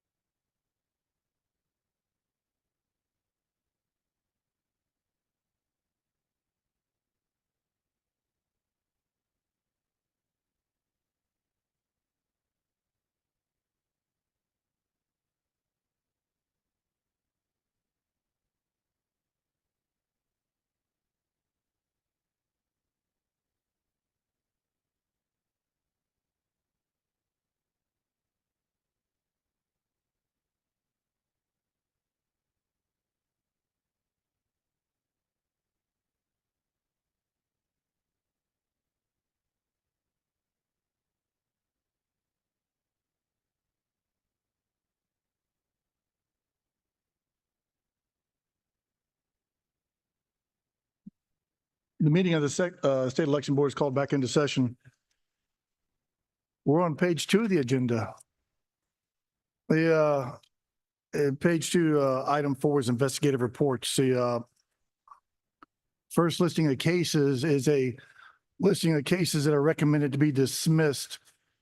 4 of those cases will be pulled for further hearing and discussion. Those are SEB 2023-023, Fayette County out-of-district ballot discrepancy, SEB 2022-038, Gwinnett County ballot harvesting, SEB 2022-278, Gwinnett County illegal assistance to voter, and SEB 2022-358, Clayton County voter interference with early voting. Those cases will be discussed after we adjudicate the others. The following cases have been recommended for dismissal. SEB 2023-030, Georgia, Pennsylvania cross-state voter, November 2022, GE. SEB 2022-258, Liberty County voter registration fraud. SEB 2023-041, AG opinion, Walker County, Chickamauga qualifying fee issue. SEB 2023-036, Henry County, failure to hold special election June 2023. SEB 2022-234, Rockdale County ballot incumbent challenge. SEB 2022-215, Newton County voter registration fraud. SEB 2022-315, Newton County voter equipment issues. SEB 2022-326, Newton County voting issue. SEB 2023-057, Newton County Covington ballot. SEB 2022-323, Gwinnett County disability issue. SEB 2022-350, Gwinnett County missing candidate, November 2022, GE. SEB 2023-069, Gwinnett County Peachtree Corners illegal campaigning, November of 2023. SEB 2023-070, Gwinnett County City of Norcross election worker intimidation. SEB 2022-291, Clayton County absentee ballot issue. And SEB 2023-076, Clayton County City of Riverdale. All those cases have been provided to the board prior to this meeting, and the board's had a chance to review them. These cases are recommended to be dismissed. Are there any questions from the board pertaining to these cases? The chair will entertain a motion to dismiss the above named cases. We have a motion from member Jeffers to dismiss the case. We have a second from member Gazal to dismiss the cases. Any discussion?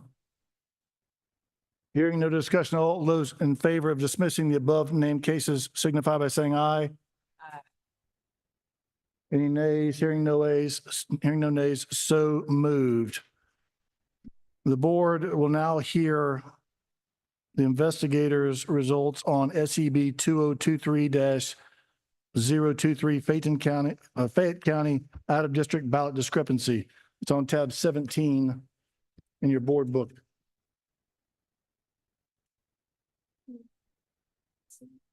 Did you request that one? Member Gazal? Just give a brief overview first. No. No. The complainant alleged that district vote totals were inconsistent with past elections and therefore the count was erroneous. It was learned during the investigation that the precinct in question underwent redistricting in March of 2022, which led to a reduction in voters assigned to the Board of Education District 2 and accounted for the lower vote totals in that race during the May 2022 election.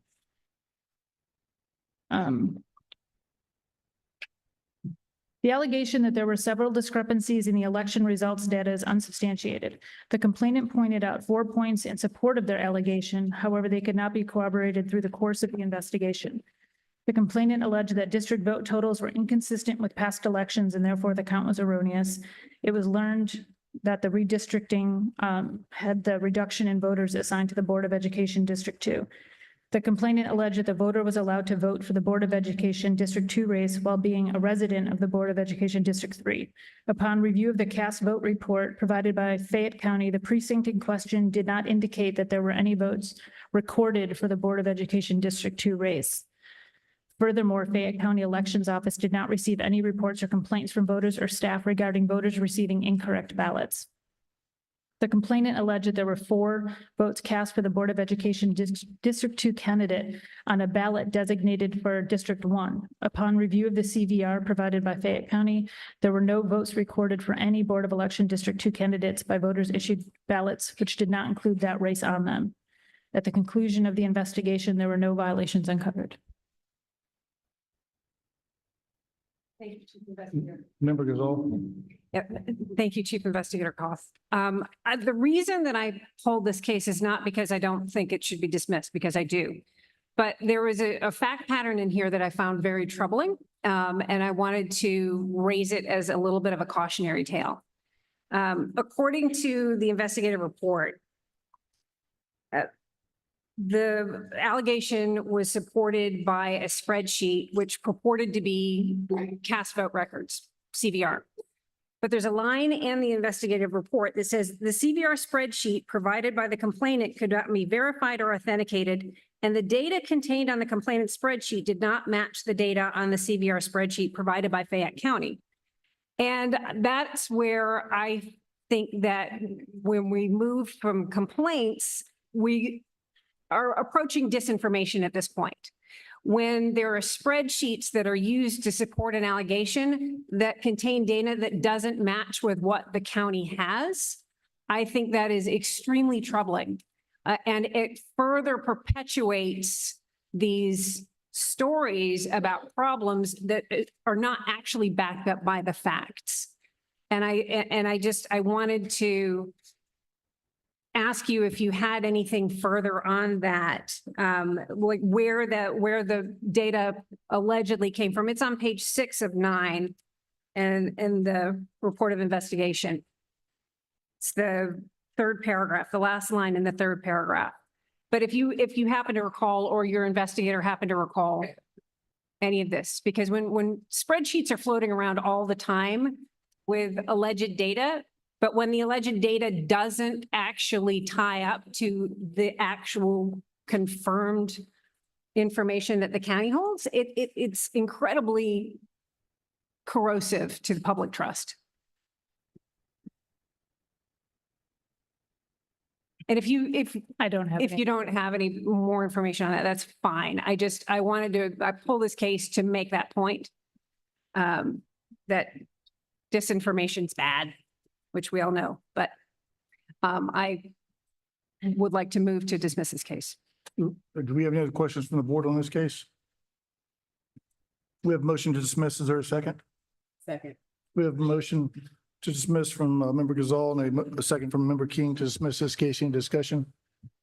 Hearing no discussion, all those in favor of dismissing case SEB 2023-023 Fayette County out of district ballot discrepancy signify by saying aye. Aye. Any opposition? Hearing no opposition, so moved. The next case on the agenda is SEB 2022-038 Gwinnett County ballot harvesting. It's tab 18. This case was continued from the May hearing for Ms. Lofton and then the unidentified female. So it was continued because they wanted a different letter sent to Ms. Lofton. So there wasn't anything further in the report. So I don't know if she's here or not.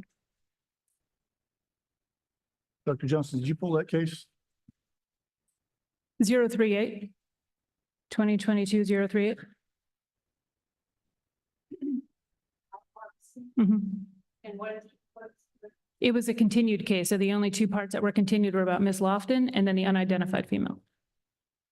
But from my understanding, the Ms. Lofton part was I think it was Mr. Lindsay had requested that she get a letter coming if she was going to be here.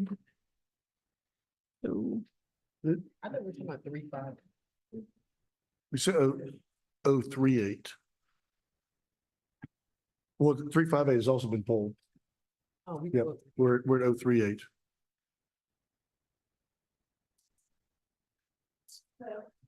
I'm sorry, I don't understand. A letter was sent? that would be from your end. Are you saying something to me? I don't know. Yeah, that's, Okay. he wanted to see if she would come. That was the only part that she was sent for.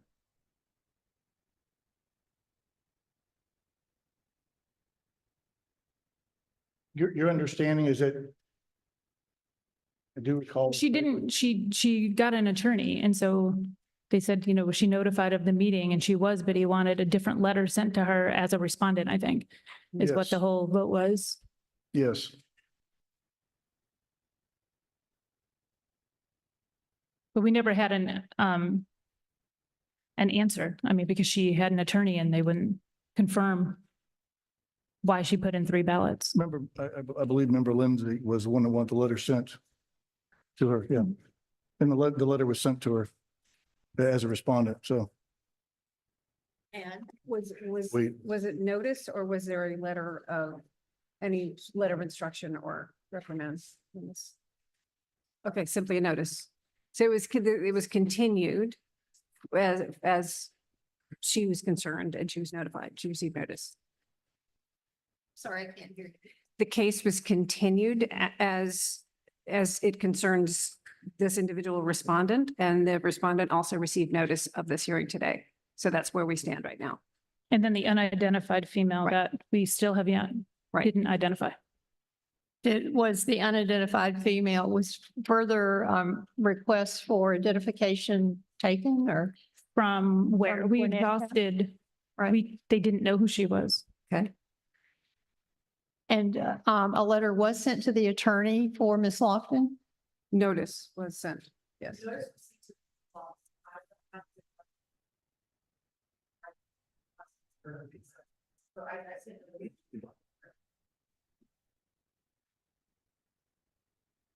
So essentially, it's no response. Okay. this was the case where there was a lady that was accused of ballot harvesting and no one could ever identify her. They went back at that several times, if I recall, to try and identify her and was never able to identify who that person was. I think the case was for Ms. Lofton was she hung up the phone or said, speak with my attorney.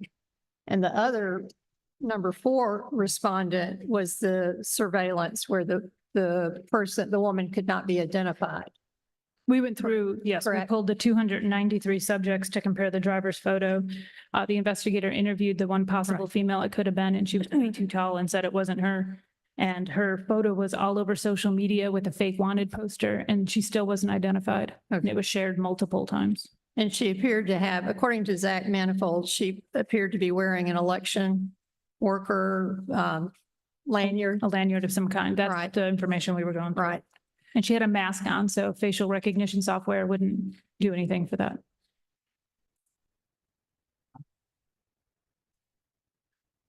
My opinion is that also notice who that individual is.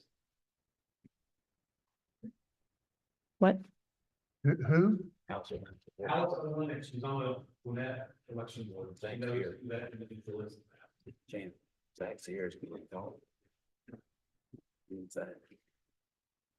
So Mr. Manifold, the election director for Gwinnett County is here.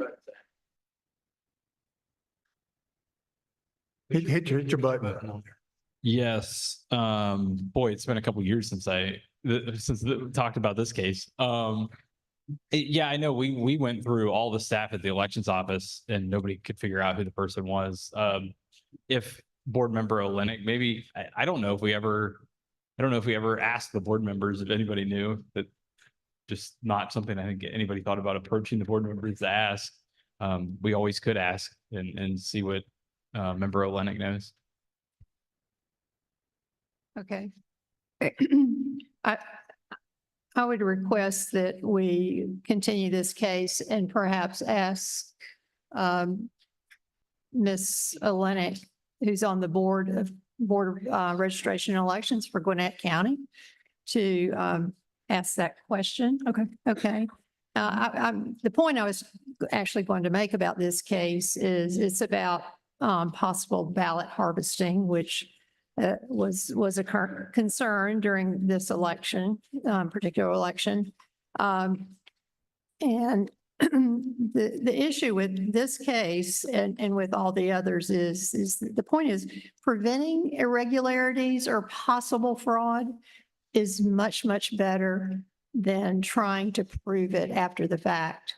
As evidenced by this case presentation, identifying somebody in a photograph that may have a mask on or may have some other clothing that doesn't allow identification. Also, the lack of chain of custody of people that are holding ballots and returning ballots to election offices. So that's the point I want to make is the custody of the ballot is important from beginning to end.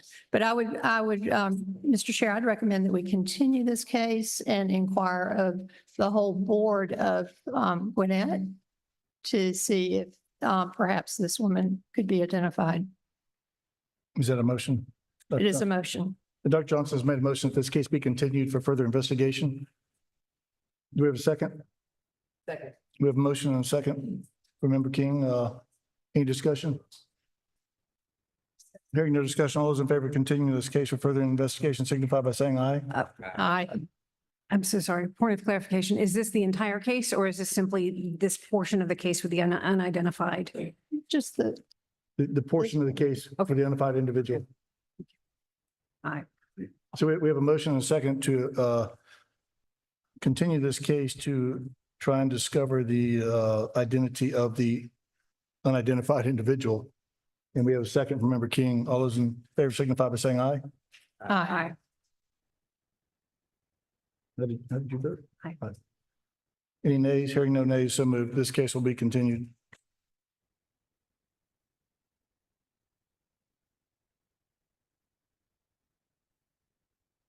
The next case to hear is SEB. I'm sorry, Mr. Chairman. I think we still have as it pertains to Ms. Lofton. That is still, we have not disposed of Ms. Lofton, who was identified and she dropped 3 ballots and she did not cooperate with investigators. She's received notice. I move that we issue a letter of instruction to Ms. Lofton that includes the proper statutory requirements for returning ballots. We have a motion to issue a letter of instruction to Ms. Lofton, who has been notified of this case. Do we have a second? Second. We have a motion and a second to issue a letter of instruction to Ms. Lofton concerning a notification on this case. Any discussion? Hearing no discussion. Yes, Mr. Chair. So this also drives home the point of when dealing with these cases, when the investigators when people don't cooperate with the investigators or do not respond to the investigators or election offices or voters or whoever the respondents are, just simply don't cooperate. Oftentimes, these cases are simply dismissed. It doesn't mean that there wasn't a violation of election law or other serious irregularities to be looked into. It just means they get away with it. That's all, Mr. Chairman. Thank you. We have a motion and a second to issue a letter of instruction to Mrs. Lofton on the SCB 222-038 Gwinnett County ballot harvesting case. All those in favor signify by saying aye. Aye. Aye. Any opposition? Hearing no opposition, so moved. The next case on the agenda is SCB 2022-278 Gwinnett County illegal assistance to voter. This case was a complaint about a sister who said that her sister had a traumatic brain injury and wasn't qualified to vote. So the investigator spoke with Ms. Cage, who possibly assisted her with voting, and asked her that she worked at the Annandale Village as a case manager from approximately 2020 to 2022. She remembered the resident, Miss Pamela, and she was her case manager. In her role as a case manager, she would have meetings with her assigned residents and they would have conversations concerning their needs. She remembered having to remind Pam of daily tasks, not because she was incapable, because she battled with what she believed to be possibly depression. Cage said it was common practice to ask the family for permission to assist residents in voting because of the sensitivity around the subject. She was confident that she spoke to one of Pam's family members prior to her voting. She advised she did not encourage her to vote or vote for a particular candidate. She advised Pam selected her candidates and signed her name on her ballot on her own. Ms. Cage advised she did not register Pam to vote and that she was not the one who got Pam her Georgia ID as her sister had originally thought. She made it clear that she did not sign Pam's name on her ballot. She was asked if she completed the portion when assisting, and she advised that Pam completed the ballot and she helped her put it in the envelope and delivered it to be mailed out. Ms. Cage advised that she did not take an oath as a registrar or complete any registrar certifications. She advised that she voted in the 2020, but offered her opinion about the 2024 and not liking anybody. The allegation that someone may have fraudulently changed the registration status of the complainant's sister was unsubstantiated. Although the complainant was the appointed guardian for her sister for the reasons of caring for an incapacitated adult per 29-485 OCGA, under guardianship, the right to vote must be specifically removed from the ward, or the ward must be judicially determined to be mentally incompetent, and that was not the case here. No violations uncovered.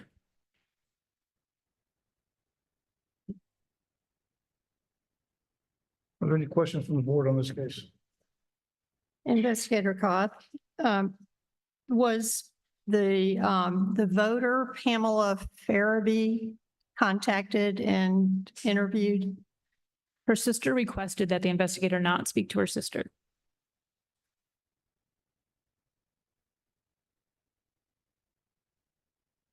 Was Ms. Shirley, the sister, interviewed?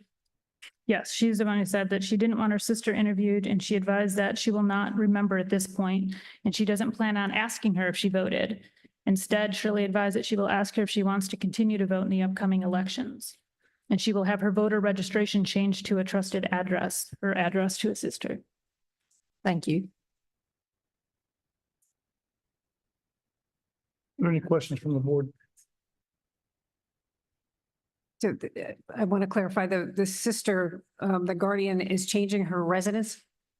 She was going to change the address to her as her guardian. Does she reside? Does the sister reside with her, or does she reside in the assisted living location? I believe she was still at the assisted living facility. Has she ever resided with her sister?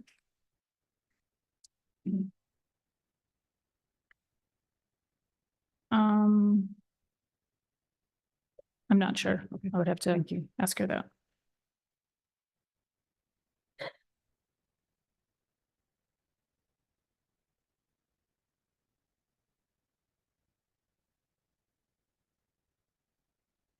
Are there any further questions from the board on this case? The chair will entertain a motion.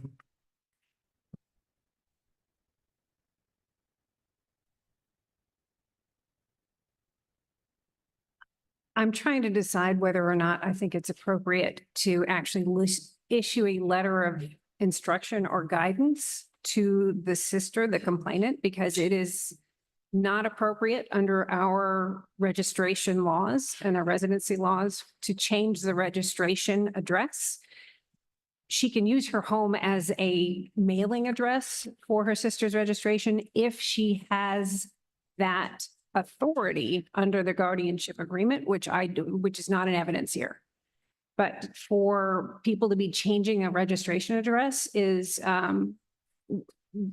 when it's not evident that she has the authority to do that is I think deeply problematic. So the intention of the letter of instruction is to instruct her that she cannot change the address The to residence. her address unless that individual lives there. Correct. Yes. So Are you making a I am making that motion. Yes. Member Gazal has made a motion that is it the respondent?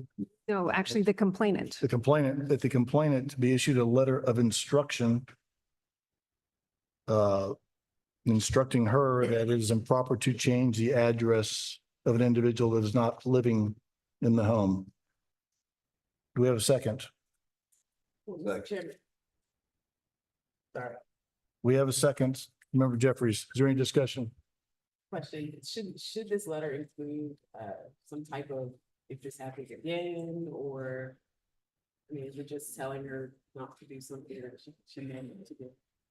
Actually, I'm gonna withdraw my motion and ask for a continuance because she did not receive notice. So I withdraw my motion. I move to continue this case so that so that she may receive notice. The original motion has been withdrawn by Member Gazal. Member Gazal makes a new motion that this case be continued for further investigation. Second.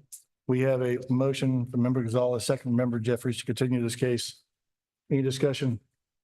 Hearing no discussion, all those in favor of continuing case SEB 2022-278 Gwinnett County, illegal assistance to voters signify by saying aye.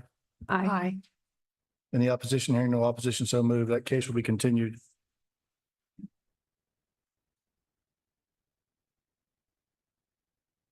The next case is SEB 2022-358 Clayton County voter interference with early voting. It's tab 25.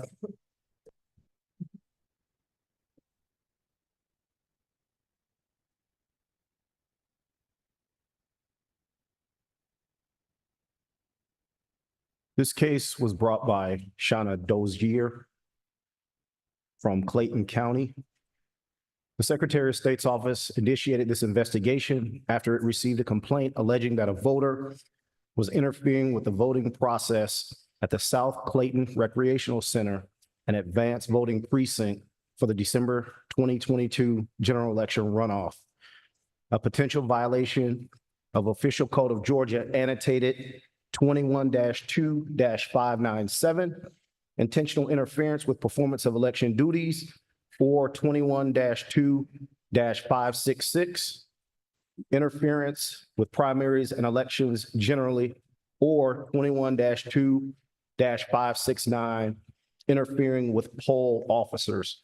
On or about December 1st, 2022, the Georgia Secretary of State received a complaint via email from the Clayton County Elections and Registration Director, Shauna Dozier, advising that there had been an incident on November 28, 2022 at the South Clayton Recreational Center in Hampton, Georgia, where a voter caused a disturbance and interfered with the voting process at the precinct.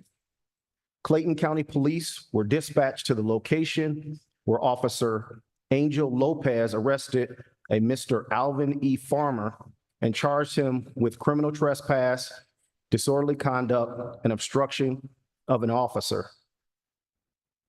The police incident report indicates that Alvin E. Farmer had been causing a disturbance at the voting location by loudly yelling, blocking voters waiting in line, and harassing the staff. The investigator interviewed the poll manager, Jay Norman, who indicated that she was familiar with Farmer from previous occasions where he had been loud and belligerent. She indicated that he was upset as he had arrived to vote at 7 a.m.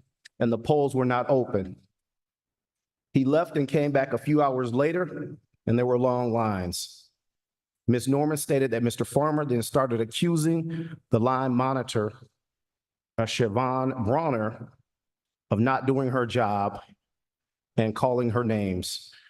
Ms. Norman told Mr. Bronner to notify the recreational center manager, Amari Jones, regarding Mr. Farmer's behavior as Mr. Norman contacted the police.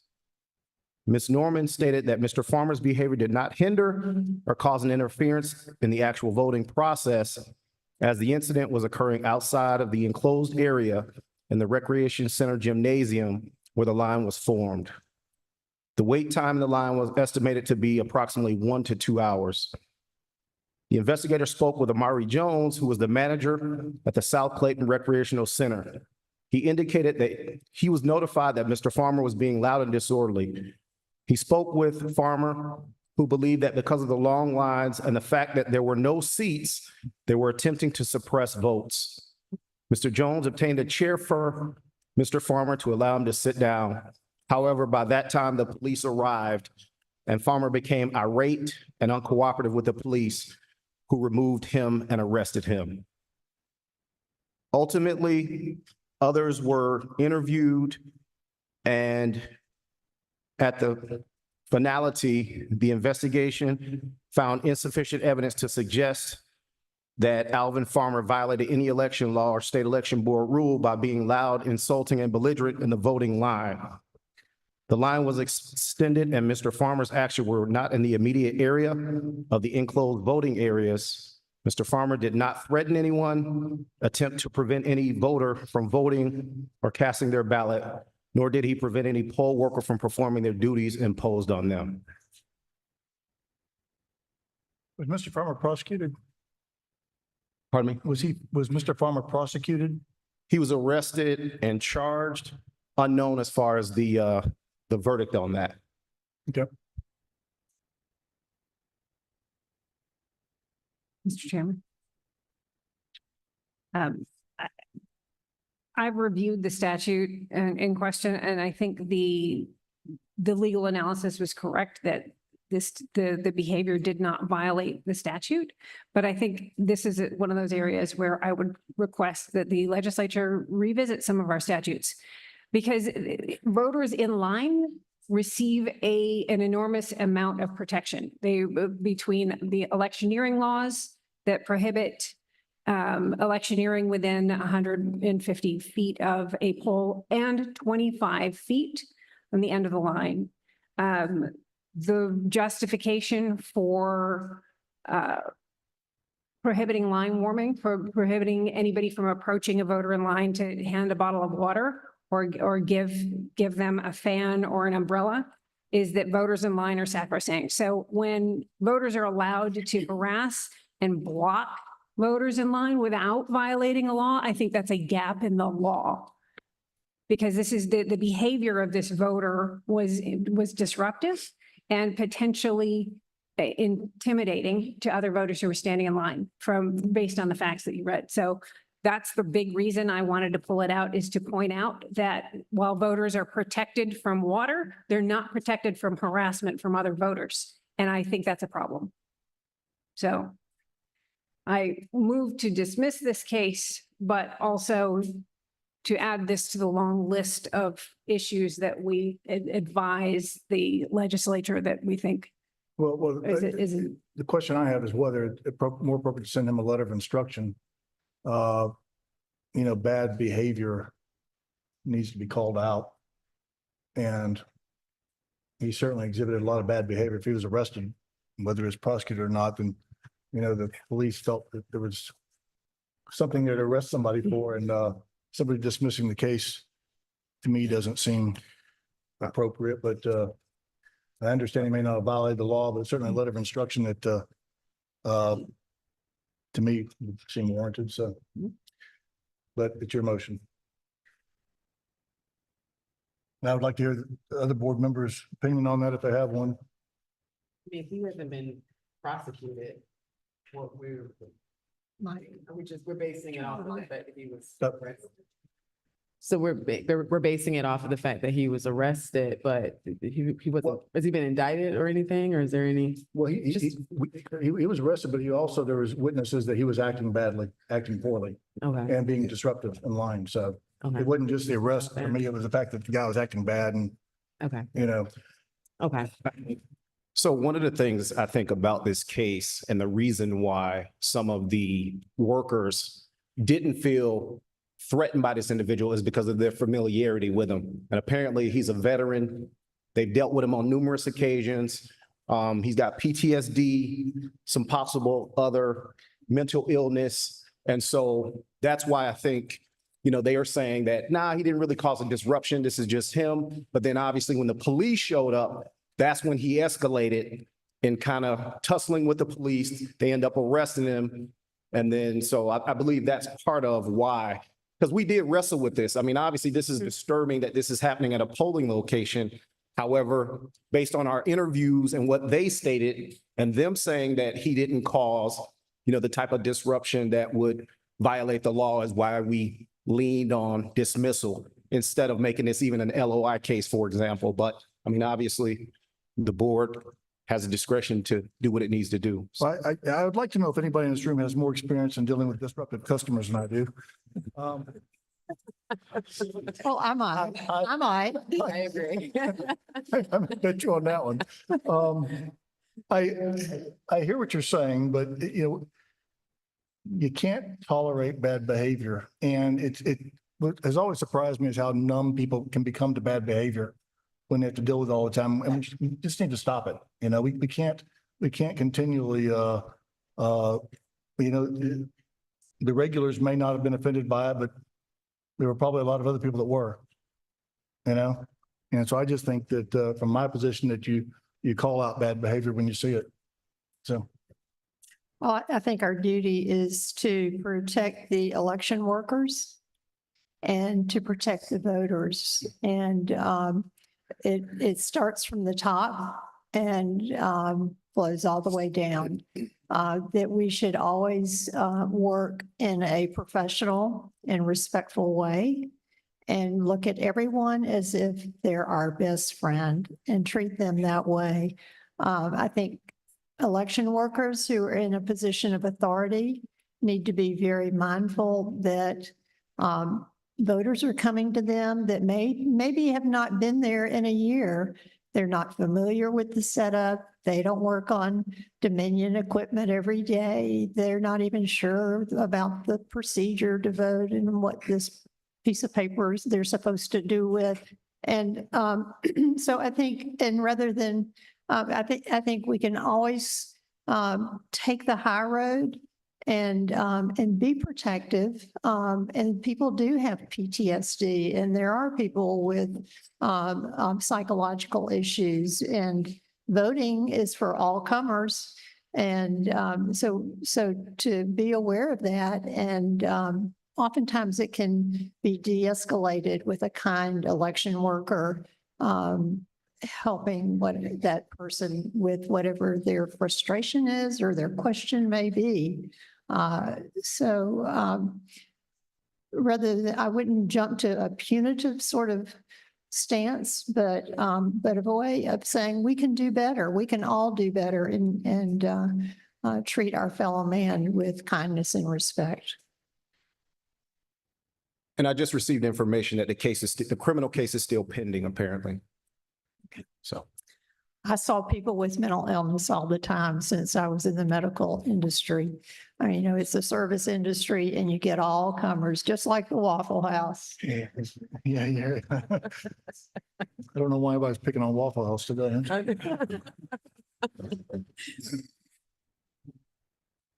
Your motion is to dismiss? My motion stands to dismiss. If this gentleman is still facing criminal charges, I think that is a sufficient penalty. And the rule of lenity would also suggest that when there is lack of clarity in the law, that we exercise mercy.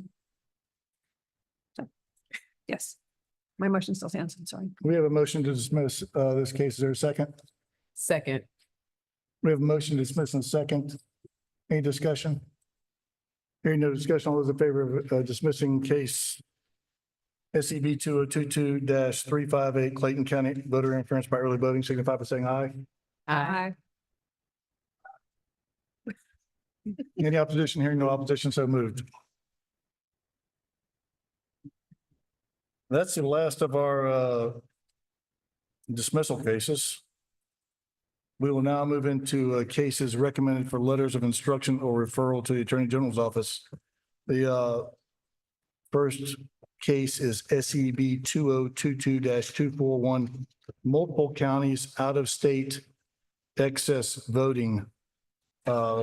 I believe that we have some respondents here. Could you please raise your hand if you're a respondent in this case? Just one? Okay. Please proceed. So we opened this investigation after the allegation that 395 voters reportedly registered and voted in Georgia and 33 other states. So this case involved 33 states and 93 Georgia counties. So the original data we had was just name and birth date, which wasn't enough to go on. So we had to pull social security numbers for everybody. And after that list, we determined that 5 of them had cast 2 ballots in 2 different states. So Ms. Chavez, her voter history indicated that she voted by mail-in ballot on 10/22/20 and voted by provisional ballot in Nevada. And she subsequently received credit and the vote was counted on 10/25/20.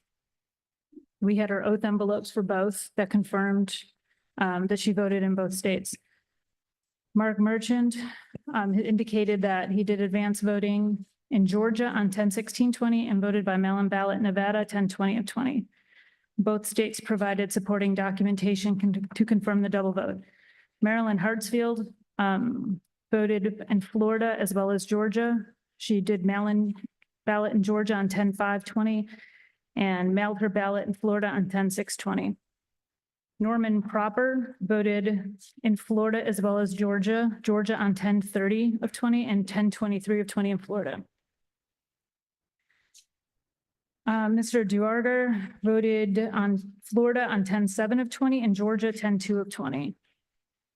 So there is sufficient evidence to suggest that those 5 individuals violated OCGA 21-572 when they voted in Georgia as well as another state during the same presidential general election, November 3rd, 2020.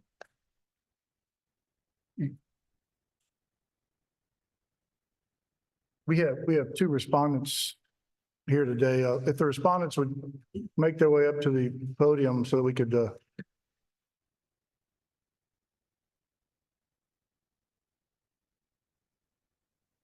you'll let them talk from there where they can.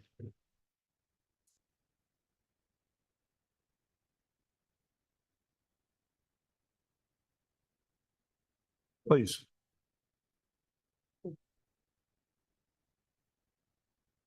Please introduce yourself and which one of these individuals you are representing. Good afternoon, members of the board. My name is Kamal Mason. I'm an attorney. My client is Mark Merchant. We sent over our letter of representation, I believe, to you all's offices on the 1st of last week, asking for any elements of evidence that may be provided as it relates to this particular case. I will say aloud that the summation that was provided by the investigator, in my opinion, is only true in some forms. My client did vote here in Georgia. He was visited at his home by, I believe, investigators Humes and Dougherty. At that particular point in time, my client stated to them aloud that he did not vote in Nevada. Now, what is particularly troubling to me about this series of events is that my client was visited in his home by actors from the state, questioned on a matter that could potentially be deemed as a felony, and at no particular point in time was he Mirandized or advised of his rights. In addition to that, I will say aloud that my client was not provided with any form of physical evidence as it relates to these particular alleged charges and/or offenses. The paragraph that is within this board's documentation that my client forwarded over to me, because I'll say again, I have not received anything from the board, is very brief. And it says that investigators compared signatures. I have yet to see those signatures. I would like to see those signatures. My client deserves to be able to see those signatures. You cannot defend yourself against the allegation of a felony without having evidence provided to you. Now, I'll say aloud to the board, I'm not that smart. I'm a criminal defense lawyer and a civil rights attorney. I stay in my lane. I don't know a whole lot about the election concept and the board as it relates to these decision-making processes. This is the first time that I've ever sat in this room. But I know criminal defense. And when someone from the state shows up at your home and flashes an identification or flashes a badge and begins the process of asking you questions, knowing that you could very well be indicted, they are infringing upon your constitutional rights if they do not A, Mirandize you, or B, make your rights known to you. That is my stance. I emailed to the office on last Monday a letter to, I believe it's a Miss Alexandra Harden, and I have that letter here. And in that letter, we specifically requested the evidence previously reviewed by any and all investigators, copies of any and all absentee ballots, any documentation held in the possession of the state that contains the signatures of my client, any and all audio, video, and electronic communications and emails in reference to the matters themselves. Before this body in any way, shape, or form should go forward, my office needs that information. That is his by right. The biggest fundamental issue that I have seen today, or two big fundamental issues. Number one, we have to stop talking about people as if they are guilty first and then say they have to be proven innocent. I haven't heard the words alleged in the entire 4.5 to 5 hours that I've been sitting here. My client is alleged to have done something wrong, and he stated to your officers that he did not do anything wrong. I would like to see that evidence. I would like to be able to defend him adequately. I would like to be able to defend his constitutional rights. And for goodness sakes, if this board contends that he has violated OCGA 212572 and that he shall be guilty of a felony, I need to be able to defend his rights. I need the evidence. I need more than just your investigators standing up in front of this audience and this board saying that my client did something wrong. The proper standard for felony adjudication in this particular state is beyond a reasonable doubt. I'll entertain questions. Counselor. Yes. I appreciate this, and as an attorney, I want to reassure you, we do not have jurisdiction over felony cases. If we choose, if we believe that there is sufficient evidence, we will refer this case to the district attorney's office, and they will initiate a criminal investigation with all due process rights preserved for your client. What about the idea that the investigators are showing up and not informing him of his rights? Well, I would assume that that would not be admissible. Anything there would not be admissible. That would be my stance on that, because with that. We don't have criminal jurisdiction here. All we can do is determine whether or not we believe there's sufficient evidence to refer a case to the Attorney General's office for civil adjudication or a district attorney for criminal adjudication. I think that that's something that needs to really be spelled out in these letters, because my 70-plus-year-old client thinks that he could mess around and end up going to prison for something that he swears that he did not do. And I would implore this board to find a way to correct that measure, because when the investigators show up, to the average person, that's the state. When they flash that badge, it is as powerful as the gun.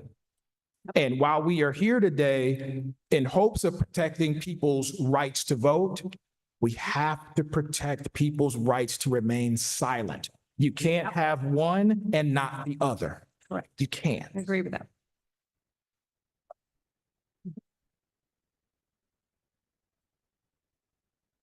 Any other questions?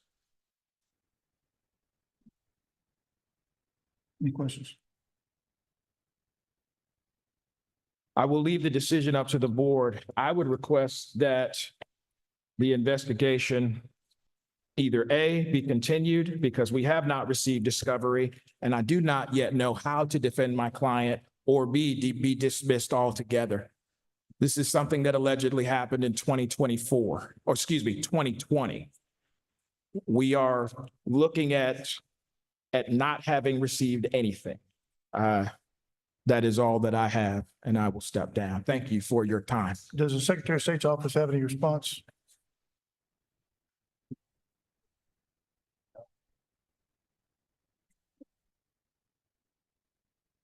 Yes, the only thing that we'd like to add is that this case was submitted on the data that was provided and then what appeared to be signature matches. So when we spoke with Nevada Secretary of State's, their chief investigator revealed based on what appears to be signature matches that Mr. Merchant not only voted in the November 2020 general election and also the 2018 general election in both states. The records reveal that 2 days after the Georgia Secretary of State investigator visited Mr. Merchant and spoke with his wife, that Mr. Merchant submitted documentation to cancel his Nevada voter registration. So Nevada was able to provide a copy of Mr. Merchant's oath envelope from the November 2020 election, which was postmarked October 15th and originated from the Atlanta Metro 301. So it wasn't anything that Mr. Merchant said per se, it was the data that we received from the Nevada Secretary of State. Oh, I'm sorry. And I had one other thing that was on here.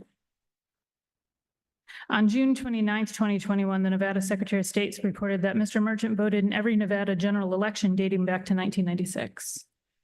That was all. Until when? And then also in 18 and 20 in both elections in Georgia and there. 1996. In Georgia, it was, he voted November 18 and November of 2020. And prior to that, the last Georgia election Mr. Merchant participated in was November 2002. Just, how many times did he vote in Georgia? Or allegedly? Well, November of 2002, but before that, it was November of 18 and November of 2020 in Georgia. And how many times did he allegedly vote in Nevada? He voted in every Nevada general election dating back to 96. Okay, thank you. Yes, sir.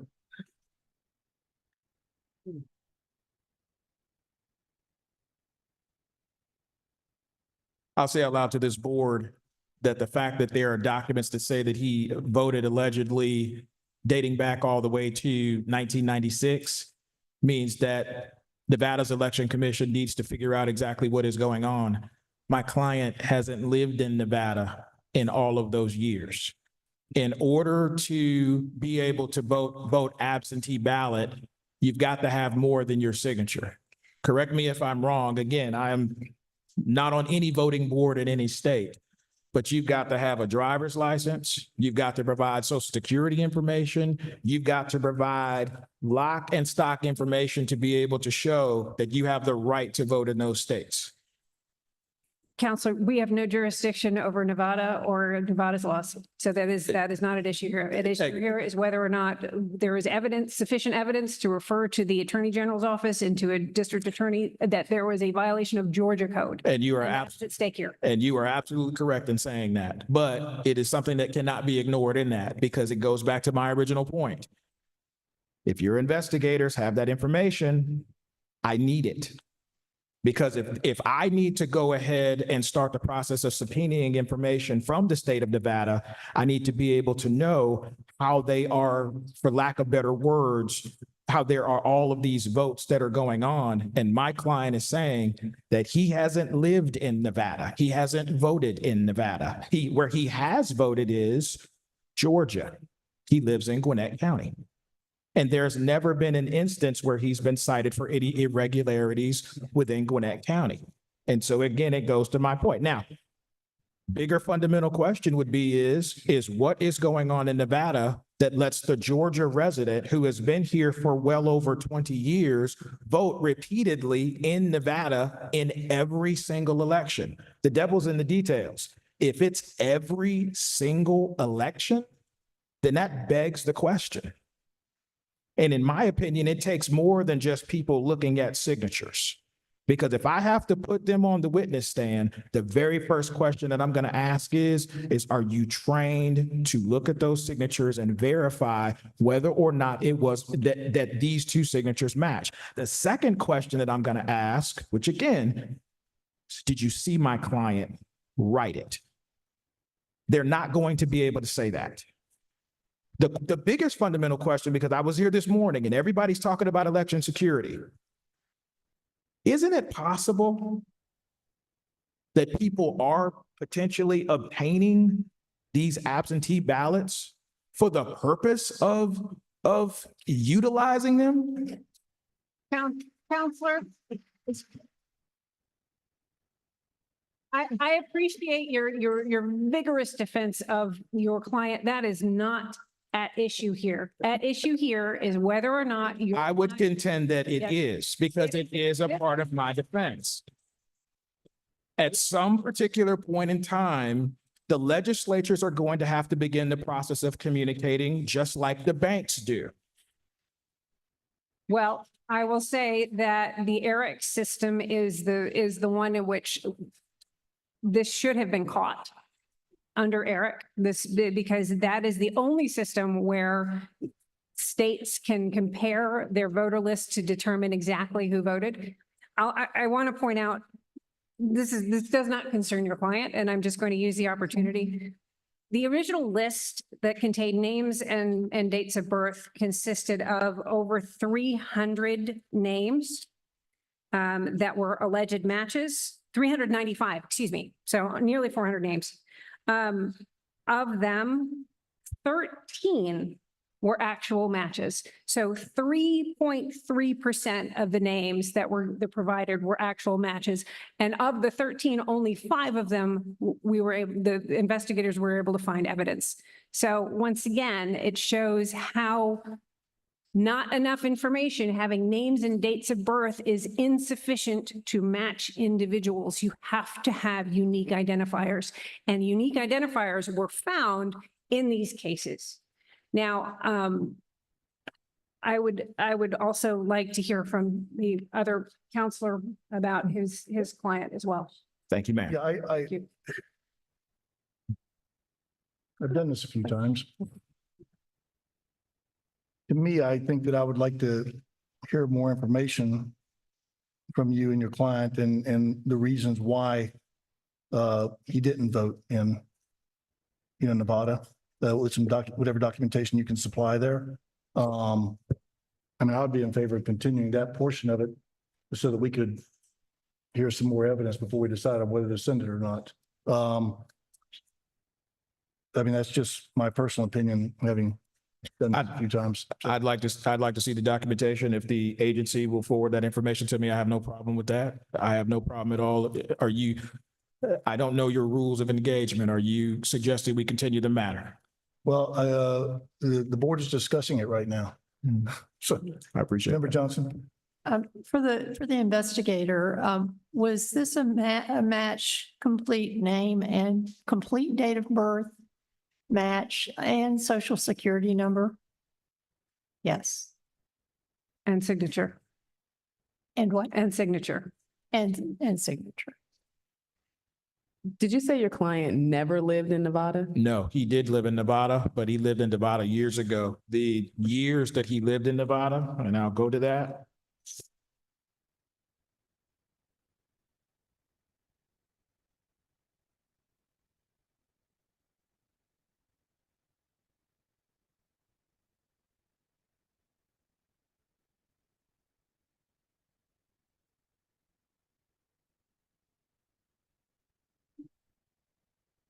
I'm looking for a black There we go. There we go.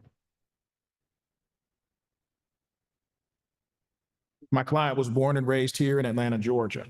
He lived in Nevada from 1985 to 1989, again from 1992 to 1999, and then again from 2002 to 2004. He is 70 years old and he works as a puppeteer. He essentially does the work where he goes in and sees children and he sets the mannequin on his lap and he does the third party talking, so to speak. The last time that he votes absentee ballot in any regard was 2000, and he voted for Al Gore. He does not in any way, shape, or form recall any votes going to Nevada at any point after that. Now, he moved to Georgia or moved back to Georgia in and around 2000. But let me see. And the only reason that he voted in Nevada in 2000 was because he had not yet been registered to vote in the state of Georgia. After he registers to vote in the state of Georgia, he votes here from that point moving on.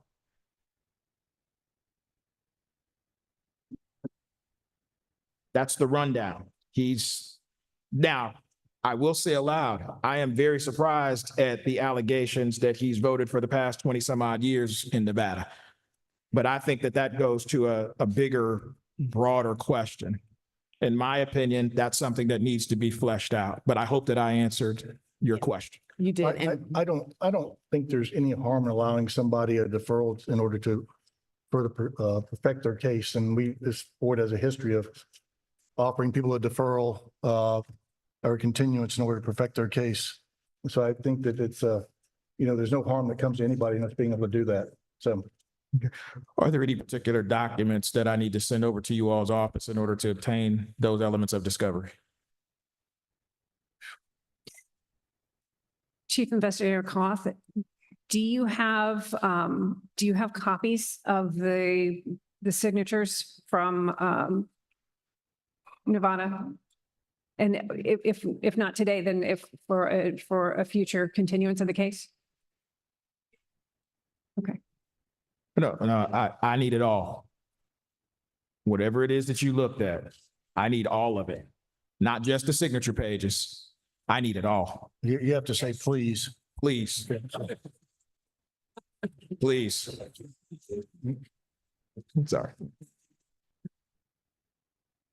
What do you think happened? I don't know. I'm not going to lie to you. Client think happened? I don't know. I'm being honest with you. We don't know.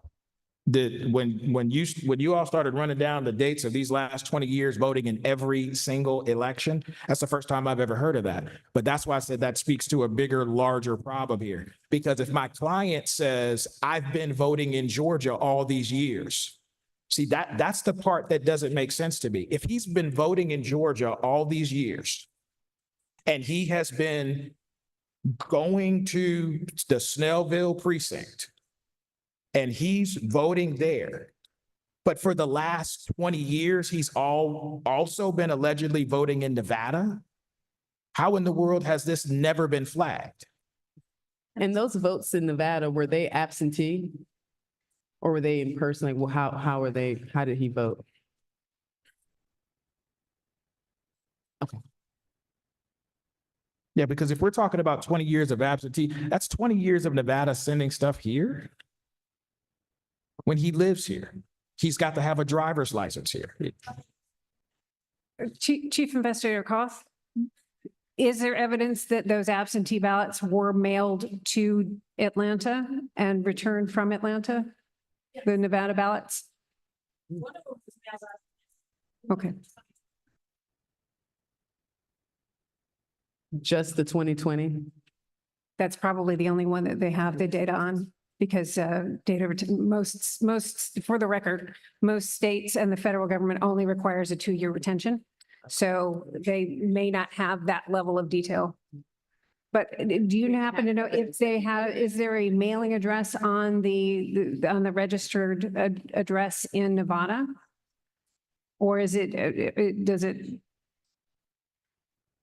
In the case of Georgia, you can have a separate mailing address, but for the most part, a voter would simply put a temporary mailing address on their absentee application, and it would not be included on their registered information. So it was not to appeal that.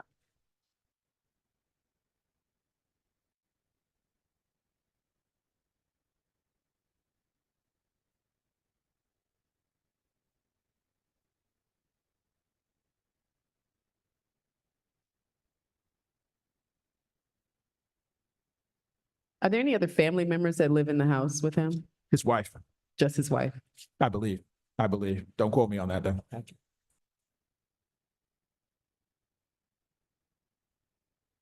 And you said that he voted in 1996. Nevada shows that he voted in Nevada, 1996 through what, how many years? Wrote it. That's what we've been out of Atlanta.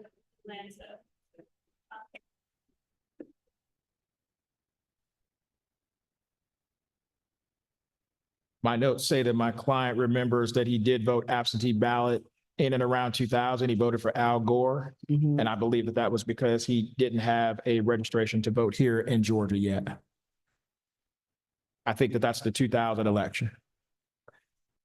But the dates that he lived in Nevada, 1985 to 1989. And then he lived in Nevada, 1992 to 1999.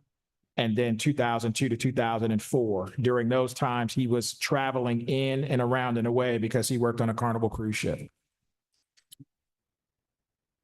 2018 and 2020. And you explained the 02. I can't. No, you explained 2000. I explained 2000. I can't explain 02. Okay.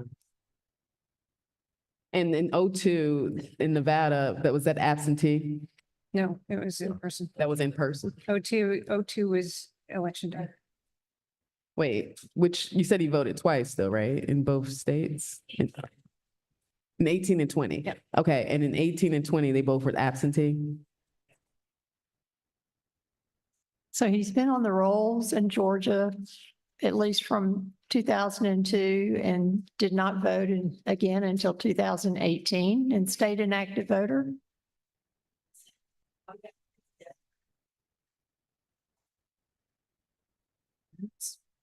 I can't answer that question.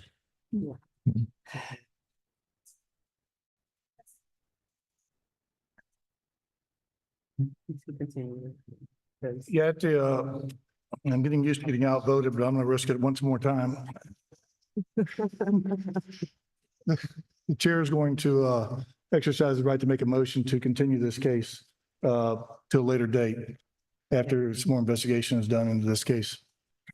Is there a second? Second. There's a motion by the chair and a second. Any further discussion? But my only point is it looks like Nevada may have a problem with its voter rolls too. Any further discussion? Hearing no further discussion, all those in favor of continuing this case for further investigation signify by saying aye. Aye. Any opposition? Hearing no opposition, so moved 5-0. Members of the board, thank you. I believe that's my business. May I be excused? Yes, please. Thank you.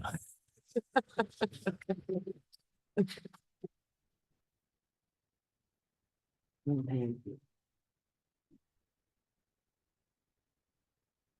do we have speaking on our next alleged violation?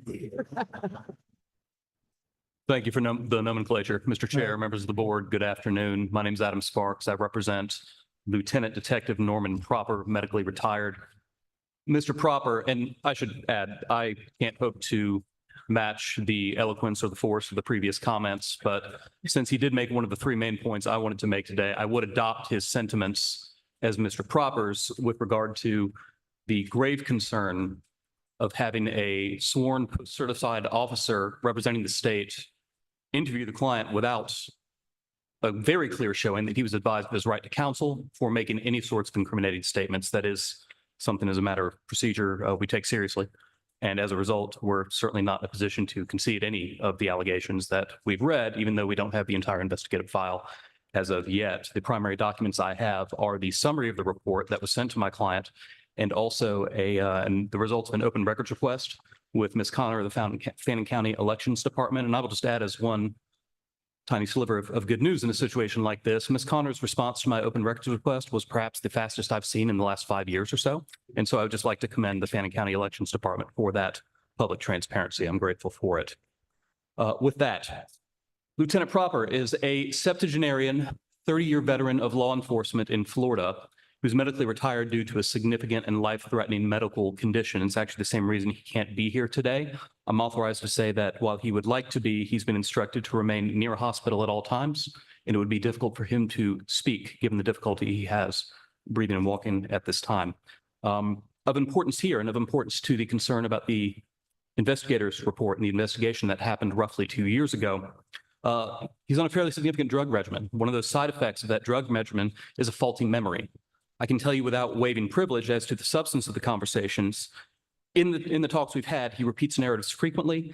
He doesn't recall that he's already stated them. He exhibits confusion, and crucially for this point, he confuses the dates, including the years in which certain events occurred. We've had some difficulty in piecing together exactly what he thinks happened with this timeline. To that point, looking at the summary of investigation, for example, there's a line here that says, quote, he subsequently checked and realized that 2 votes had been recorded. Mr. Proper disputes this. He doesn't remember making the statement. He doesn't understand why he would make the statement. As best as he can recall, the first time he heard that he might have had 2 voting credits assigned to him for the 2020 general election was when the investigator told him in the first place. So if this happened, at best, it must have happened during the interview. It certainly doesn't match his recollection. And because I don't have the exhibits to the report, including any of the Florida records, I'm obviously in no position to concede that.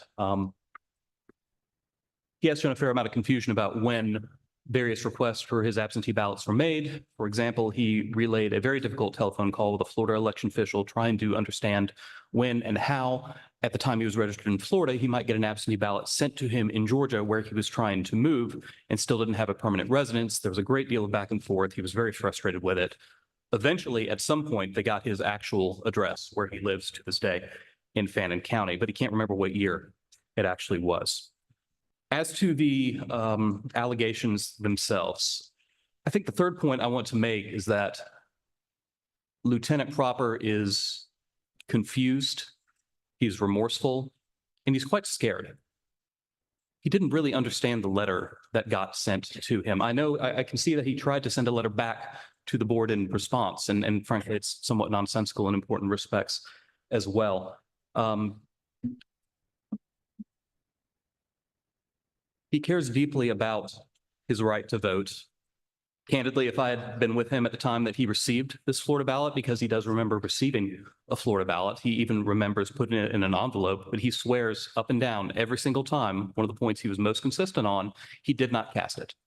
He did not put it in the mail. He knew by that point that he could vote in Georgia. He was mistaken about a residency requirement. He got that straightened out by the helpful Fannin County Elections Department. He swears he did not cast that ballot and he doesn't understand what happened. Given that we also lack many of the documents that we presume the Secretary's investigator must have looked at in arriving at this conclusion, given the medical condition of Mr. Proper and given the deep concern, the man worked as a police officer, a detective, investigating fraud in many respects, by the way, for 30 years.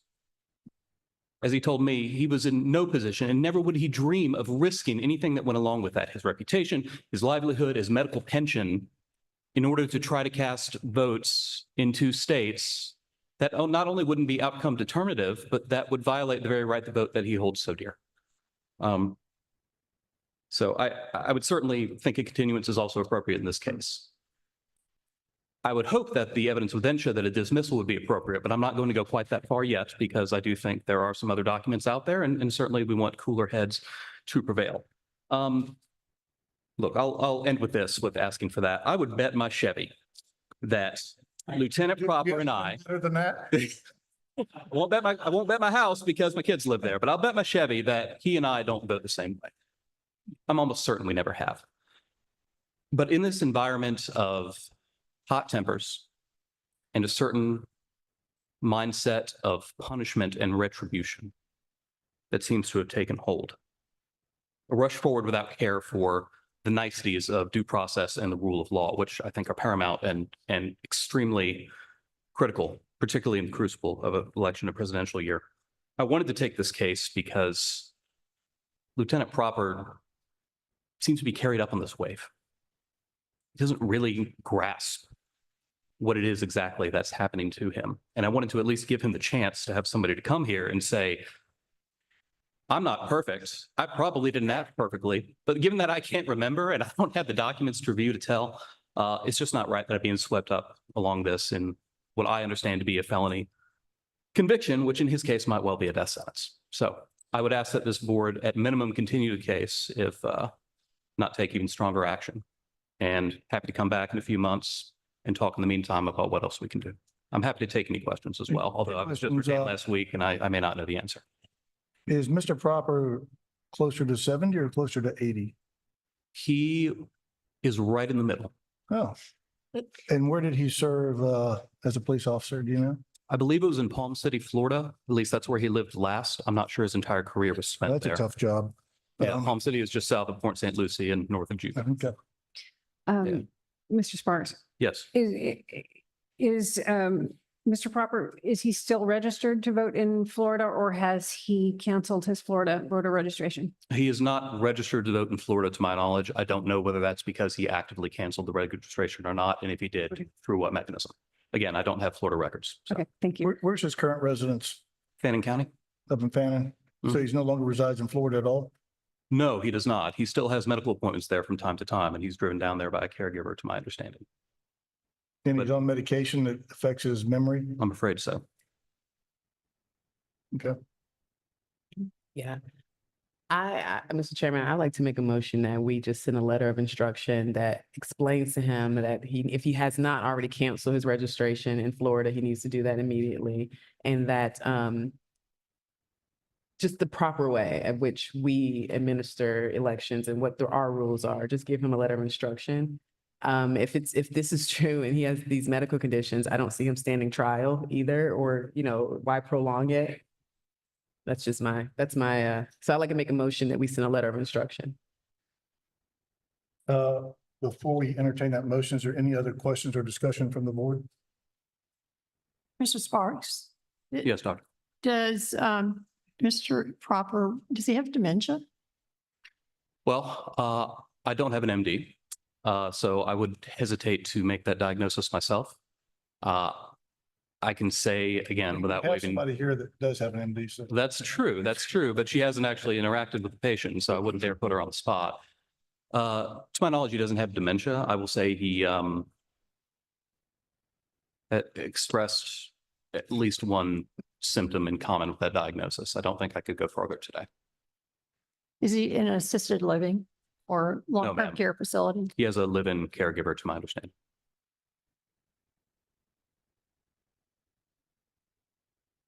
Any other questions from the board? We have a motion on the floor to issue a letter of instruction to Norman Proper. Is there a second? Second. We have a motion from Member King and a second from Member Jeffries to issue a letter of instruction to Norman Proper. Any discussion? Hearing no discussion, all those in favor of issuing a letter of instruction, Mr. Proper, signify by saying aye. Aye. Any nays? Hearing no nays, so moved 4-0 to issue a letter of instruction, Mr. Proper. I'm grateful for the board's time and attention. May I just ask that I receive a copy of the letter so that I can go over with it, go over it with my client? If you say please. Yes, please, Mr. Chair. Trying to keep everything nice here. I appreciate the attention to courtesy. May I be excused as well? Yes, please. Thank you, Mr. Chair. We have three. Can we confirm that the remaining three respondents received, sorry, Mr. Sparks, did receive notice? Okay. they should have received. On that basis, on that Okay. assumption, Can you give me 1 second? Let me just, Okay. want to look real quick through that.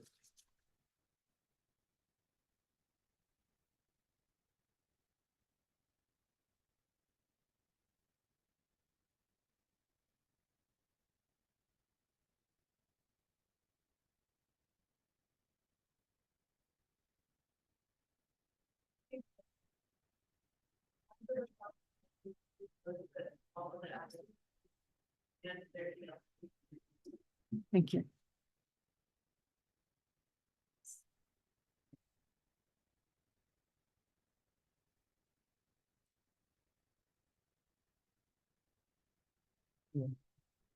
It's about Nevada. We have another Nevada one in there. It's I would move the remaining cases that we refer to the Attorney General's office, but also to the respective district attorneys for double voting to investigate for a criminal charges. Second. We have a motion to move the remaining cases of Quincyana Chavis, Marilyn Hartsfield, and Bahram Daragar refer that to the AG and also to the respective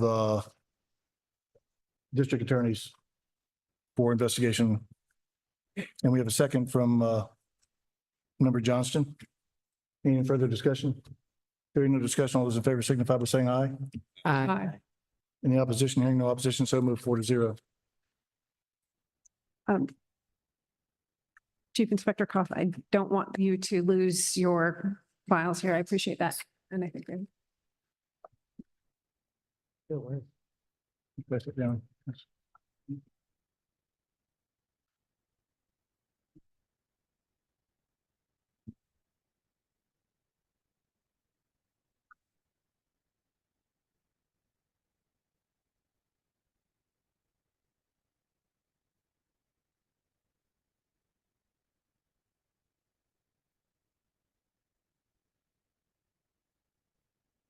All right, case SCB 2019-038, City of Arlington, proper handling of absentee ballot has been continued at the request of somebody. SCB 2022-064, Liberty County, absentee ballot processing has been continued per the request of Liberty County. And SCB 2018-104, Habersham County, eligibility of voters has been continued at the request of Habersham County. Moving through this agenda quick. The next case is SCB 2022-344, Fayette County, ineligible voter, November of 2022. So this case was continued from the May hearing. It was covered thoroughly, and the follow-up on this case regarded easy vote and the utilization of that. So I can provide some basic facts, but like I said, this was covered extensively during the May hearing. You all want to hear the basic Reader's Digest details again, or you want me to just get into the easy vote part of it? I think since this is Member King's first time hearing the case, Reader's Digest version. Right. Okay. Cliff notes. What's that? Cliff notes. Cliff notes? Okay, I'll try to shorten it up. So basically, a voter showed up November 4, 2022 in Clayton County, general election, showed up to vote. She had registered, but she registered too late to be eligible to vote in that particular election. So she registered a day too late for that.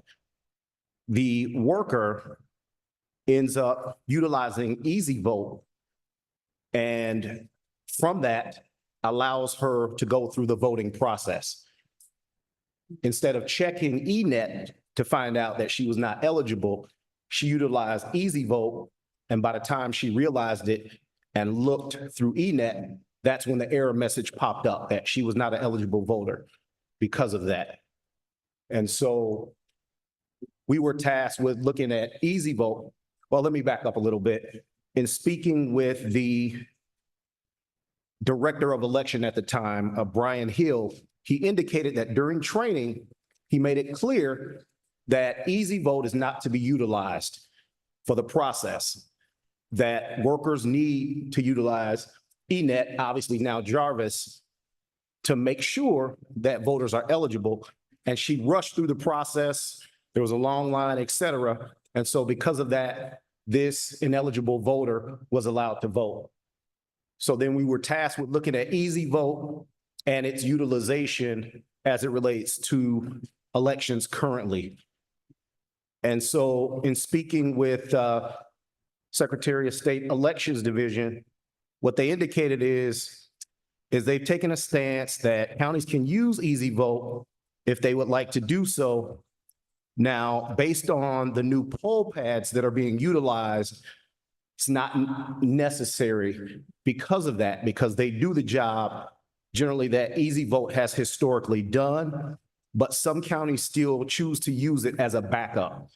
So that's the follow-up from the question that you had, Ms. Gazelle. Yeah, that's. So, Yeah. Thank you. so ultimately, what we looked at here was the fact that the worker did not complete the process that she was supposed to complete in looking at ENET and verifying that she was a legitimate voter. So that's the Reader's Digest version of the case. Is there anyone here from Fayette County? Is there anyone here from Fayette County? Is there any respondent for this case? Should be Jeannie Elmore is the listed respondent. Okay. No respondent.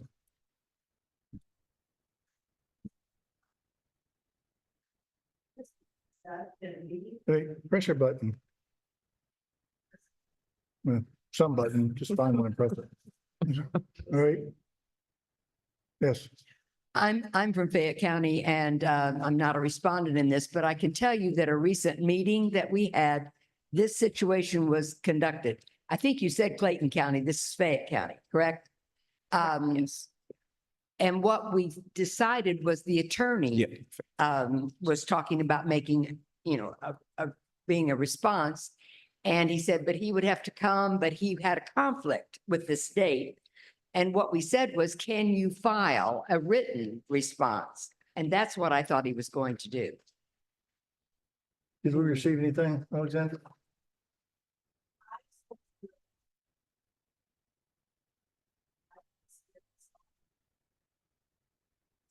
I'll tell the The county's not listed as a respondent. So the county's not, the county is not a formal respondent in this case. So there's no written response from the county that is necessarily due. Did you spoke to the respondent?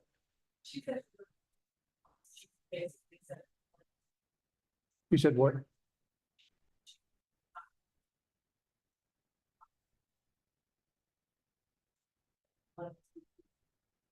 Blame it on the county. Okay.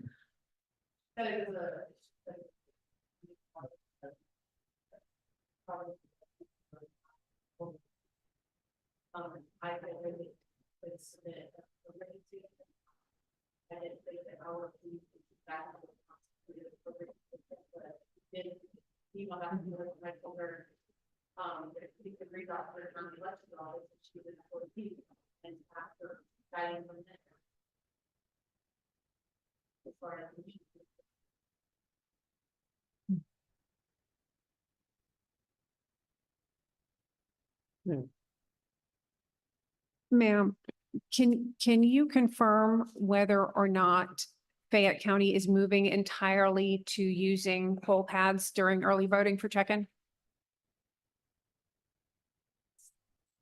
The answer is yes. We've Okay. already moved to poll pad. Okay. And done away with it. Very good, thank you.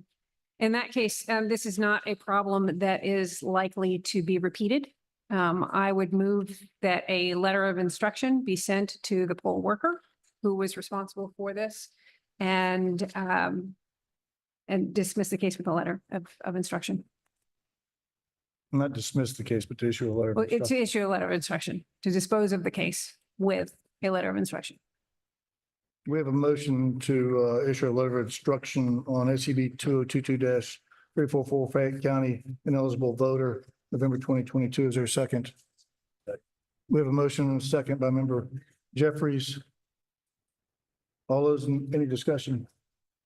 Hearing no discussion, all those in favor of issuing a letter of instruction on SCB 2022-344, signify by saying aye. Aye. Any opposition? Hearing no opposition, so moved by a vote of 4-0. The next case to be heard is SCB 2022-223 Clayton County Voter Challenge. It's tab 32. So this is a case that we're recommending be dismissed ultimately.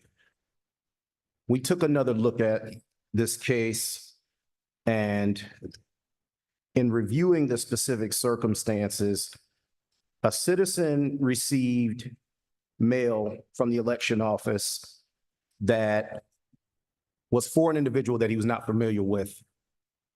Ultimately, during our investigation, the investigator ends up speaking with the individual, and during that conversation, what looks like happened is that she changed her address through DDS, and there's an automatic registration at that point. This individual has never tried to vote at all and indicated during that phone call that she had no intention of registering to vote. She has never voted. She has no voting record whatsoever. And so the investigator went back and listened to the actual phone call in which he conducted that interview. And during that phone call, he called out the address. The citizen indicated, yes, that's where I used to live. The mother corrected her, and it's the same street, different numbers. So once we looked at the totality of the circumstances of this case, we felt that this is appropriate to be a dismissal case. Any questions from the board? The chair will entertain a motion. I move Yeah. I move to make a motion to dismiss.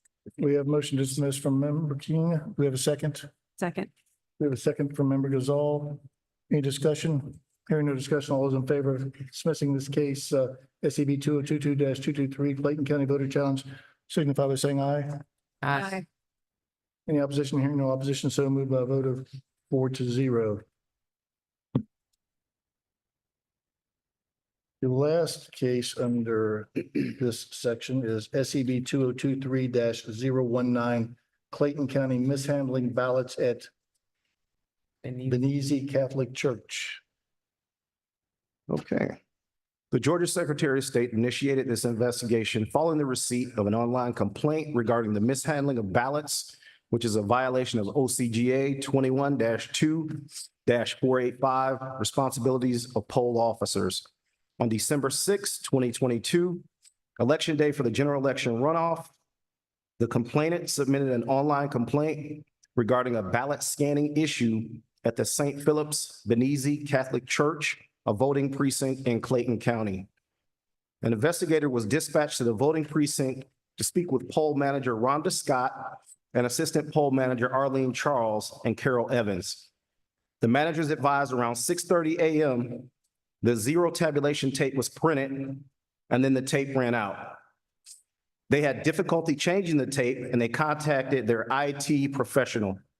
In the meantime, voters put their ballots in the emergency ballot bin, an auxiliary compartment on the ballot box located on the exterior of the ballot box or ballot scanner. Around 7 a.m., the IT professional arrived and fixed the scanner. The managers advised there were 14 voters that placed their ballots in the emergency bin prior to the functioning of the ballot scanner. Around 8:30 a.m. to 9 a.m., time permitted them to go ahead and move the ballots from the emergency bin into the ballot scanner by scanning them. However, they mistakenly took the ballots from the interior of the ballot scanner and scanned them in. They quickly realized the mistake after they scanned those ballots, and they notified the Clayton County Elections Office. Brianna Garrett of Clayton County Elections and Registrations reported to St. Philip's Benizi Catholic Church to assist in the correction of the mistake. The poll watchers, Vicki Thomas and Stuart Abnetter, were called over to the ballot scanner to observe. Garrett zeroed out the scanner and then rescanned all the ballots from the interior of the ballot scanner and the exterior emergency ballot bin. After the correction, the scanner showed 118 and the ballot marking device showed 118 ballots. The managers of the St. Philip's Benizi Catholic Church voting precinct were in violation of OCGA 21-2-485, responsibility of poll officers when they removed the ballots from the interior of the ballot box and fed them through the scanner for tabulation.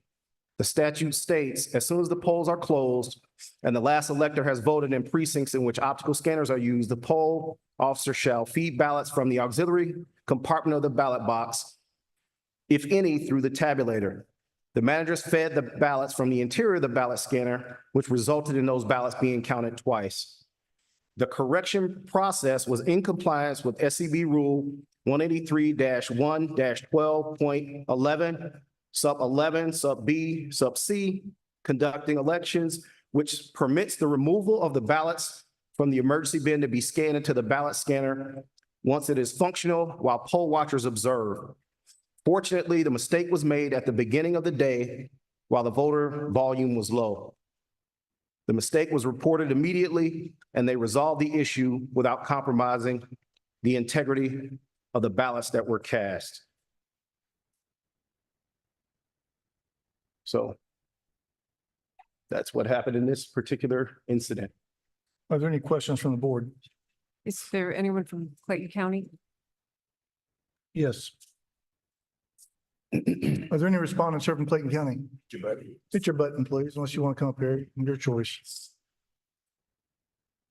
All right. Which would you like, Mr. Chair? You know, it's near the end of the day, you choose.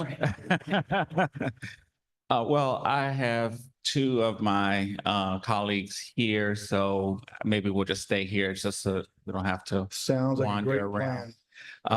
Again, my name is Charles Reed. I am the Chief Staff Attorney for Clayton County. I have with me Elections Director Shauna Dozier and Registrar Manager Scott Brown.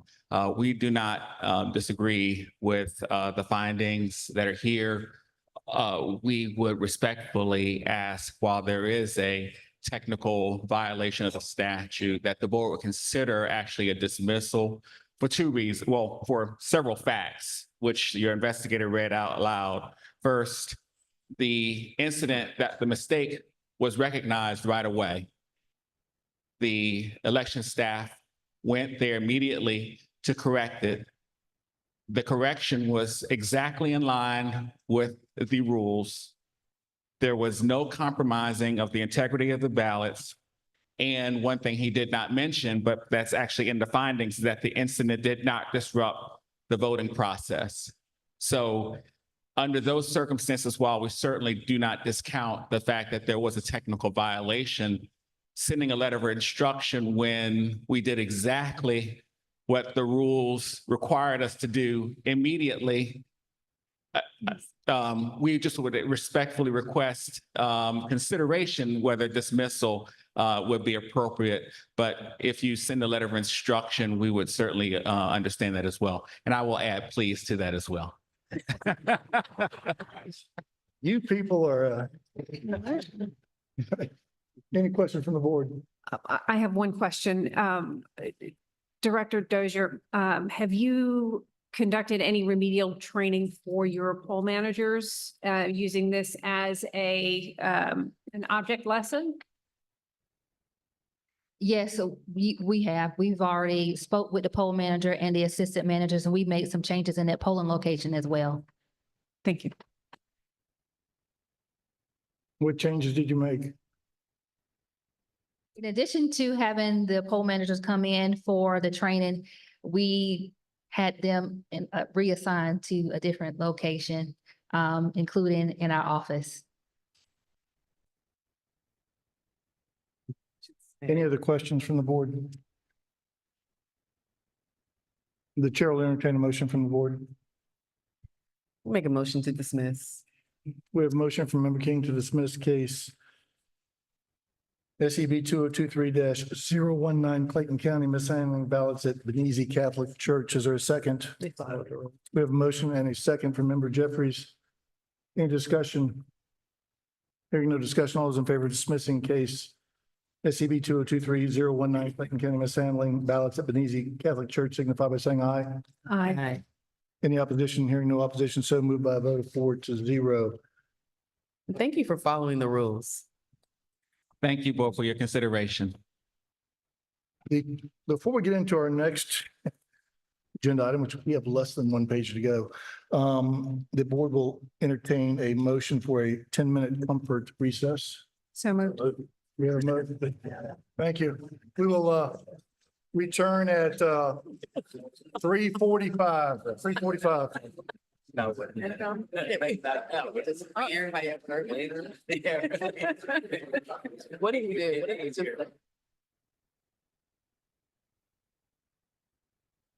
Look, I might one of these things. One of these days, I put my flag together. That's right.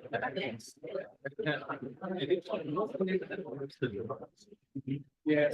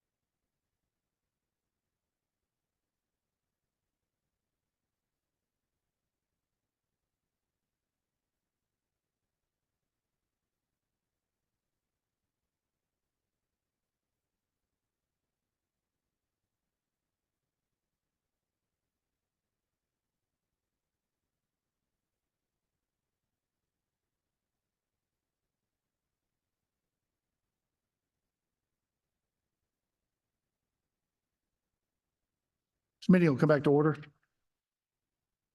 We're going outside of the agenda or moving around the agenda a little bit, and the board has decided to defer all of the remaining petitions to tomorrow. Instead of getting started on those, we have maybe another hour or so to go, and we have two petitions for final vote today that will be some heavy discussion, I'm sure. And we don't want to keep people here too late. We have tomorrow and the next day and next. So we will hear the new business items today, or yesterday for the remaining day, which should take us a little while. And the next item on the agenda is discussion and voting on proposed rule amendment to SEB Rule 183-1-12-.02.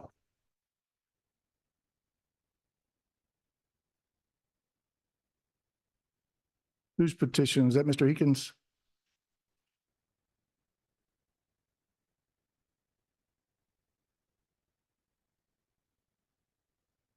Please, the court. I'm not going to tell you what would please me right now.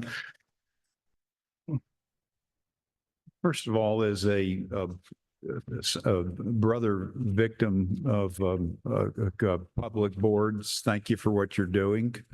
I know that it can be challenging often. So my proposed rule change would be to define what it means to certify the results of a primary or election or runoff. And we took the definition of that straight out of the publications of the United States Election Assistance Commission.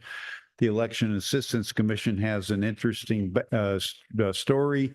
It was established as part of the Help America Vote Act after Bush v. Gore and all of the mess. And it has proven to be a great resource to the people who run elections and to election boards. So we took the language verbatim out of that. Just as a quick background, I've been on the board now for a little bit more than a year. I was called upon to certify an election late last summer, a municipal primary. There were a lot of problems with redistricting because of the problems with the issues with Jarvis, which appear to be thankfully behind us now. There was a lot of issues where in redistricting, people weren't voting for the right candidates for city council and so forth. And when it came time to certify, it was a hard decision to make. And I thought I would go to the statutes and the SEB rules for guidance on what it means to certify the results of an election. And I found, and I went to case law as well. In Georgia, I found there wasn't anything that was particularly helpful. So eventually that led to my proposing this rule.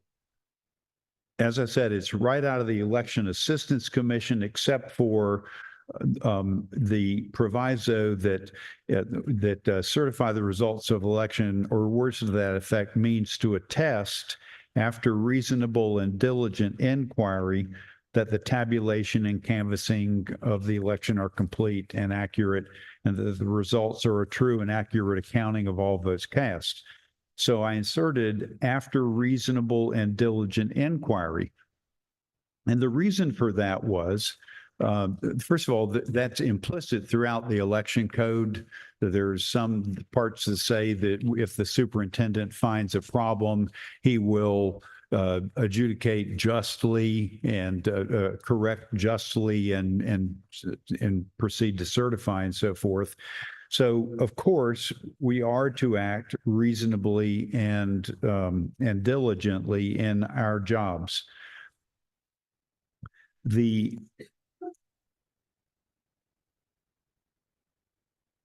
and there is a thought here that that is a subjective term, but anybody who's suffered through law school knows that we were taught that about the reasonable person. Back then, it was the reasonable man standard.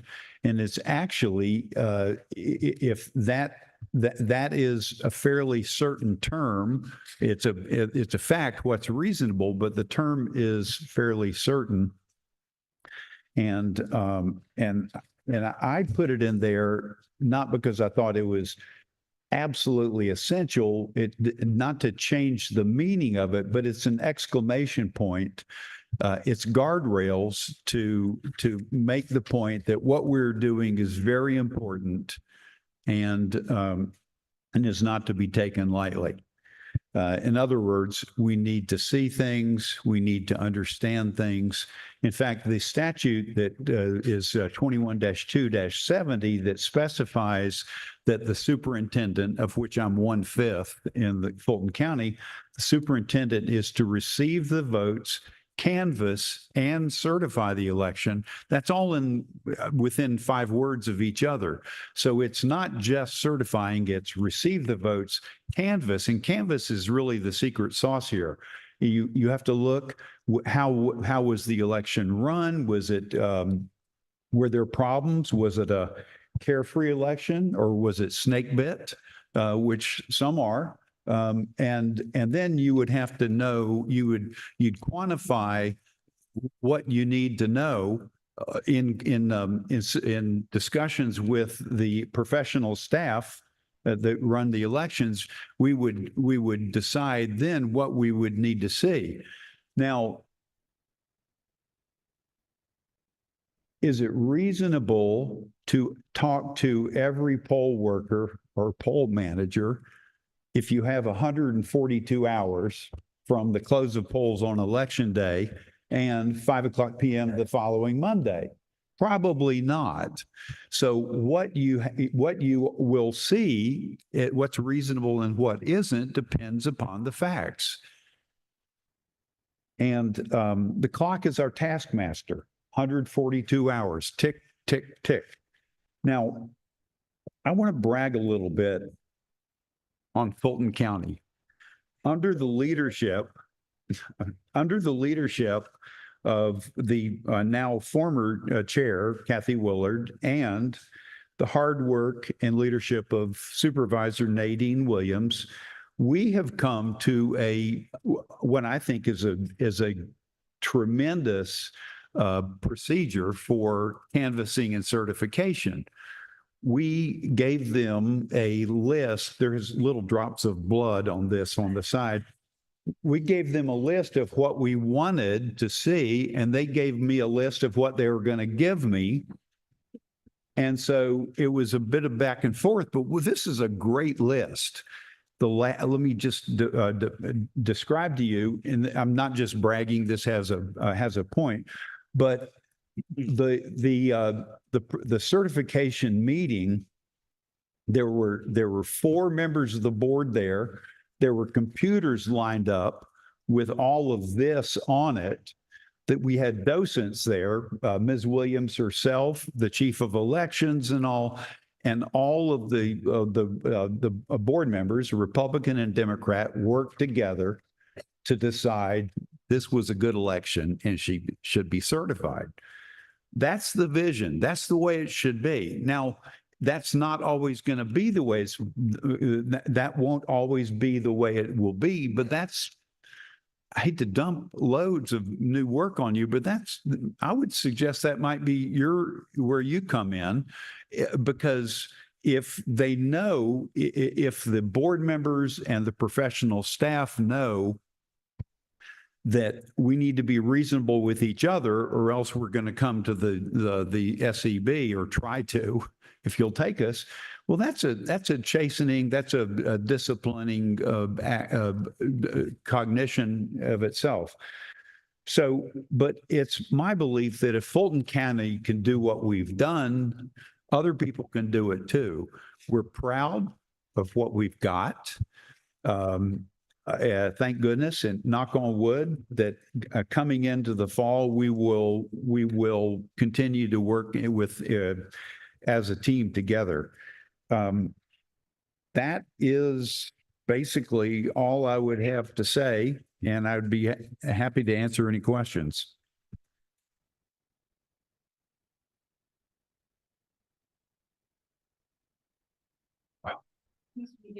You do recognize that changing adding a definition to rules does not change anything in statute. And the statute still mandates Right. that counties certify by 5 p.m. on Monday. And they will be in violation of state law if they refuse to certify. And even after you work with Fulton County, and they provided all of these documents, which in fact, that was one of the bases for the chairman's rule on the documents that should be reviewed, were the documents that were provided. You still didn't get 5 votes for certification though. Is that not correct? We didn't get any no votes. But you did not have 5 votes for certification. It was 4 votes to certify. Out of 5. Yeah. So after a One abstention. after a reasonable inquiry, a member still refused to certify. There was, I think we're repeating ourselves. Yes. Okay. Want to make that clear. I mean, it's a board, right? So you don't have to have unanimous support anyway. No, ma'am. And then even when it comes to having this time, let's go back to the affidavit that you have to sign once you certify. Can you just state what the affidavit says as it relates, not all of it, but just particularly the part around true and accurate? Well, I have it here somewhere. I try not to look at it a whole lot because it scares me. But we, the undersigned Board of Elections registrars, superintendent, and designees do jointly and severally certify that the attached election results summary is a true and it went off the bottom of the page. Is a true and correct count of the votes cast in the county for the candidates in the general election runoff or whatever, whatever the race may be. In testimony whereof, we have hereunto set our hand and official seal. So yes, we have to swear that everything is good. So having due diligence should be a normal process prior to signing a legal document, correct? Yes, ma'am. Okay. Member Johnson. So, Mr. Heakin, the Election Assistance Commission is an excellent a standard to adhere to, and it provides a standard that the entire country could strive for and to attain. I love history, and I have a history of elections book that reflects that, not all elections are certified.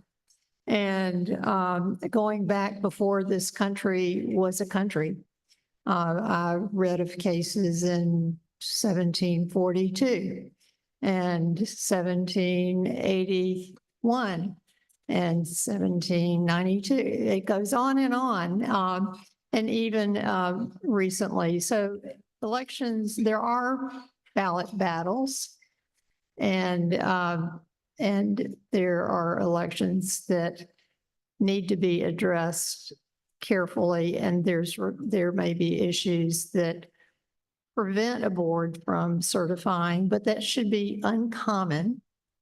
And if elections are conducted fairly and legally and accurately, I think most of the time they are certified. So it's not the end of the world. It's not like, I tell you that this petition, I think it won the prize for the most emails. Am I correct? I don't get it. Number one in the emails to the board. for this. And so there's a lot of interest in this. And, I wonder why one would not want the entity that is delegated and authorized to and responsible to provide oversight of the election supervisor or director and who is an employee and their fellow staff and officials. Why one would not want to assume that there's some oversight. It's the duty of the boards to provide oversight in a fair way, in a reasonable way. So I went on to look up, as lawyers so often like to do, especially the Supreme Court, the definition of reasonable inquiry. Reasonable is fair, sensible, common sense, appropriate, practicable, sensible. So those seem like reasonable ideas. Reasonable inquiry is used in government. It's used in a legal context. It's used in financial context. It's used in business. It's used in investigations. It's really used in many aspects of industry, especially for vendors that deal with the government. So, so reasonable inquiry actually lifts a burden from an agent, a vendor, to have to do too much inquiry. There's a balance, not doing anything or doing too much. We're not asking the board to do a full election audit or a forensic audit. We're just asking for a reasonable inquiry. There were some complaints or some opposition to your petition that said that it would delay and cause unending speculation. What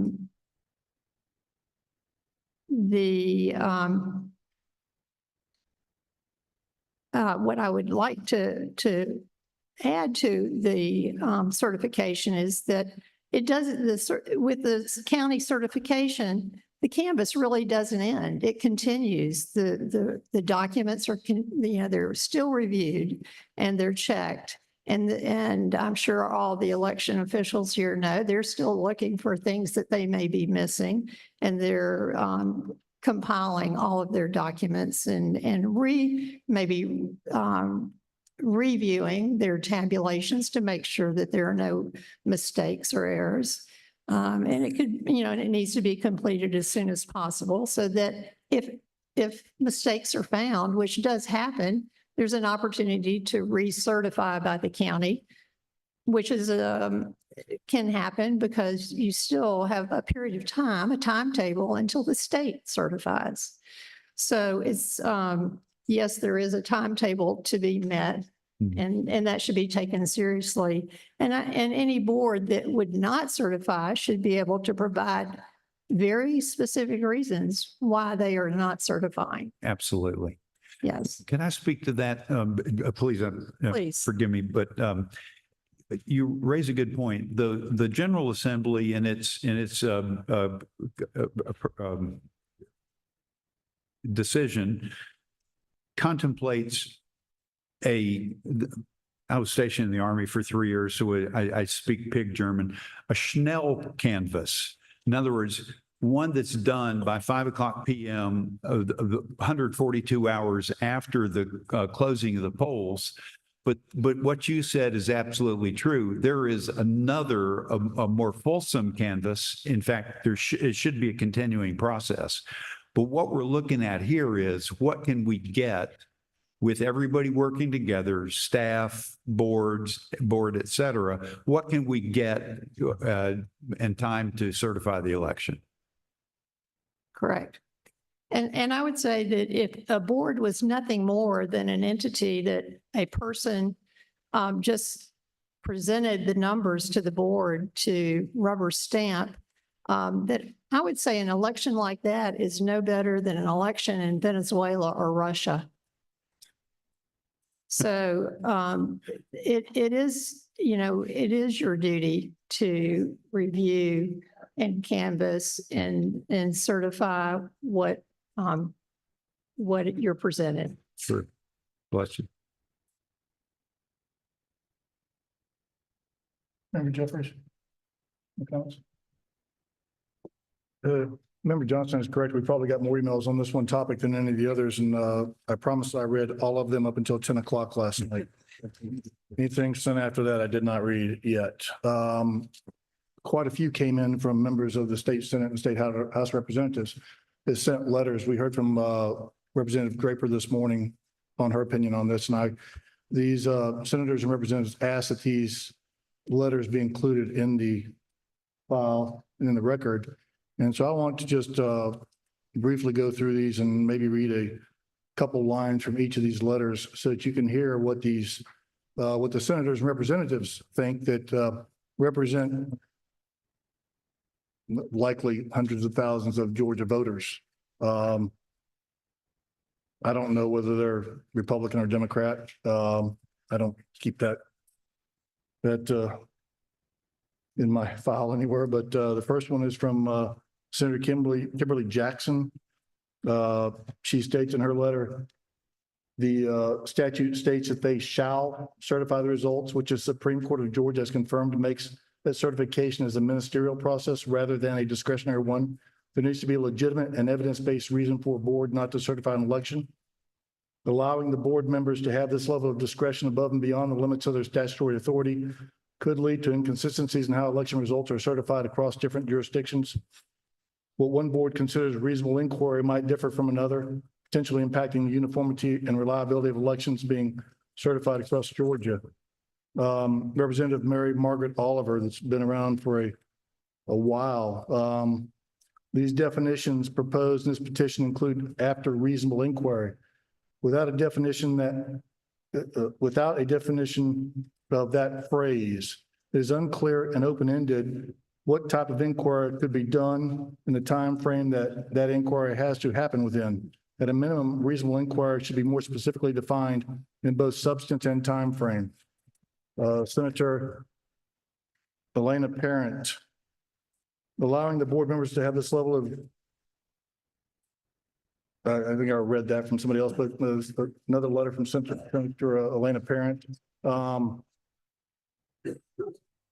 We have a letter here from Senator Nikki Merritt with substantially the same comments. A letter here from Senator Harold Jones. These two certification proposal rules impose burdensome requirements on county boards by mandating the reporting of detailed ballot and voter information, demanding investigations into any discrepancies found. This could overwhelm local election officials and ultimately delay the certification process. A letter from Senator Jason Esteves. These rules as proposed create avenues for malicious actors to disrupt the election process under the guise of addressing discrepancies and could be exploited to sow doubt and distrust in election outcomes. Implementing such rules risks eroding public confidence in elections by magnifying discrepancies and delaying results from precincts under investigation. It amplifies the opportunities for misinformation and accusations of fraud, regardless of how safe and secure our elections are. That's why I oppose these proposals. From Senator Sonia Halpern. As the code stands, board members play an active role in our certification process by certifying that the results presented to them by the election supervisor represent a complete and accurate count of ballots. The statute states that they shall certify the results, which the Supreme Court of Georgia has stated makes a certification a ministerial process rather than a discretionary one. We have another letter from Representative Sam Park with substantially the same type of comments, and a letter from Senator Gloria Butler with substantially similar comments, and a letter from Senator Nan Ora with substantially similar comments, and a letter from Representative Lisa Campbell with substantially similar comments. So we will put copies of these in the record for today. And they make some really good points, I think. We also received a lot of stuff from different organizations related to this. As you know, I stated in our May meeting that I was sympathetic to boards and being able to look at documents prior to certifying, and I still am. But as you know, I also believe there should be some guardrails around that, and I've made that plain, and it doesn't appear that there'll be any guardrails around that process, or at least that is still to be voted upon. And for that reason, I can't support that because I feel that those guardrails are necessary for that certification process. Thank you. If I can make one last comment. The point of rulemaking is to add greater definition where the statute does not speak. And I think this does the opposite. I think this, because the statute speaks very specifically to the canvass process that begins on election night and continues all the way through, as you said, the Schnell process. It is very short. And if members of a board, if the superintendent wants to really be deeply involved, they've got to be involved from election night all the way through. And I think that the definition, the way it's stated, it allows for exploitation and not for actual participation in a thorough canvass process. And for the same reasons as the chair, I cannot support this. I have also received another letter from a group that, I'm not an attorney, thank goodness, that I thought really laid out a lot of the legal case against this. And so I'd like to invite Vic Sis up to speak on this to the board. If you limit your comments to about 5 minutes, please.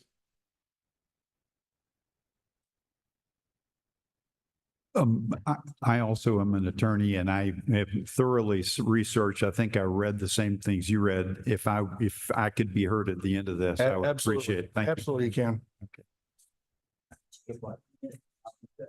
But just,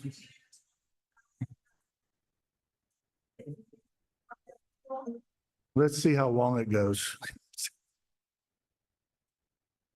I got in trouble for doing that last time.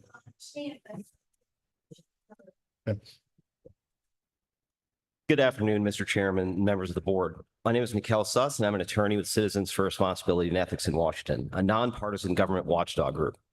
We filed a written comment along with the ACLU of Georgia, Common Cause Georgia, and the Public Rights Project, urging the board not to adopt the proposed rule defining election certification because it is contrary to settled Georgia law and it would exceed this board's rulemaking authority. Today, I want to make 3 key points. First, when this board adopts rules, it is not writing on a blank slate. Instead, the board has to stay strictly within the bounds of both the statutory law passed by the legislature and the case law of the Georgia Supreme Court. And I want to stress the case law today because in its discussions of this proposed rule and other rules relating to certification, the board has not meaningfully addressed a long line of Georgia Supreme Court cases that make clear county certification is a non-discretionary act, and further, that the powers of county superintendents are limited and strictly regulated by statute. Those Supreme Court cases are binding on this board and must be considered in this rulemaking under the Georgia Administrative Procedure Act. Each case is cited at page 4 of our written comment. Second, the legislature has outlined in painstaking detail the powers and duties of election superintendents, and yet no statute, none, gives county superintendents any power to conduct a free-roaming, quote, reasonable inquiry of the election as a condition of certification as this proposed rule would. And that omission is noteworthy because other parts of the election code do expressly give a limited amount of discretion to the superintendent. And by the superintendent, I mean a voting majority of the county election board, not the individual members of the board. I'll give you 2 examples. Georgia Code section 21-493B says that when the superintendent discovers an apparent numerical discrepancy in the vote totals from a precinct, the superintendent may order a recount or recanvass of votes, quote, if the superintendent deems it necessary. That is a clear, limited grant of discretion. Even clearer is the next section of the statute, section 21-493C. That says that if the superintendent identifies a numerical discrepancy in a precinct using paper ballots, the superintendent may require production of the ballot box and a recount of the ballots, quote, in the discretion of the superintendent. So this clear language shows that when the legislature wants to give superintendent discretion, it does so expressly. And yet the legislature chose not to use that language with respect to county certification. To the contrary, section 21-493K commands that certification, quote, shall occur by a hard deadline with no room for discretion. And the election code provides robust procedures outside of certification for addressing suspected fraud or error through the proper channels. To be clear, the proposed rule identifies no basis in Georgia law for the phrase reasonable inquiry because there is none. Those words do not appear in either of the statutes that are cited as authority for this proposed rule, and they don't appear in any other part of the election code. The proposed rule says it's based on guidance by the U.S. Election Assistance Commission, but if you read that guidance, it does not include the words reasonable inquiry. I will be linked the actual guidance in our comment, and I urge you to read it because it does not actually contain those words. Nor does the guidance claim to offer a universal definition of certification for all 50 states. To the contrary, it recognizes that the certification process is defined by state law. And here it is Georgia law that this board must follow. Because the legislature has not explicitly empowered county superintendents to conduct a, quote, reasonable inquiry as a condition of certification, the board has no authority to grant that power itself. Adopting this rule would unconstitutionally usurp the legislature's power to regulate elections.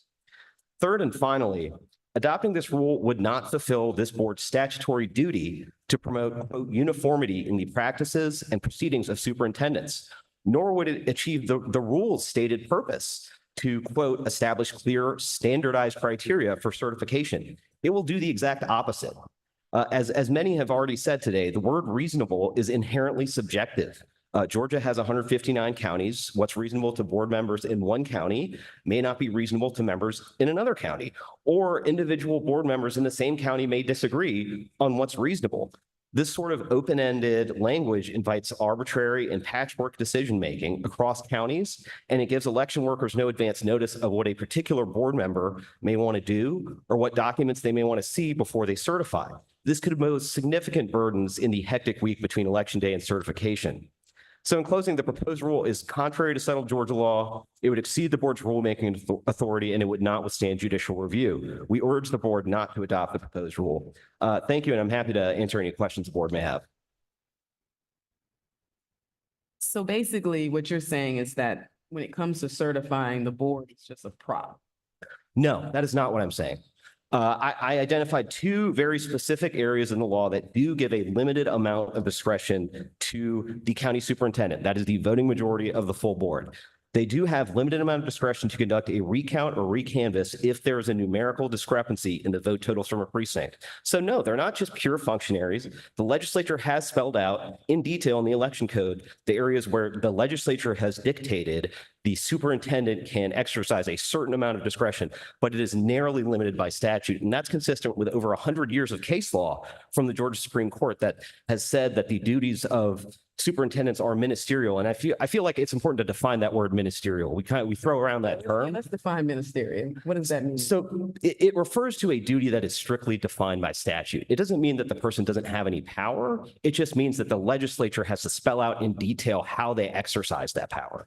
So in other words, the statute in both of these situations with recounts and recanvasses, it says, you know, it's almost like a flow chart or an if-then statement. It's like, if there is a numerical discrepancy in the vote totals from the precinct, then the superintendent shall have, you know, Y authority, and they may do certain things. So they're all clearly spelled out in statute like a checklist. That's how this works. It's not a broad grant of discretion. The superintendents, whether in Georgia or in any other state in the country, frankly, are not just given, you know, broad-ranging authority to check the election results as a whole and sign off on the election results as a whole. The legislature has carved out a very specific role for them, and they have to play that role, and they have to stay in their lane in order for the election to run on time. I think it's to stay in the lane. That's a lot for me. And the reason why is because I feel like their lane is to sign to sign the document that says that what's before them is accurate and is correct. And basically what you're saying is if you can't determine accuracy within the rules that we've set for you, then you just have to certify. So their oath is to follow Georgia law, and Georgia law spells out the specific tools that they have to address certain irregularities and numerical discrepancies. And so they do have some power and are able to exercise that power within the parameters of the election code. But their oath, the oath that they take, the affidavit they sign, it doesn't give them any more authority than Georgia law provides. It doesn't give them some sort of extra statutory authority. Their authority is strictly defined by the statute. The affidavit is not a statute. Their oath is not a statute. The statute is the statute, and the legislature has spoken. And again, the legislature knows how to give them discretion, and it chose not to give them discretion over certification. And if this board were to do that, it would be taking over the role of the legislature and overriding the role of the courts as well. So you're basically saying that the board has the right to do additional research within the allotted time that they have to certify. You're saying that's creating a law? I'm saying that adopting a rule that's inconsistent with statute and over 100 years of Georgia Supreme Court precedent is outside of this board's authority. This board is bound by the precedent of the courts, and it's bound by the statutory law passed by the legislature. And I'm saying that this rule, this reasonable inquiry language, has no basis in Georgia law. And frankly, it doesn't have any basis in the EAC guidance either, because that language is not in the guidance. So it doesn't really have any basis in law, period. I'm going to wait for the rebuttal and then I'll. I'm sorry, I don't know your name. Nikhil Suss. Nikhil Suss. Mr. Suss? Yes. Yes, Mr. Suss. I also, you said you've never seen reasonable inquiry as a word, as two words, nor do I see free roaming anywhere in the statute that you just alluded to, that reasonable inquiry is the same, equivalent to free roaming. I don't think so. And you say if the board finds a discrepancy, well, how in the world will a board find a discrepancy if it is not allowed to discover, as you said, if it discovers? If you're asked to discover, that means a review of the election documents or the numbers or the vote tallies or the counts. So what would you expect the board to do? To just sit there and wait for some numbers to be delivered to them? So I can read from the statute for you, 21-493B. It says the superintendent, again, that's the voting majority of the board, before computing the votes in any precinct shall compare the registration figure with the certificates returned by the poll officers, showing the number of persons who voted in each precinct or the number of ballots cast.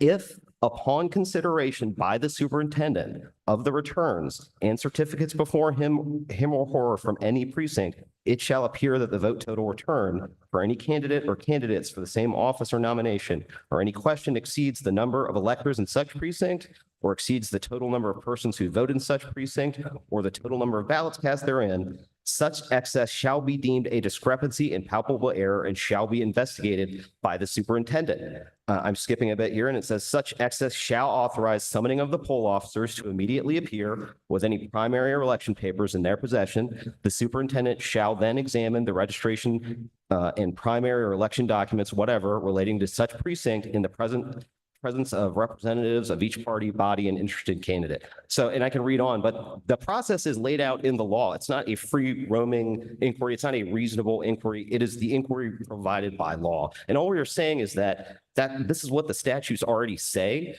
By adopting this term reasonable inquiry, this undefined term, you're introducing vagueness into the law. And when the law actually lays out the process here, and the legislature has not given you authority to do that. And if you were to do that, it would be in excess of the board's rulemaking authority. The code instructs the superintendent, the board, to compute, tabulate, and certify. So they are involved. And what you just described sounds like the very definition of reasonable inquiry. Sure, somebody may say that, but somebody else may say, well, reasonable inquiry is I want to look at different types of documents and I want to look at different things other than the registration papers and the documents from the poll officers. And there would be no guardrails to stop that because the rule doesn't define reasonable inquiry. So you're introducing vagueness when it's not really necessary because the law already spells out the process in detail. I think the Board of Elections should be able to see every single election document in the office.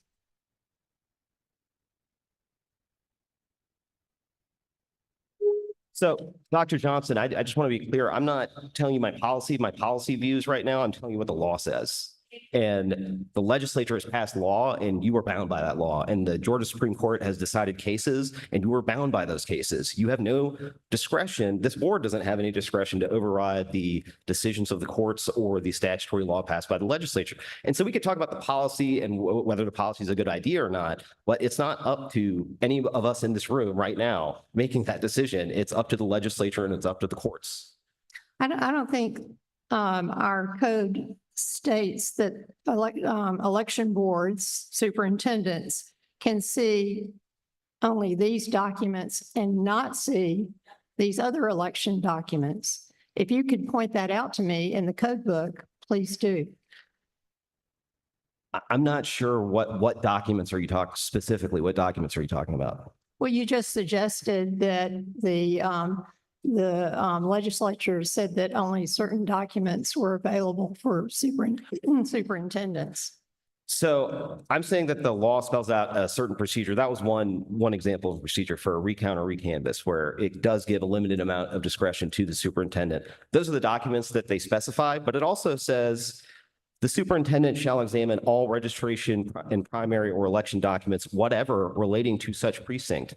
So those are the documents that the poll officers bring. Those are the documents that they have. I mean, that's presumably the documents that are in the possession of the precinct, in possession of the poll officer. That's a fairly expansive universe of documents, but they're in the code. They're written into the code. And that authority to access those documents is contingent on there being a discrepancy. There has to be a discrepancy first, and the superintendent has to identify it. And again, you may disagree with me, but this is just what the law says. I'm just reading the statute, and that is how the law is laid out. Mr. Heakin. If I may. Certainly. Absolutely. I'm dying of curiosity to hear about 100 years of Florida Supreme Court precedents. Georgia? Name a few cases. Sure. Georgia. Sure. Because I read your brief and it was pretty thin gruel. Okay. So Tanner versus Dean, 33 SE 832, Georgia Supreme Court, 1899. The court ordered the Democratic superintendents in Coffee County to consolidate election returns, including returns that had been improperly excluded from a particular precinct, from the McDonald precinct, because the I'm reading the facts of the case right now, because the superintendents' duties were, quote, regulated by statute and not left to the discretion of the party performing them. Davis versus Ward, 1118 SE 378, Georgia Supreme Court, 1923. The court held that county canvassers had no authority to reopen and recertify a previously certified canvass to exclude the votes of women who hadn't paid a poll tax.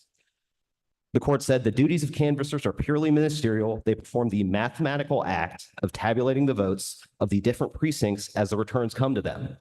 Bacon versus Black, 133 SE 251, Georgia Supreme Court, 1926.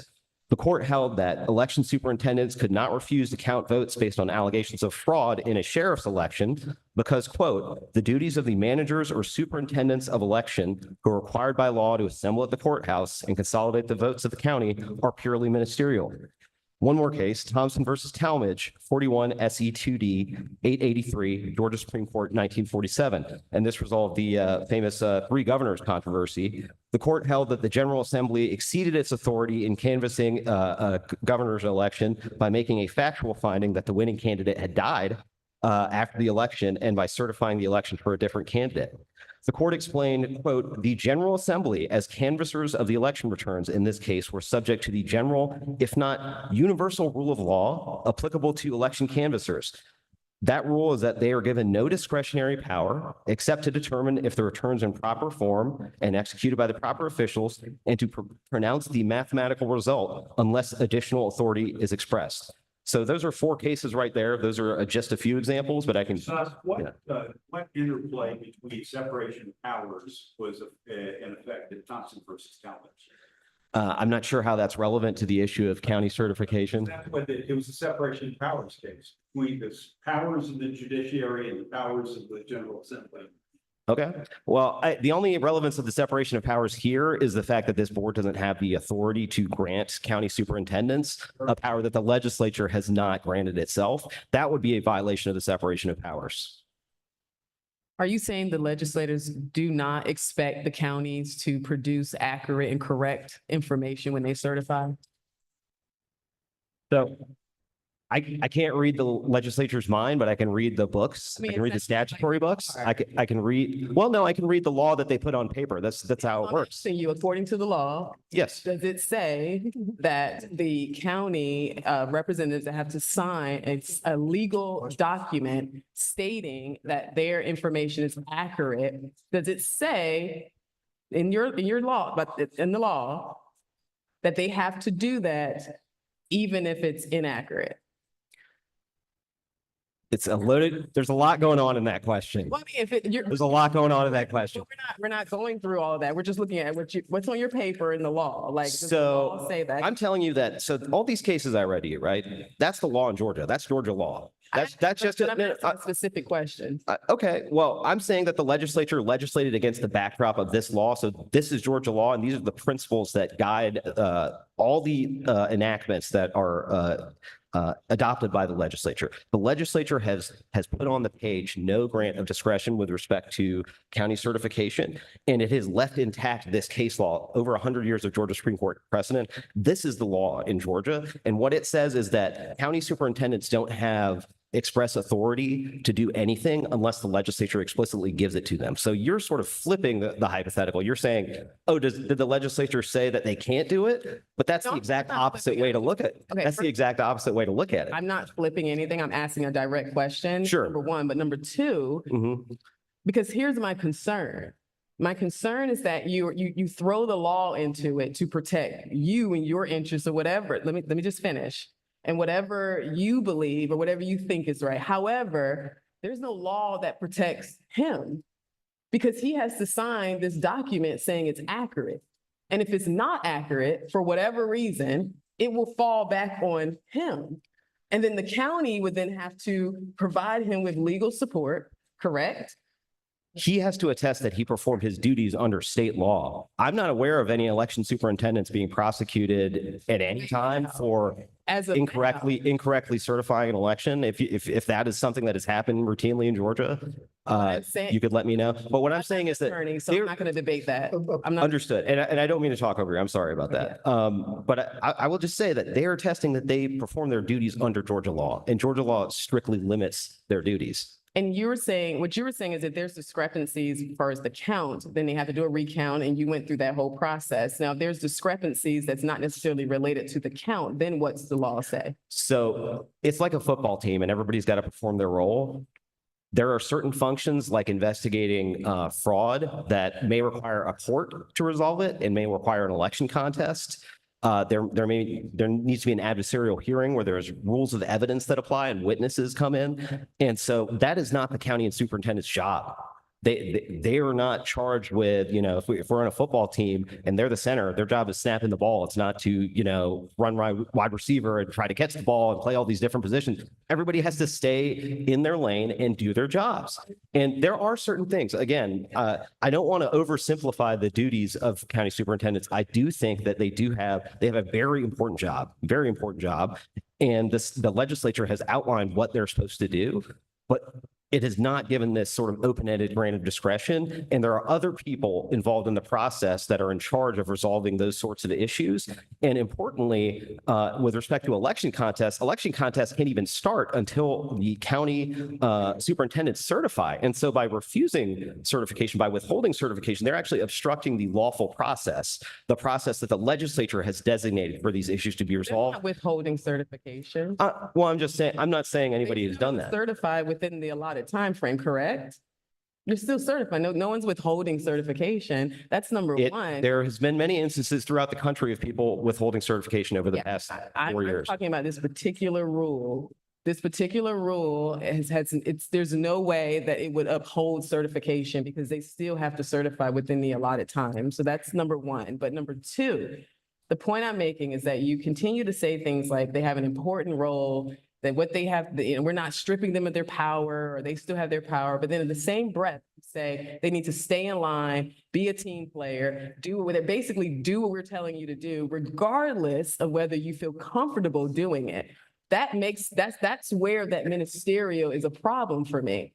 Because you don't get to tell people to sign a legal document. And I'm not an attorney, but I am a business owner. And at no point in time do you tell me to sign a legal document that I'm uncomfortable with and then demand that I stand behind it as if I am comfortable with it. So performing your duties in accordance with state law would be in full compliance with that document. Nobody's violating a document if they simply do what the law says that they're supposed to do. That's clear. But we can disagree about what is the best sort of process for this. I'm not here to take a view on that. I'm just telling you what the cases say and what the statutes say. That's it. I appreciate it. So, Mr. Suss, you said in one of the cases you presented that proper forms and proper counts would then lead to certification. So you did, that case actually confirms that the proper forms should be reviewed, not improper. So the superintendent should make sure that the forms are proper and the counts are proper. So, and reasonable inquiry should ensure that the information, those are the election documents, regarding the claimed subject matter, the vote counts, is consistent. That's all that the superintendent should be doing.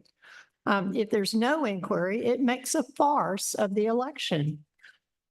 So Dr. Johnson, if you were to memorialize something that specific into a proposed rule and if it were consistent with the case law and the statute, that would be fine. And I understand that you're interpreting reasonable inquiry in that way, and I don't take issue with that. What I do take issue with is adopting something so broad that it could be misinterpreted by others or misapplied by others, because the term reasonable is so subjective and so subject, and especially since, there's no time to sort of test out this rule before the election. Like, this is it. So you'd be throwing it in for the first time and seeing how it plays out, and the results could be pretty bad.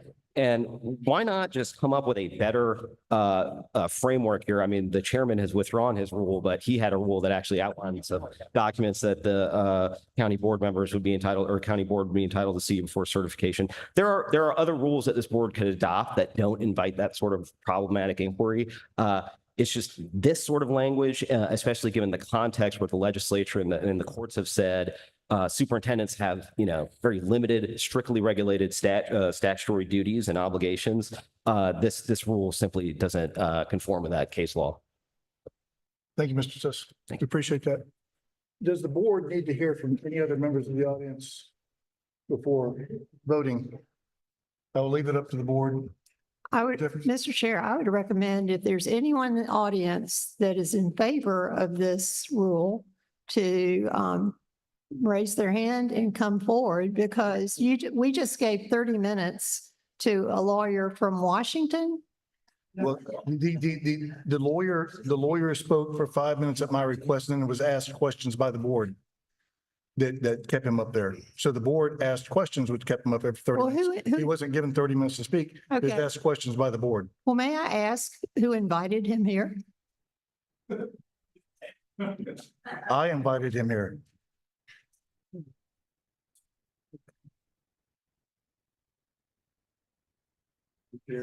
Yes. And that it'd be very quick to rebut some things. Yes, yes, it is your petition. You have minutes. Thank you. Thank you. I'm going to be very quick. Okay. Elections in Fulton County are run under the direction of, with law, they're run under the direction of the Board of Registration and Elections. Who runs a corporation? The CEO, but who does the CEO report to? That is what happens here. We are responsible for what happens. Everybody stay in your lane. So that argument would say that the supervisor of elections in Fulton County, who reports to the board, has a separate and distinct role that the board itself has no sway over. That doesn't hold. And I've read Mr. Suss's excellently written and researched, well, not excellent research. I've read his piece. The 100 years of Georgia precedent, I'm sorry, I started reading them and none of them are on point to this question. Thank you. Let me make a comment. I invited Mr. Suss here. It is important for this board to hear both sides of every story. If you hear one side, we're not doing our job. We need to understand the arguments for and against every decision that we make. And if we don't do that, we're not doing our job. He presented a paper that I found very interesting that had a lot of legal case law. I felt it was important for that board to hear, this board to hear both sides. If you want to chastise me for that, feel free to do so. I'll continue to make those decisions so that this board can be properly informed before they reach a decision on anything.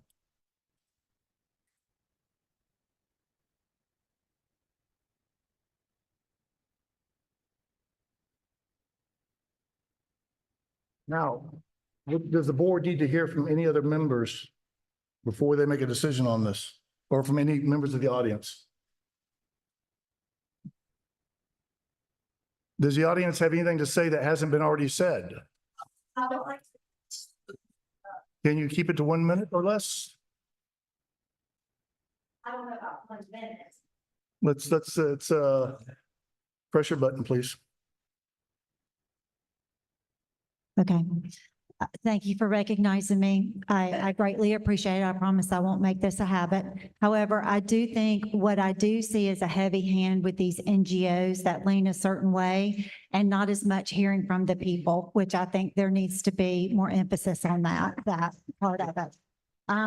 So for us, I'm in Gwinnett. I think you probably know that. I've been to many certifications, and what I see is a summary that they walk out of the room, they hand it to our board members, and basically they get to maybe look at a quick overview, and then they're expected to certify it without any hands-on review of anything. That is problematic. I treat my vote better than I treat my money. If I gave you guys $100 and one of you counted 50, are you going to go along with the rest of them that say it was 100?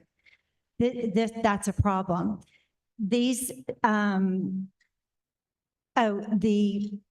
The comments that you read, I'm curious because they were all negative towards the other side. Were there comments that were for this rule? If I were to ORR it, would I be able to get all of those comments? I would be curious about that. Yes, there are positive comments. The reason I read these comments is because they were state representatives and state senators. My question is, were there any pro from senators or legislators? No, there were not. I read every one that I received. Okay. Every single one I received. But there were community comments, I'm assuming that were. There were over 100 comments. Okay. These individuals are state senators and state representatives, and I read them because they asked that their comments be included in the record. Okay. And also the people's comments should be important as well. Our chairman of our county board has stated at least 2 or 3 times on the record that our board is administrative and policy makers. So they don't see themselves as actually having a key role, which is contradictory to what we see that they have. Now, I would say that you guys consider yourselves a citizen of your counties first before you consider yourself a board member as well as our board members. OCGA 21-2-72 states that any citizen can see these documents. It's a matter of public record. And as a matter of fact, there's a group of us citizens who have done that, in fact, requested all the documents that are unsealed, and we have gone to the election office and reviewed those and conducted our own audit of the paperwork from our elections in the primary and the primary runoff, and we'll be presenting an audit summary to the board, the election office, and to you guys. It'll be quite interesting. So as a citizen, any one of these board members could exercise their citizen right to go see any one of these documents that is unsealed prior to anything they do. It doesn't even have to be in their official role as being a board member. So this, to me, as a citizen, it's more problematic that this really strong hold that some want to withhold this information. That's problematic. And it doesn't speak towards transparency. So I strongly, as just a citizen, not some high-paid NGO from Washington or New York or wherever these people are coming from, but somebody who is a stakeholder right here in Georgia. We are speaking loud, and we hope that you guys will hear us because we're on the front line. We see it every day. We are digging into our counties. We have something to say, and we want to be heard. Thank you. Thank you.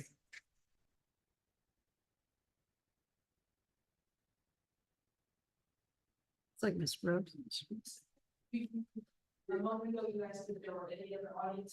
Sure. Come up to the podium, please. All right, Ms. Groves, 2 minutes.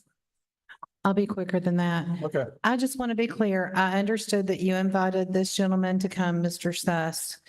And I would like to know, did he charge for his time to come or did he come for free? I have no idea. Well, so earlier I just talked about you as a board having your own attorney, and now we're inviting attorneys from DC to come tell us what to do in Georgia. And that is not right. And I'm also going to say he mischaracterized some of the stuff he said when he's referring to case law, because that case law referred to those cases, not Georgia in its entirety and not to the situation. And I will reiterate, it is wrong for this board that is responsible to set up rules and promulgate rules and regulations. It is wrong for you to put board members, I understand that there's some organized here today, but they don't all feel that way. It is wrong to put them in the position to raise their right hand to honor and uphold the Constitution of the state of Georgia and the United States of America. And they value truth and honesty, and not giving them the tools to do what they need to do is wrong. And I will reiterate again, you need your own counsel that is not affiliated. You need independent counsel, because Mr. Suss is going to be the first one to sue. He and his firm and the other guys back here that are with these NGOs, and she's right. These NGO organizations, they are sent here to Georgia directly to do this. And I don't know when people are going to wake up and realize that Georgia is under attack. Our rules and regulations are under attack. And it is on purpose and it is by design. And I thank God for the members that will vote to give some sanity to the insanity that has been happening. Thank you.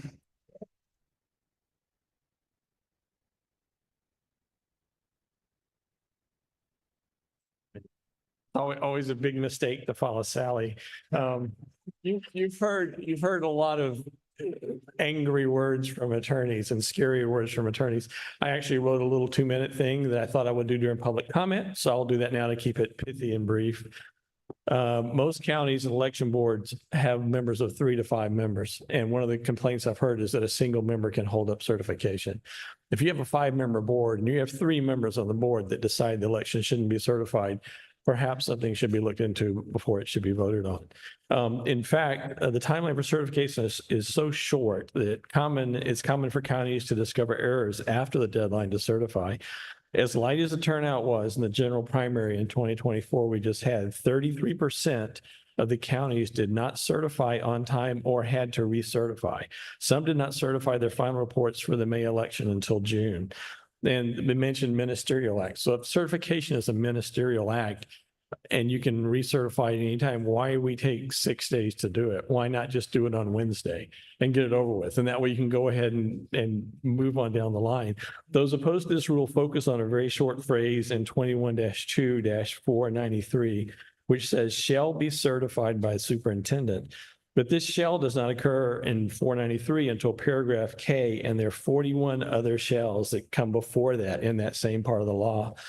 There are other shall certify examples in the Georgia law that allow for no votes. For instance, 21-2-437 is talking about paper ballot certification by poll workers, says that poll officers shall duly certify to the number of votes cast.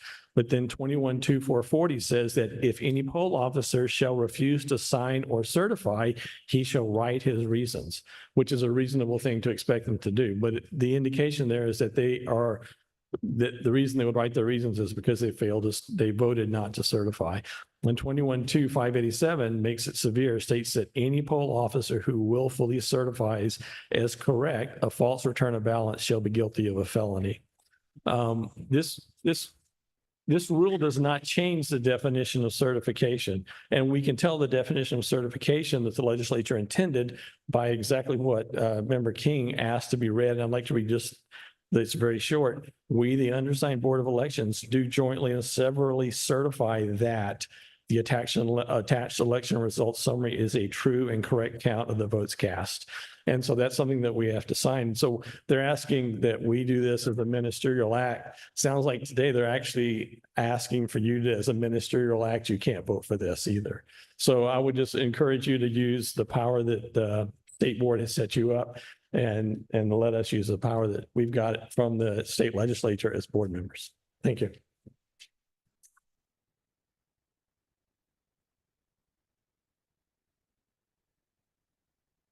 I'm Tamara Favorito with Voter GA, which has led the election integrity movement here in Georgia for more than 17 years.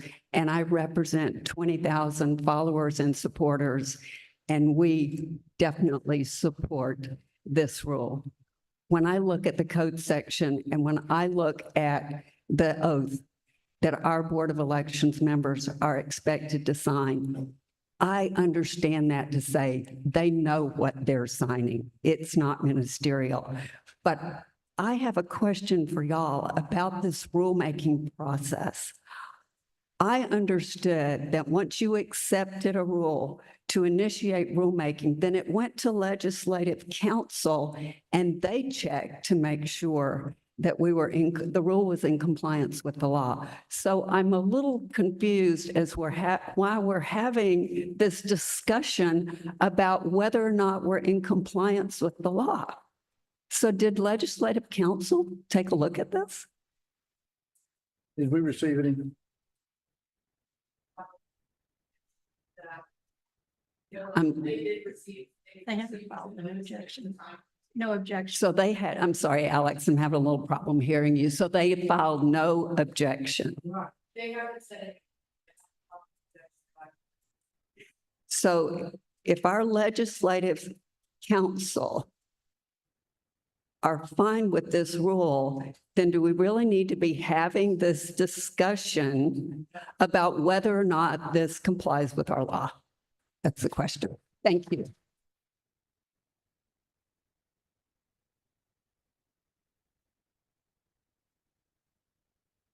I guess 3 things. One, I don't think the fact that the Legislative Council hasn't said anything yet means that they agree. Secondly, I didn't know that people outside of Georgia were not capable of reading Georgia law. The gentleman laid out very clearly what Georgia law is. If people on the board don't like that law, they need to take it up with the legislature. Thank you.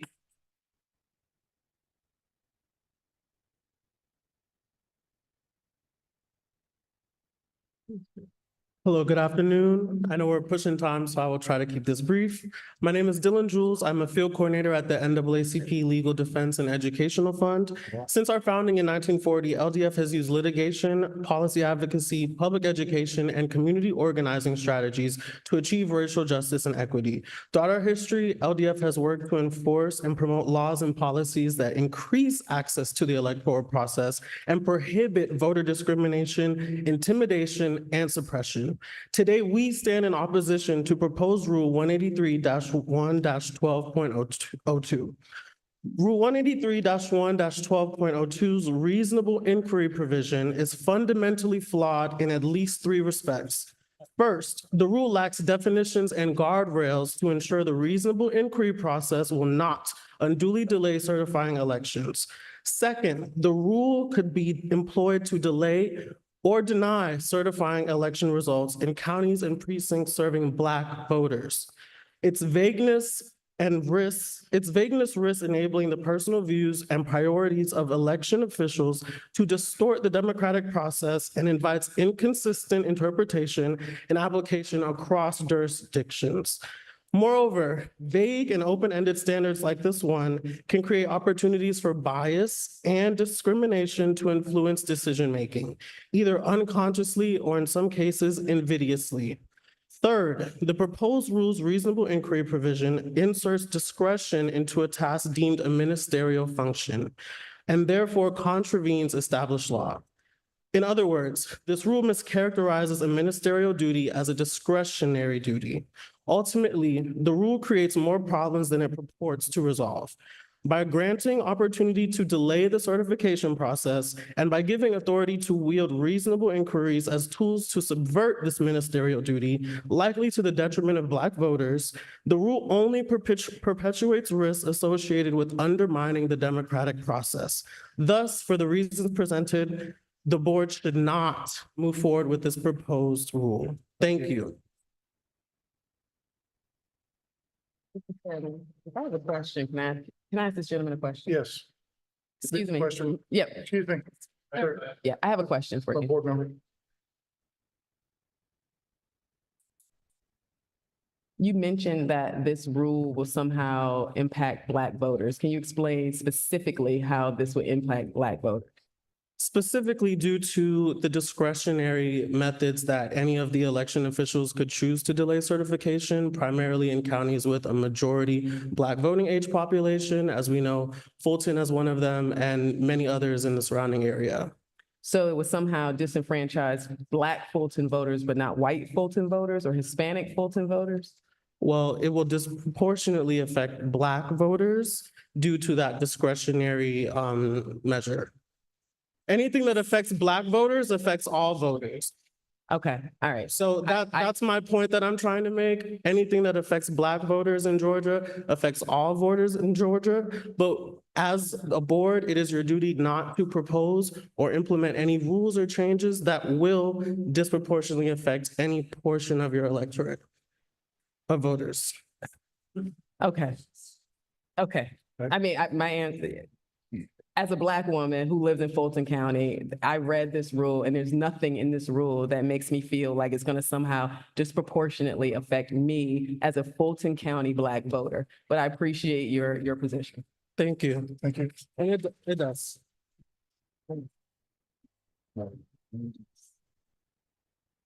afternoon. Thank y'all for allowing us to do this. My name's Deidre Holden. I'm the Director of Elections for Paulding County, and I've been doing elections for 24 years. I love what I do. And I've sat here and I've listened to, is it Heekins, Mr. Heekins? And I've sat back there and I've kind of just kept my mouth shut, but I'm going to have to say what I need to say. First of all, the superintendent of elections is the board. They're the ones who are ultimately responsible, and I think you all will agree with me on that. Fulton County is a totally different animal than any of us other than Gwinnett and DeKalb. They're bigger. I have 135,000 voters. But transparency is the most important thing. And if I was on the board of elections in Fulton County, I don't think I'd feel comfortable with signing results that I haven't looked at. I think the problem is not with the results. I think the problem is the communication between the Board of Elections and the election staff. At any given time, and I'm going to make a public invitation, you want to come watch elections, come to Paulding County. We would love for you to do that, because I think once you see the process, you would understand the process. But if you're not allowing your board to see the results, to see the recap sheets, to see the things that's been going on for, 45 days prior to an election, you have a problem. So, I'm just a simple kind of girl, and I think that it's a problem with communication. And I think if that does need to be spelled out, and this board needs to promulgate a rule for that, then do so. But I think when it is all said and done, it comes down to the election staff working with the board and vice versa, because you are looking at a lot of numbers and you want it to be right, and you don't need to sign something that is not correct. Thank you.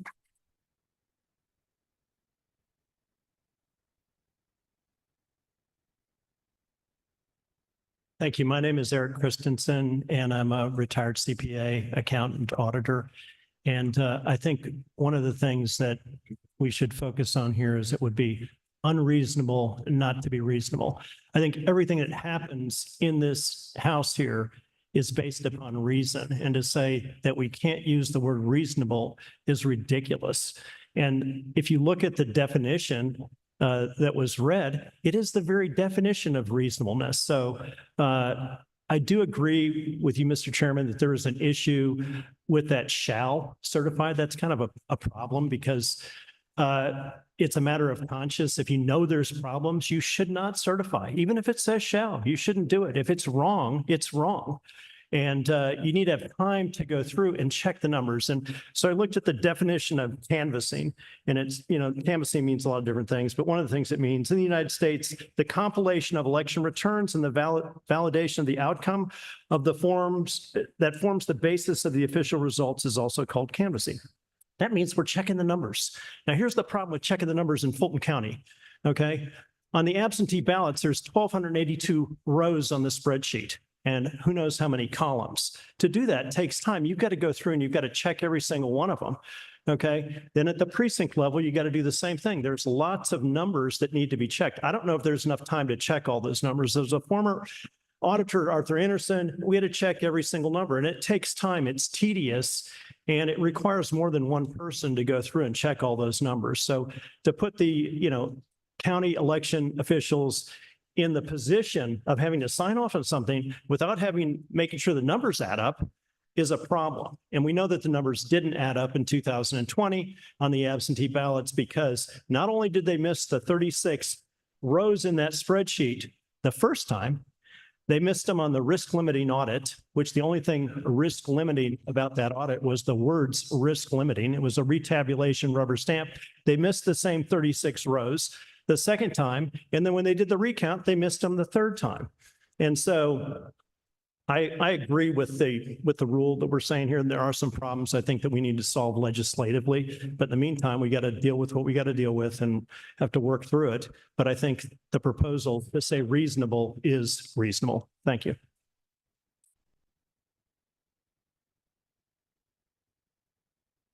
This is our last speaker. Nobody else is allowed to get in line. Appreciate it. Thank you for hearing me. I'm probably going to be talking about something a lot different. First of all, I'm Kenny Johnson. I'm the state representative for Rockdale County Soil and Water Conservation District. I'm the first Black since it was created in 1937. Soil and water make the last decision what's being built in your community. So a lot of you don't know that. But we got two soil and water. We got one is the politics appointing, and then we have the elected officials. The one over here think they are over the elected official. So pretty much I'm gonna have the DOJ have come in here because right now our communities are getting destroyed because the political one over here is in the pockets of the developers. So Donald Trump was telling the truth. Now, I'm gonna let you hear a tape and then you're gonna know that this person did wrong. It's very sharp. Going to Florida.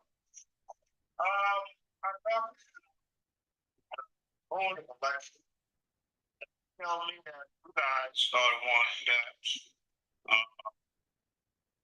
put names on ballots.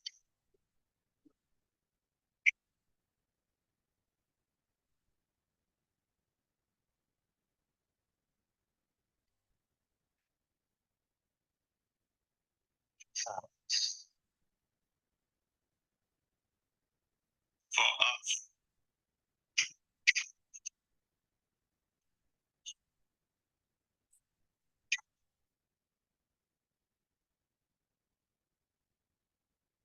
What determined North Carolina is incoming.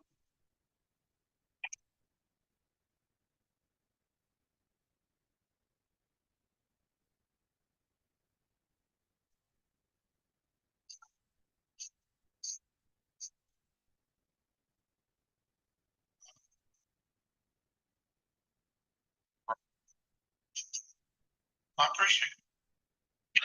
All right. Ms. Justice, is this related to this petition? Yep. Huh? It is related to this petition we're hearing today? Yep. Okay. Have y'all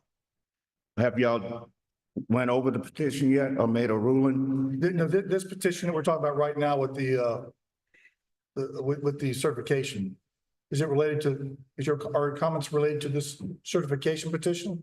No, it's related to, well, yeah, I'm kind of confused. So I filed a complaint back in 2021. right. So right now. And it's been covered up for about 2 years. Yeah, right now, this board is hearing testimony or comments from the public on this rule petition for certification. So I understand that you have a complaint for the board, and we have another open comment section tomorrow. Okay. That you're invited to come back and speak on your issue tomorrow related to your case if you'd like to, okay? I'd be welcome to come. All right, thank you. In the meantime, can we get a copy of that audio so we can? I emailed it to all of y'all, but I'll email it to you again. Yeah. All right. Yeah. Thank you, Mr. Johnson. Appreciate it. Does the board have any further questions? No different. Yeah. The chair will entertain a motion pertaining to, let me see, proposed rule amendment to SEB Rule 183-1-12-.02. Mr. Chair, I move that we vote to approve SEB Rule 183-1-12-.02. Second. We have a motion by Member Johnson and a second by Member King to approve rule amendment SEB Rule 183-1-12-02. Any discussion? So I want to make it clear for the record that this board is determining that 90 days before the election is not too late to be making changes to our election laws, rules, and procedures. Is that by supporting this rule, we are saying that 90 days before the election is not insufficient time. I think by supporting this rule, what we're saying is that we stand with those who have to sign legal documents stating that their information is accurate and ensuring that they have what's necessary to stand by that legal document.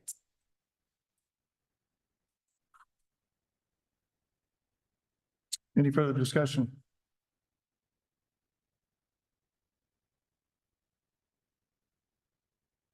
We have a motion and a second. All those in favor of accepting SEB Rule 183-1-12-.02 signify by saying aye. Aye. Any opposition? Nay. The chair votes nay also. So it passes 3-2. Yep. 3-2. Yeah, the motion carries 3-2.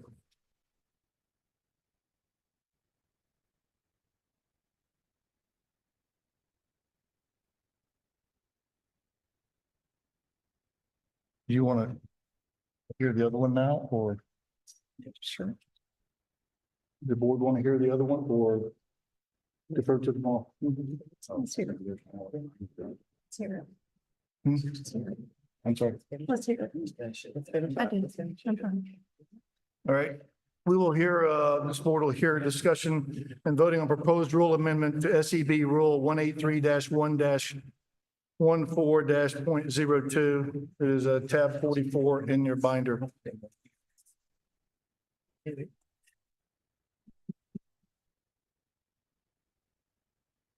Who's the petitioner?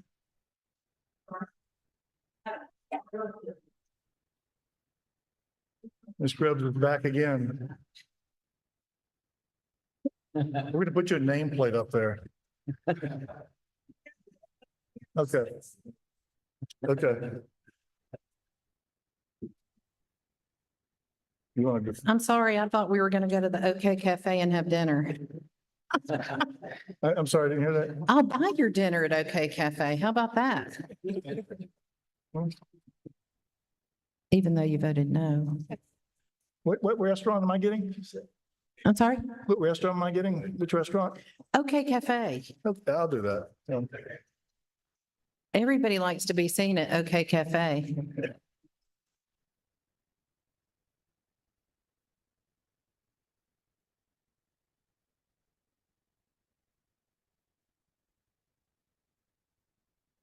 Please proceed. So this is just a repeat of what we did before on my rule. Well, you can make it short as you want to, so. And we're talking about the adoption of the rule amendment 183.1.14.02, or are we talking about the other rule? 1.14-.02. It has two parts, correct? Yeah, and all of this is just for, if anybody doesn't know, I'm all about securing our elections and doing it legally and in accordance with the official code of Georgia annotated. And I want this board to exercise its authority that the legislature gave it to secure our elections. And so this rule has to do with, well, I'll just read my justification and I'll make it fast. It is incumbent upon you, the state election board, to take actions to secure the elections process and give voters confidence by evidencing your commitment to ballot security. We place our trust in you to stand for electors in ensuring that legal ballots are counted and illegal ballots are dealt with in accordance with the law. While the burden is heavy, there are steps you can take to give voters confidence and to stop voter suppression by not allowing the dilution of votes by allowing illegally cast ballots. Now, I've said that before, but maybe not everybody heard it, but it is voter suppression when you allow illegally cast ballots to be cast. And particularly with issues, we have issues in Cobb County. And I'm so glad to meet our elections director in Paulding County because I've heard great things about her, and transparency is the key. And transparency and communication are what give voters confidence. But right now, voters don't have a lot of confidence in what's going on. So my rule just puts forth the situation that we have with the election superintendents deputizing people to receive ballots. It is all about ballot security and having traceability. And when you go to turn in a ballot for someone, that you show ID, the same requirements as a voter is all we're looking for is that person delivering that ballot has to provide the identification and the chain of custody with documentation. That's it in a nutshell. Let me ask one question on each part of these. We also received a lot of emails and comments on this, both pro and con, and I read them both because I think it's important to hear both sides. Do you think that you're imposing additional requirements on somebody who drops off a ballot and hands it to a person versus somebody that walks into the same precinct and just drops it into the ballot box? Do I think I'm putting an additional burden on someone? Yes, because in Gwinnett County, they have ballot boxes in, I guess, 6 different precincts, so 1 per 100,000 voters. So they could go in and just put it in the ballot box and not have to do anything, or they could walk over and hand it to somebody, and under your rule, then they got to fill out a form. I mean, the people who are deputized have to fill out a form and the person dropping it off have to fill out, have to show identification. I guess if people want to use mailboxes and go back to before we had drop boxes and before they could drop off tons and tons of ballots at one time, we could go back to those days and I'm with you. But so long as we have a drop box and so long as we have these, the ability for these locations to receive ballots, I kind of have some postnasal drip going on and I'm going to have to run by Kroger and get some Tylenol sinus, and I can't get that unless I show them my ID. So why should I be able to do that and have to do that when people dropping off a ballot, which is a vote, which is a very valuable thing? Why should they be able to do that without showing ID when it's the same level of standard as someone who actually votes? I don't disagree with you. Okay, I'm glad we agree. My question is though, if you walk into a precinct, my precinct that I vote at in Gwinnett County, there's a ballot box there. And I can walk in and just put it in that ballot box and walk out, correct? You can, Yeah. but there's also But- additional but- documentation for that. But if I walk into that same precinct and hand it to somebody under your rule, I would have to fill out this form or have them fill out this form.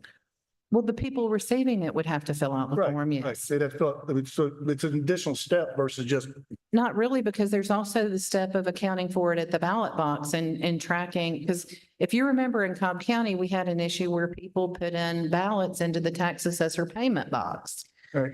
And then they just took those out of the box and they went and turned them in to the registrar and they were accepted without any chain of custody whatsoever. Even though they never hit the ballot box, they hit the tax payment box. Yeah, I guess the real question I have is whether we even need ballot boxes anymore, frankly.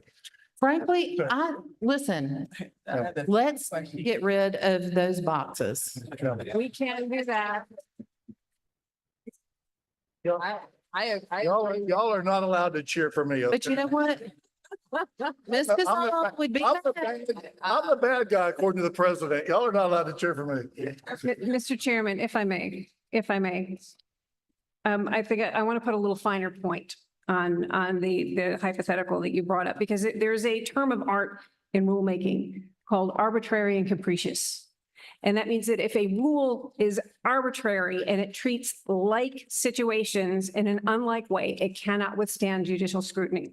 So say I hand my ballot to my husband to turn in, and he takes his ballot and my ballot to the election headquarters.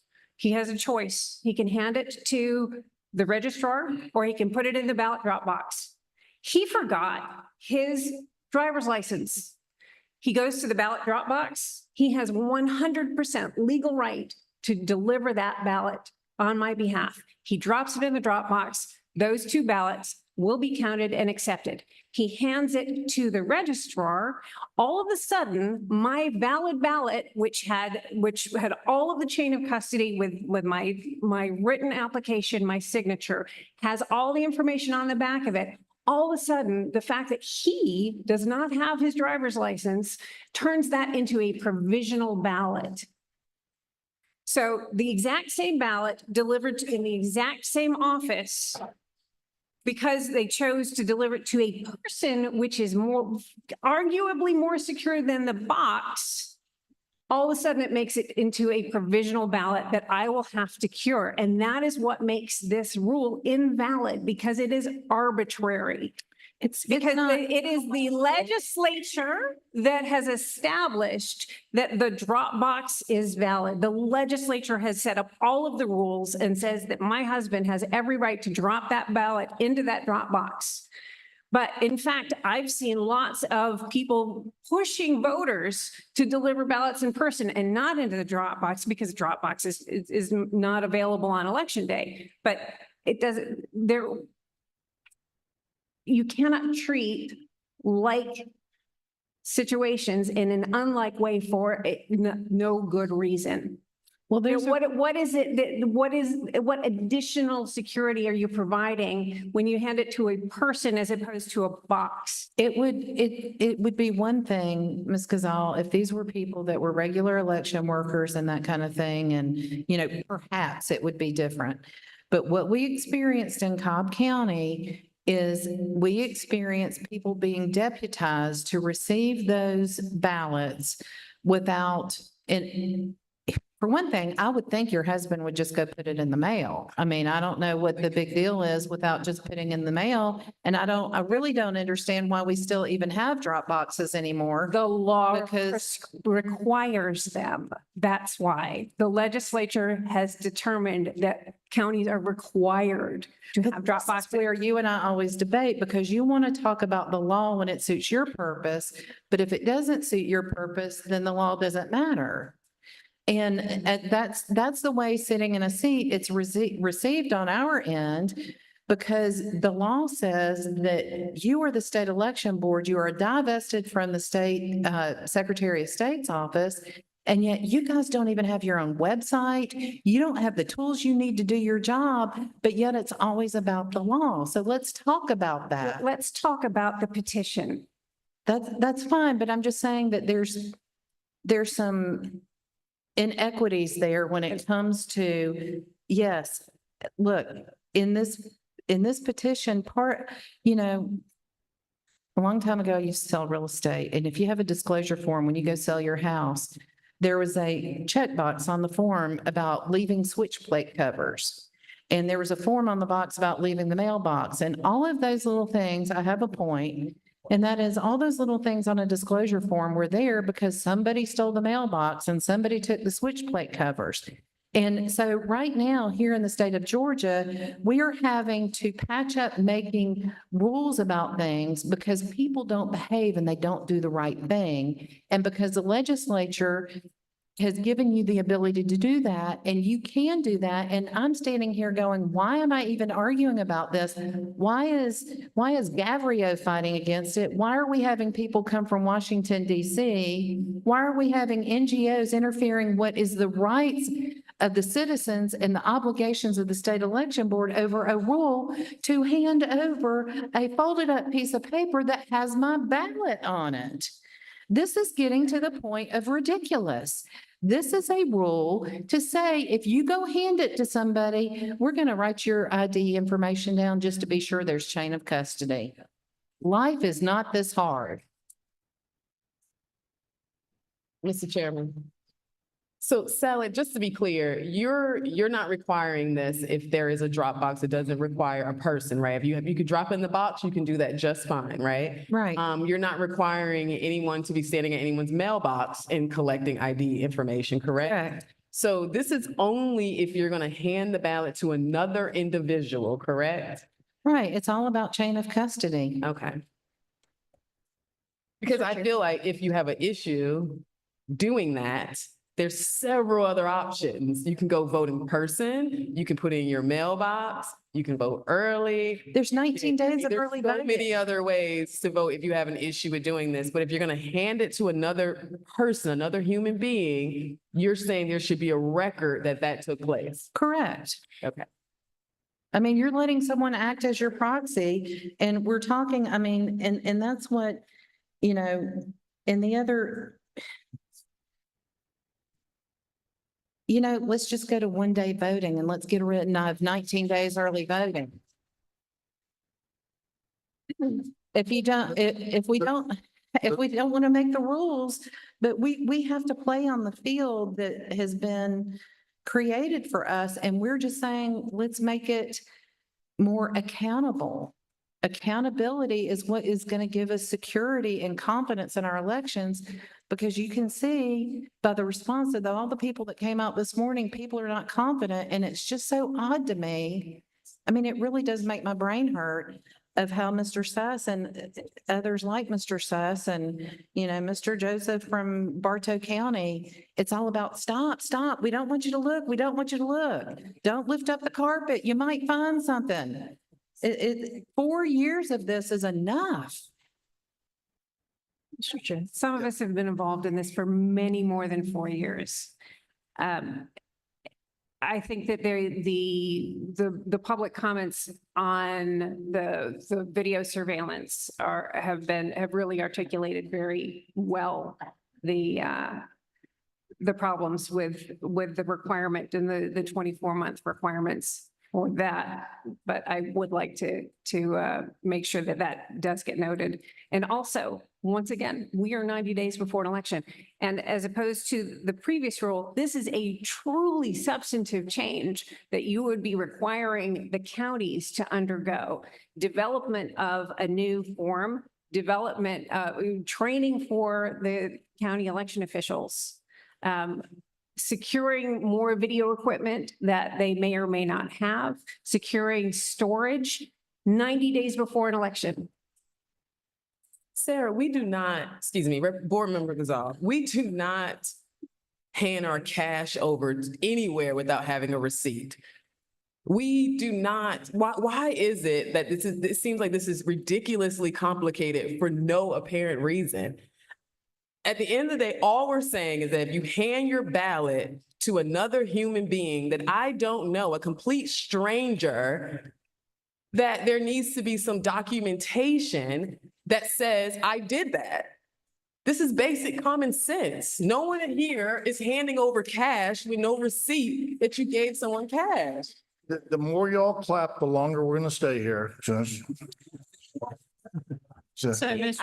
I think people are just tired of this ridiculous continual conversation over common sense issues. It's not that complex. Thank you. And I would like to say, I'm just saying, let's make it the same requirement as in-person voting. And you know what?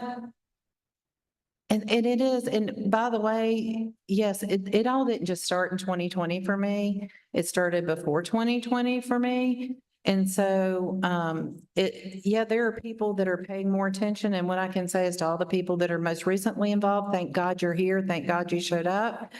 But also too, shame on all of us for not treasuring this process more valuably.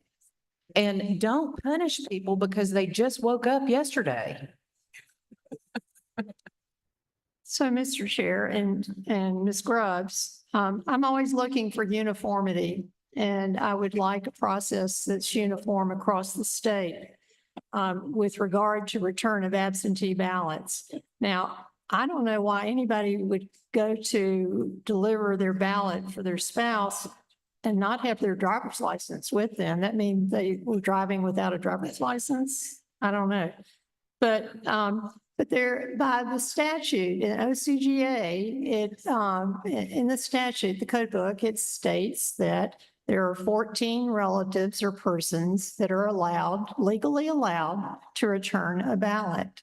And this is simply confirming that it's one of those 14 designated persons to return the ballot. I visited the Great Hall County recently and visited their election office and was delighted to find with return of an absentee ballot, they have a little form and the voter brings the ballot for their spouse or their mother or the father, whatever. And the registrar says, thank you very much. Is that your ballot? No, that's my spouse's ballot. Oh, well, could you show me your ID? Sure. They show the ID, they record it, and the ballot's accepted. Now, if they said, gee, I don't have any ID with me. They don't need to turn it in and make it a provisional ballot.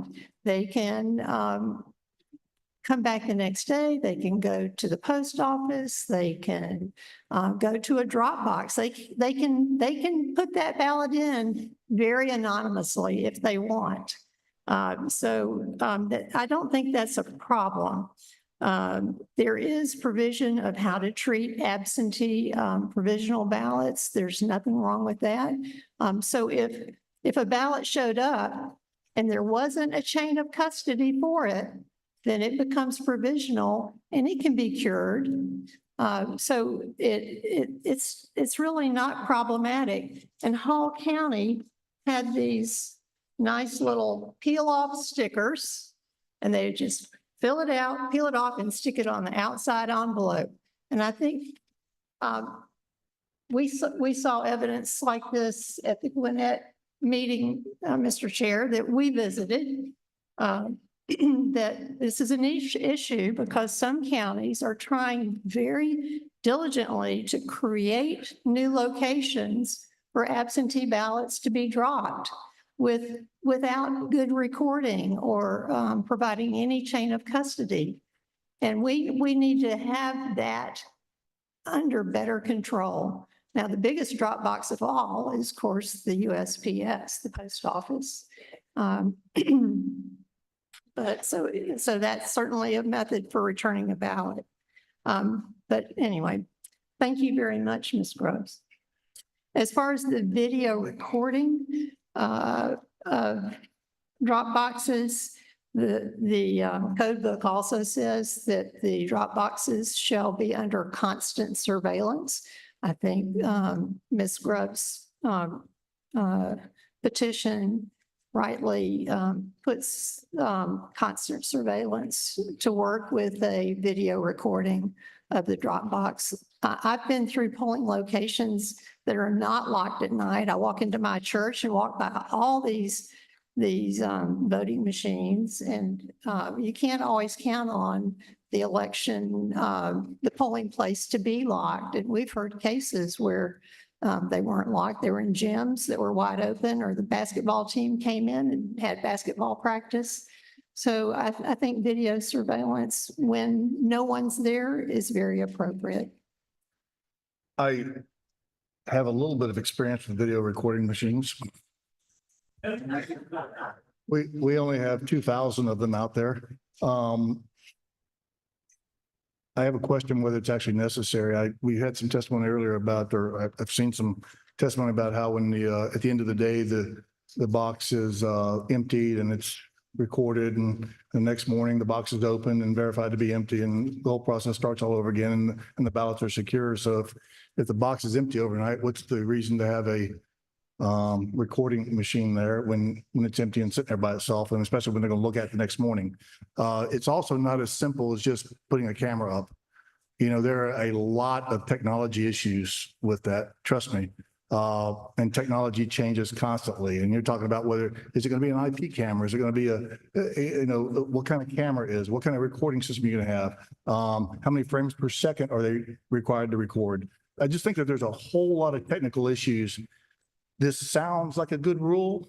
In reality, it's a little bit more difficult than just requiring them. And you're talking about some counties that may not have the resources for that. You know, you got to have a technician go put them in. They did before the law changed again. They were all under surveillance anyway. And I sat at our Board of Elections in Cobb County and watched them put in the video recording system. So I don't buy that. And It's gotten a lot more expensive and a lot more technical than it used to be. I mean, I remember going to Sam's Club and buying, VHS machines with 8-hour tapes and putting them in there and hauling them out and putting them in a Waffle House. That's not what happens anymore. And so I think that they're just, as with the other petitions that I like guardrails around, I think that this is a little bit too open-ended and I just disagree with you. Well, Sorry, disagree a lot. respectfully. Well, Mr. Chairman, you do realize that the camera is not triggered until there's movement. So it's not like it's constantly recording. Maybe it's the millennial in me, but that's not in there. No, that's not always true. well, it can be though. We can get that type of camera, right? We That's- can have that type of surveillance. But it doesn't say, here's the thing. Constant surveillance doesn't mean that the camera has to be running while it's watching it. I mean, we have constant surveillance at our home, but I can guarantee you the camera is not running while we're not there. It only runs whenever there's some type of activity. And that's the type of surveillance that maybe we could, that's the type of surveillance I would think that we would have. I don't know if in 2024, we have cameras that are just sitting there running the whole time. I think most of them are motion activated. So that's one thing. Secondly, again, in 2024, we can find small cameras to just set up to make sure that it's being watched. We're talking about our votes. We're not talking about just something random. It's extremely important. I understand it, but you're watching an empty box. And I'm sorry, until it's not empty, right? But it's an empty, the place is closed and locked. Not necessarily. Not always. That's They're not that's outside. the problem. There are plenty of places that are unsecured that have drop boxes in them. I mean, that's part of the problem. I mean, I agree with you. Let's get rid of drop boxes. I agree. 100% agree. To Miss Person who said 2,000 mules was a lie, then that never happened or whatever. We have the drop boxes, but let's secure them, and surveillance is where can you go in this capital that you're not under surveillance constantly? But my position is that they're emptied at night. They're looked at again in the morning and they're empty. And if they're not empty, well, you've got a problem. You got to figure out where these ballots came from, or are they even valid ballots? And you can. Exactly. You got to find out where they came from. Identify the voter and find out whether it's a legitimate ballot. You just said it right there. If it's not empty, where did the ballots come from? And the only way you're going to know is if it's under surveillance. You know who the voter is. You know who the voter is. I mean, do you? I don't know. You had the Secretary of State this week saying that there's no non-citizens voting in Georgia because we use Real ID, and that's not true. That Real ID does not determine citizenship. So I'm just saying we have got our fingers in the dike of Georgia voting nonstop. And this is an important rule, and I stand by the rule, and I appreciate you in advance for voting yes. Don't clap for me. You voted last time no. You have to vote yes now. Because we're mad about you flying Mr. Suss down here.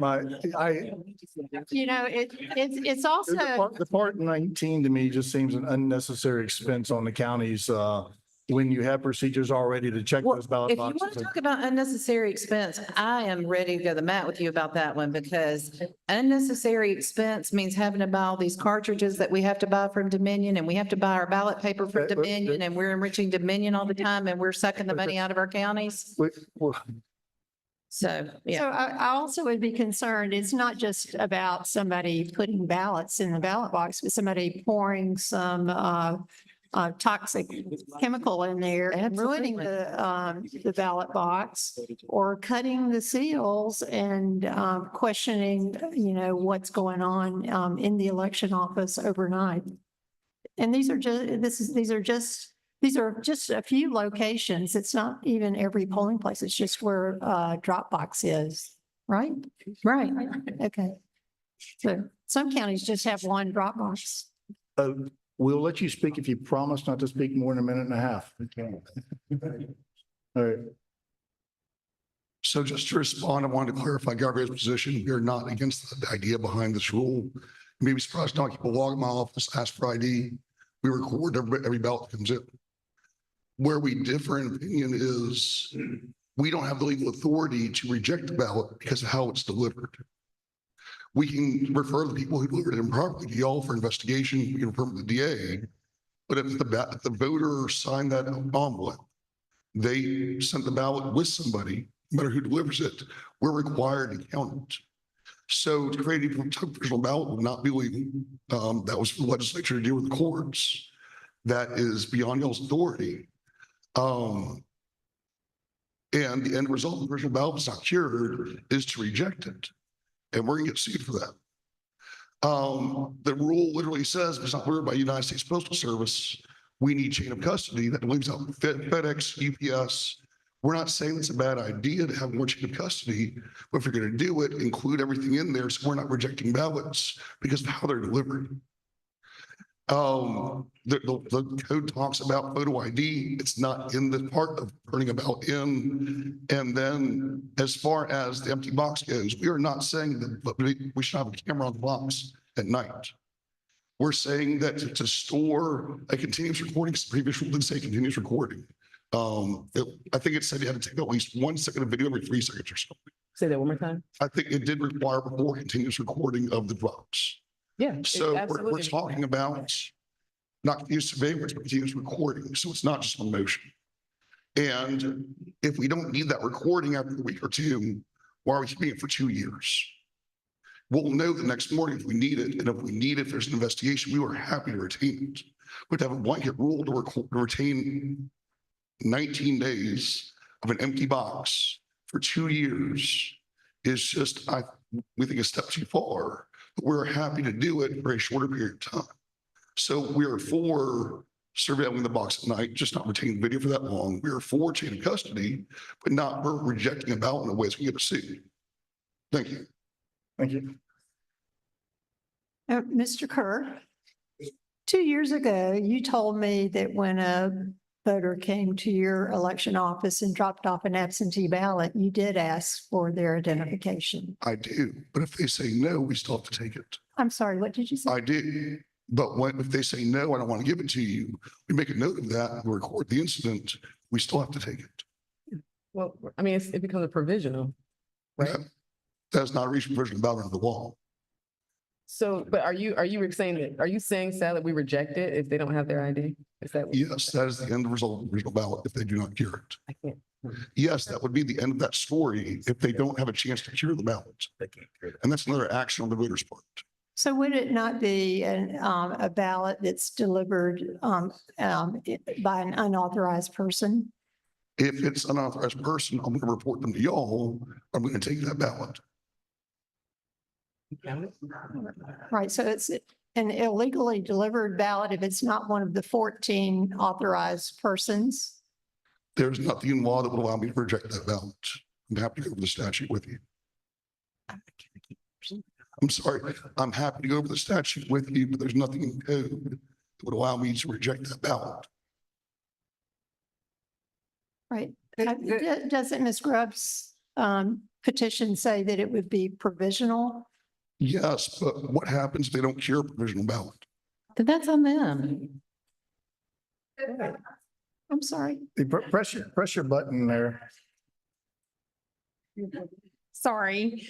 I just want to say, Who are you? my name is Rebecca England and I'm the Greene County Election Supervisor. Every county is currently doing this a little bit differently. So we're doing the sticker method. We're doing the chain of custody when it comes in, the paper method.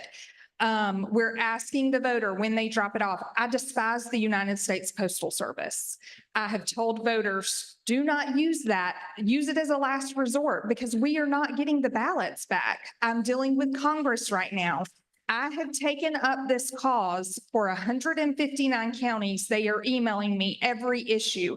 We are rejecting ballots from both sides of the fence by handfuls every single election that should have been counted, that the voter did their due diligence, but we are having to reject them because we're receiving them late and after the deadline. The Postal Service is failing us. That's so weird. So what I would love to see, I encourage people to hand us their ballots because we are able to review them when they hand them to us. Make sure that their name, their date of birth, their signature, their driver's license number is on there. Otherwise, we're having to go through this cure process that takes days, sometimes even weeks to complete, especially because under the law, we're having to mail them a letter for the cure process. We're having to wait for them to get the letter. Many of them don't receive the letter in the mail or they receive it after the fact. Then they don't have the time to cure their ballot and get it back to us.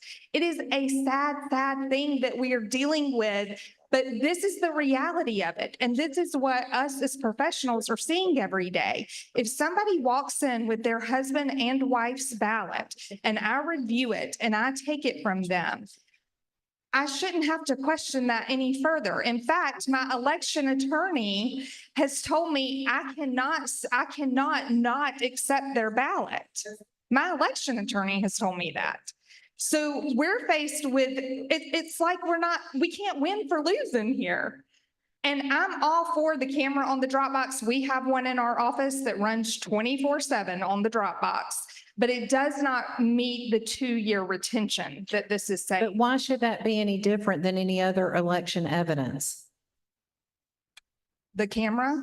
Why should the camera imaging Because be any different than any scrap of paper that becomes evidence as part of an election? It's my understanding, I will tell you, nobody uses our Dropbox.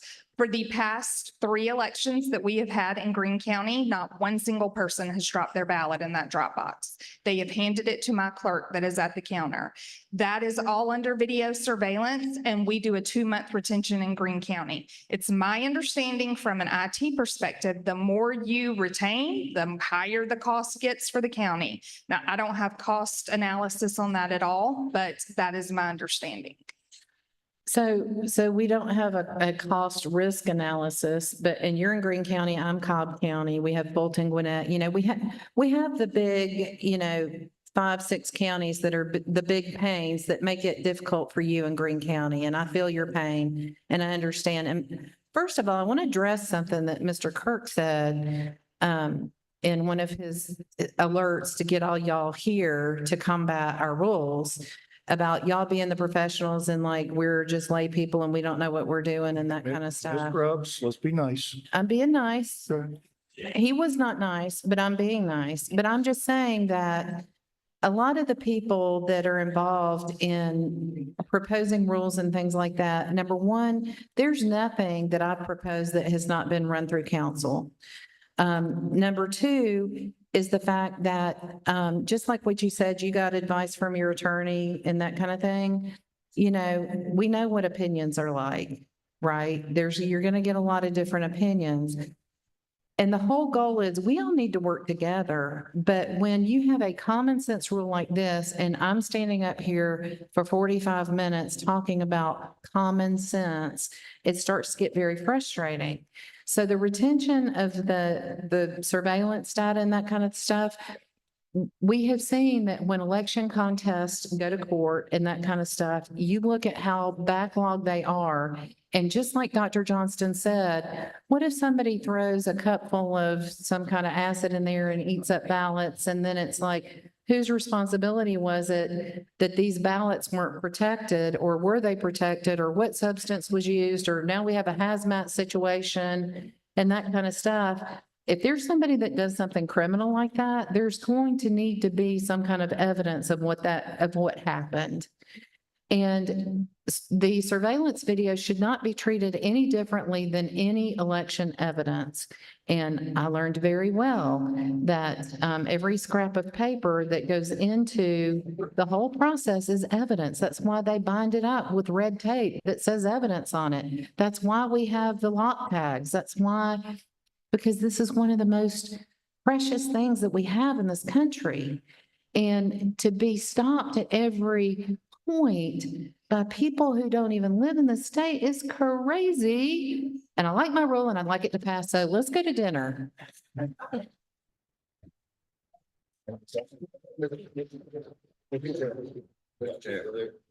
call for the question. We've had a member call for the question, which is appropriate for members to call for the question. The member has called for the question.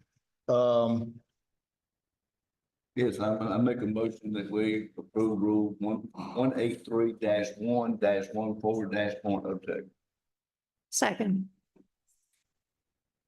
We have a motion to approve rule 183-1-14-0.02. And we have a second by member Johnston. Any discussion? Hearing no discussion, all those in favor of approving rule 183-1-14-0.02 signify by saying aye. Aye. Any opposition? Nay. The chair votes nay. The motion carries 3-2. Thank you.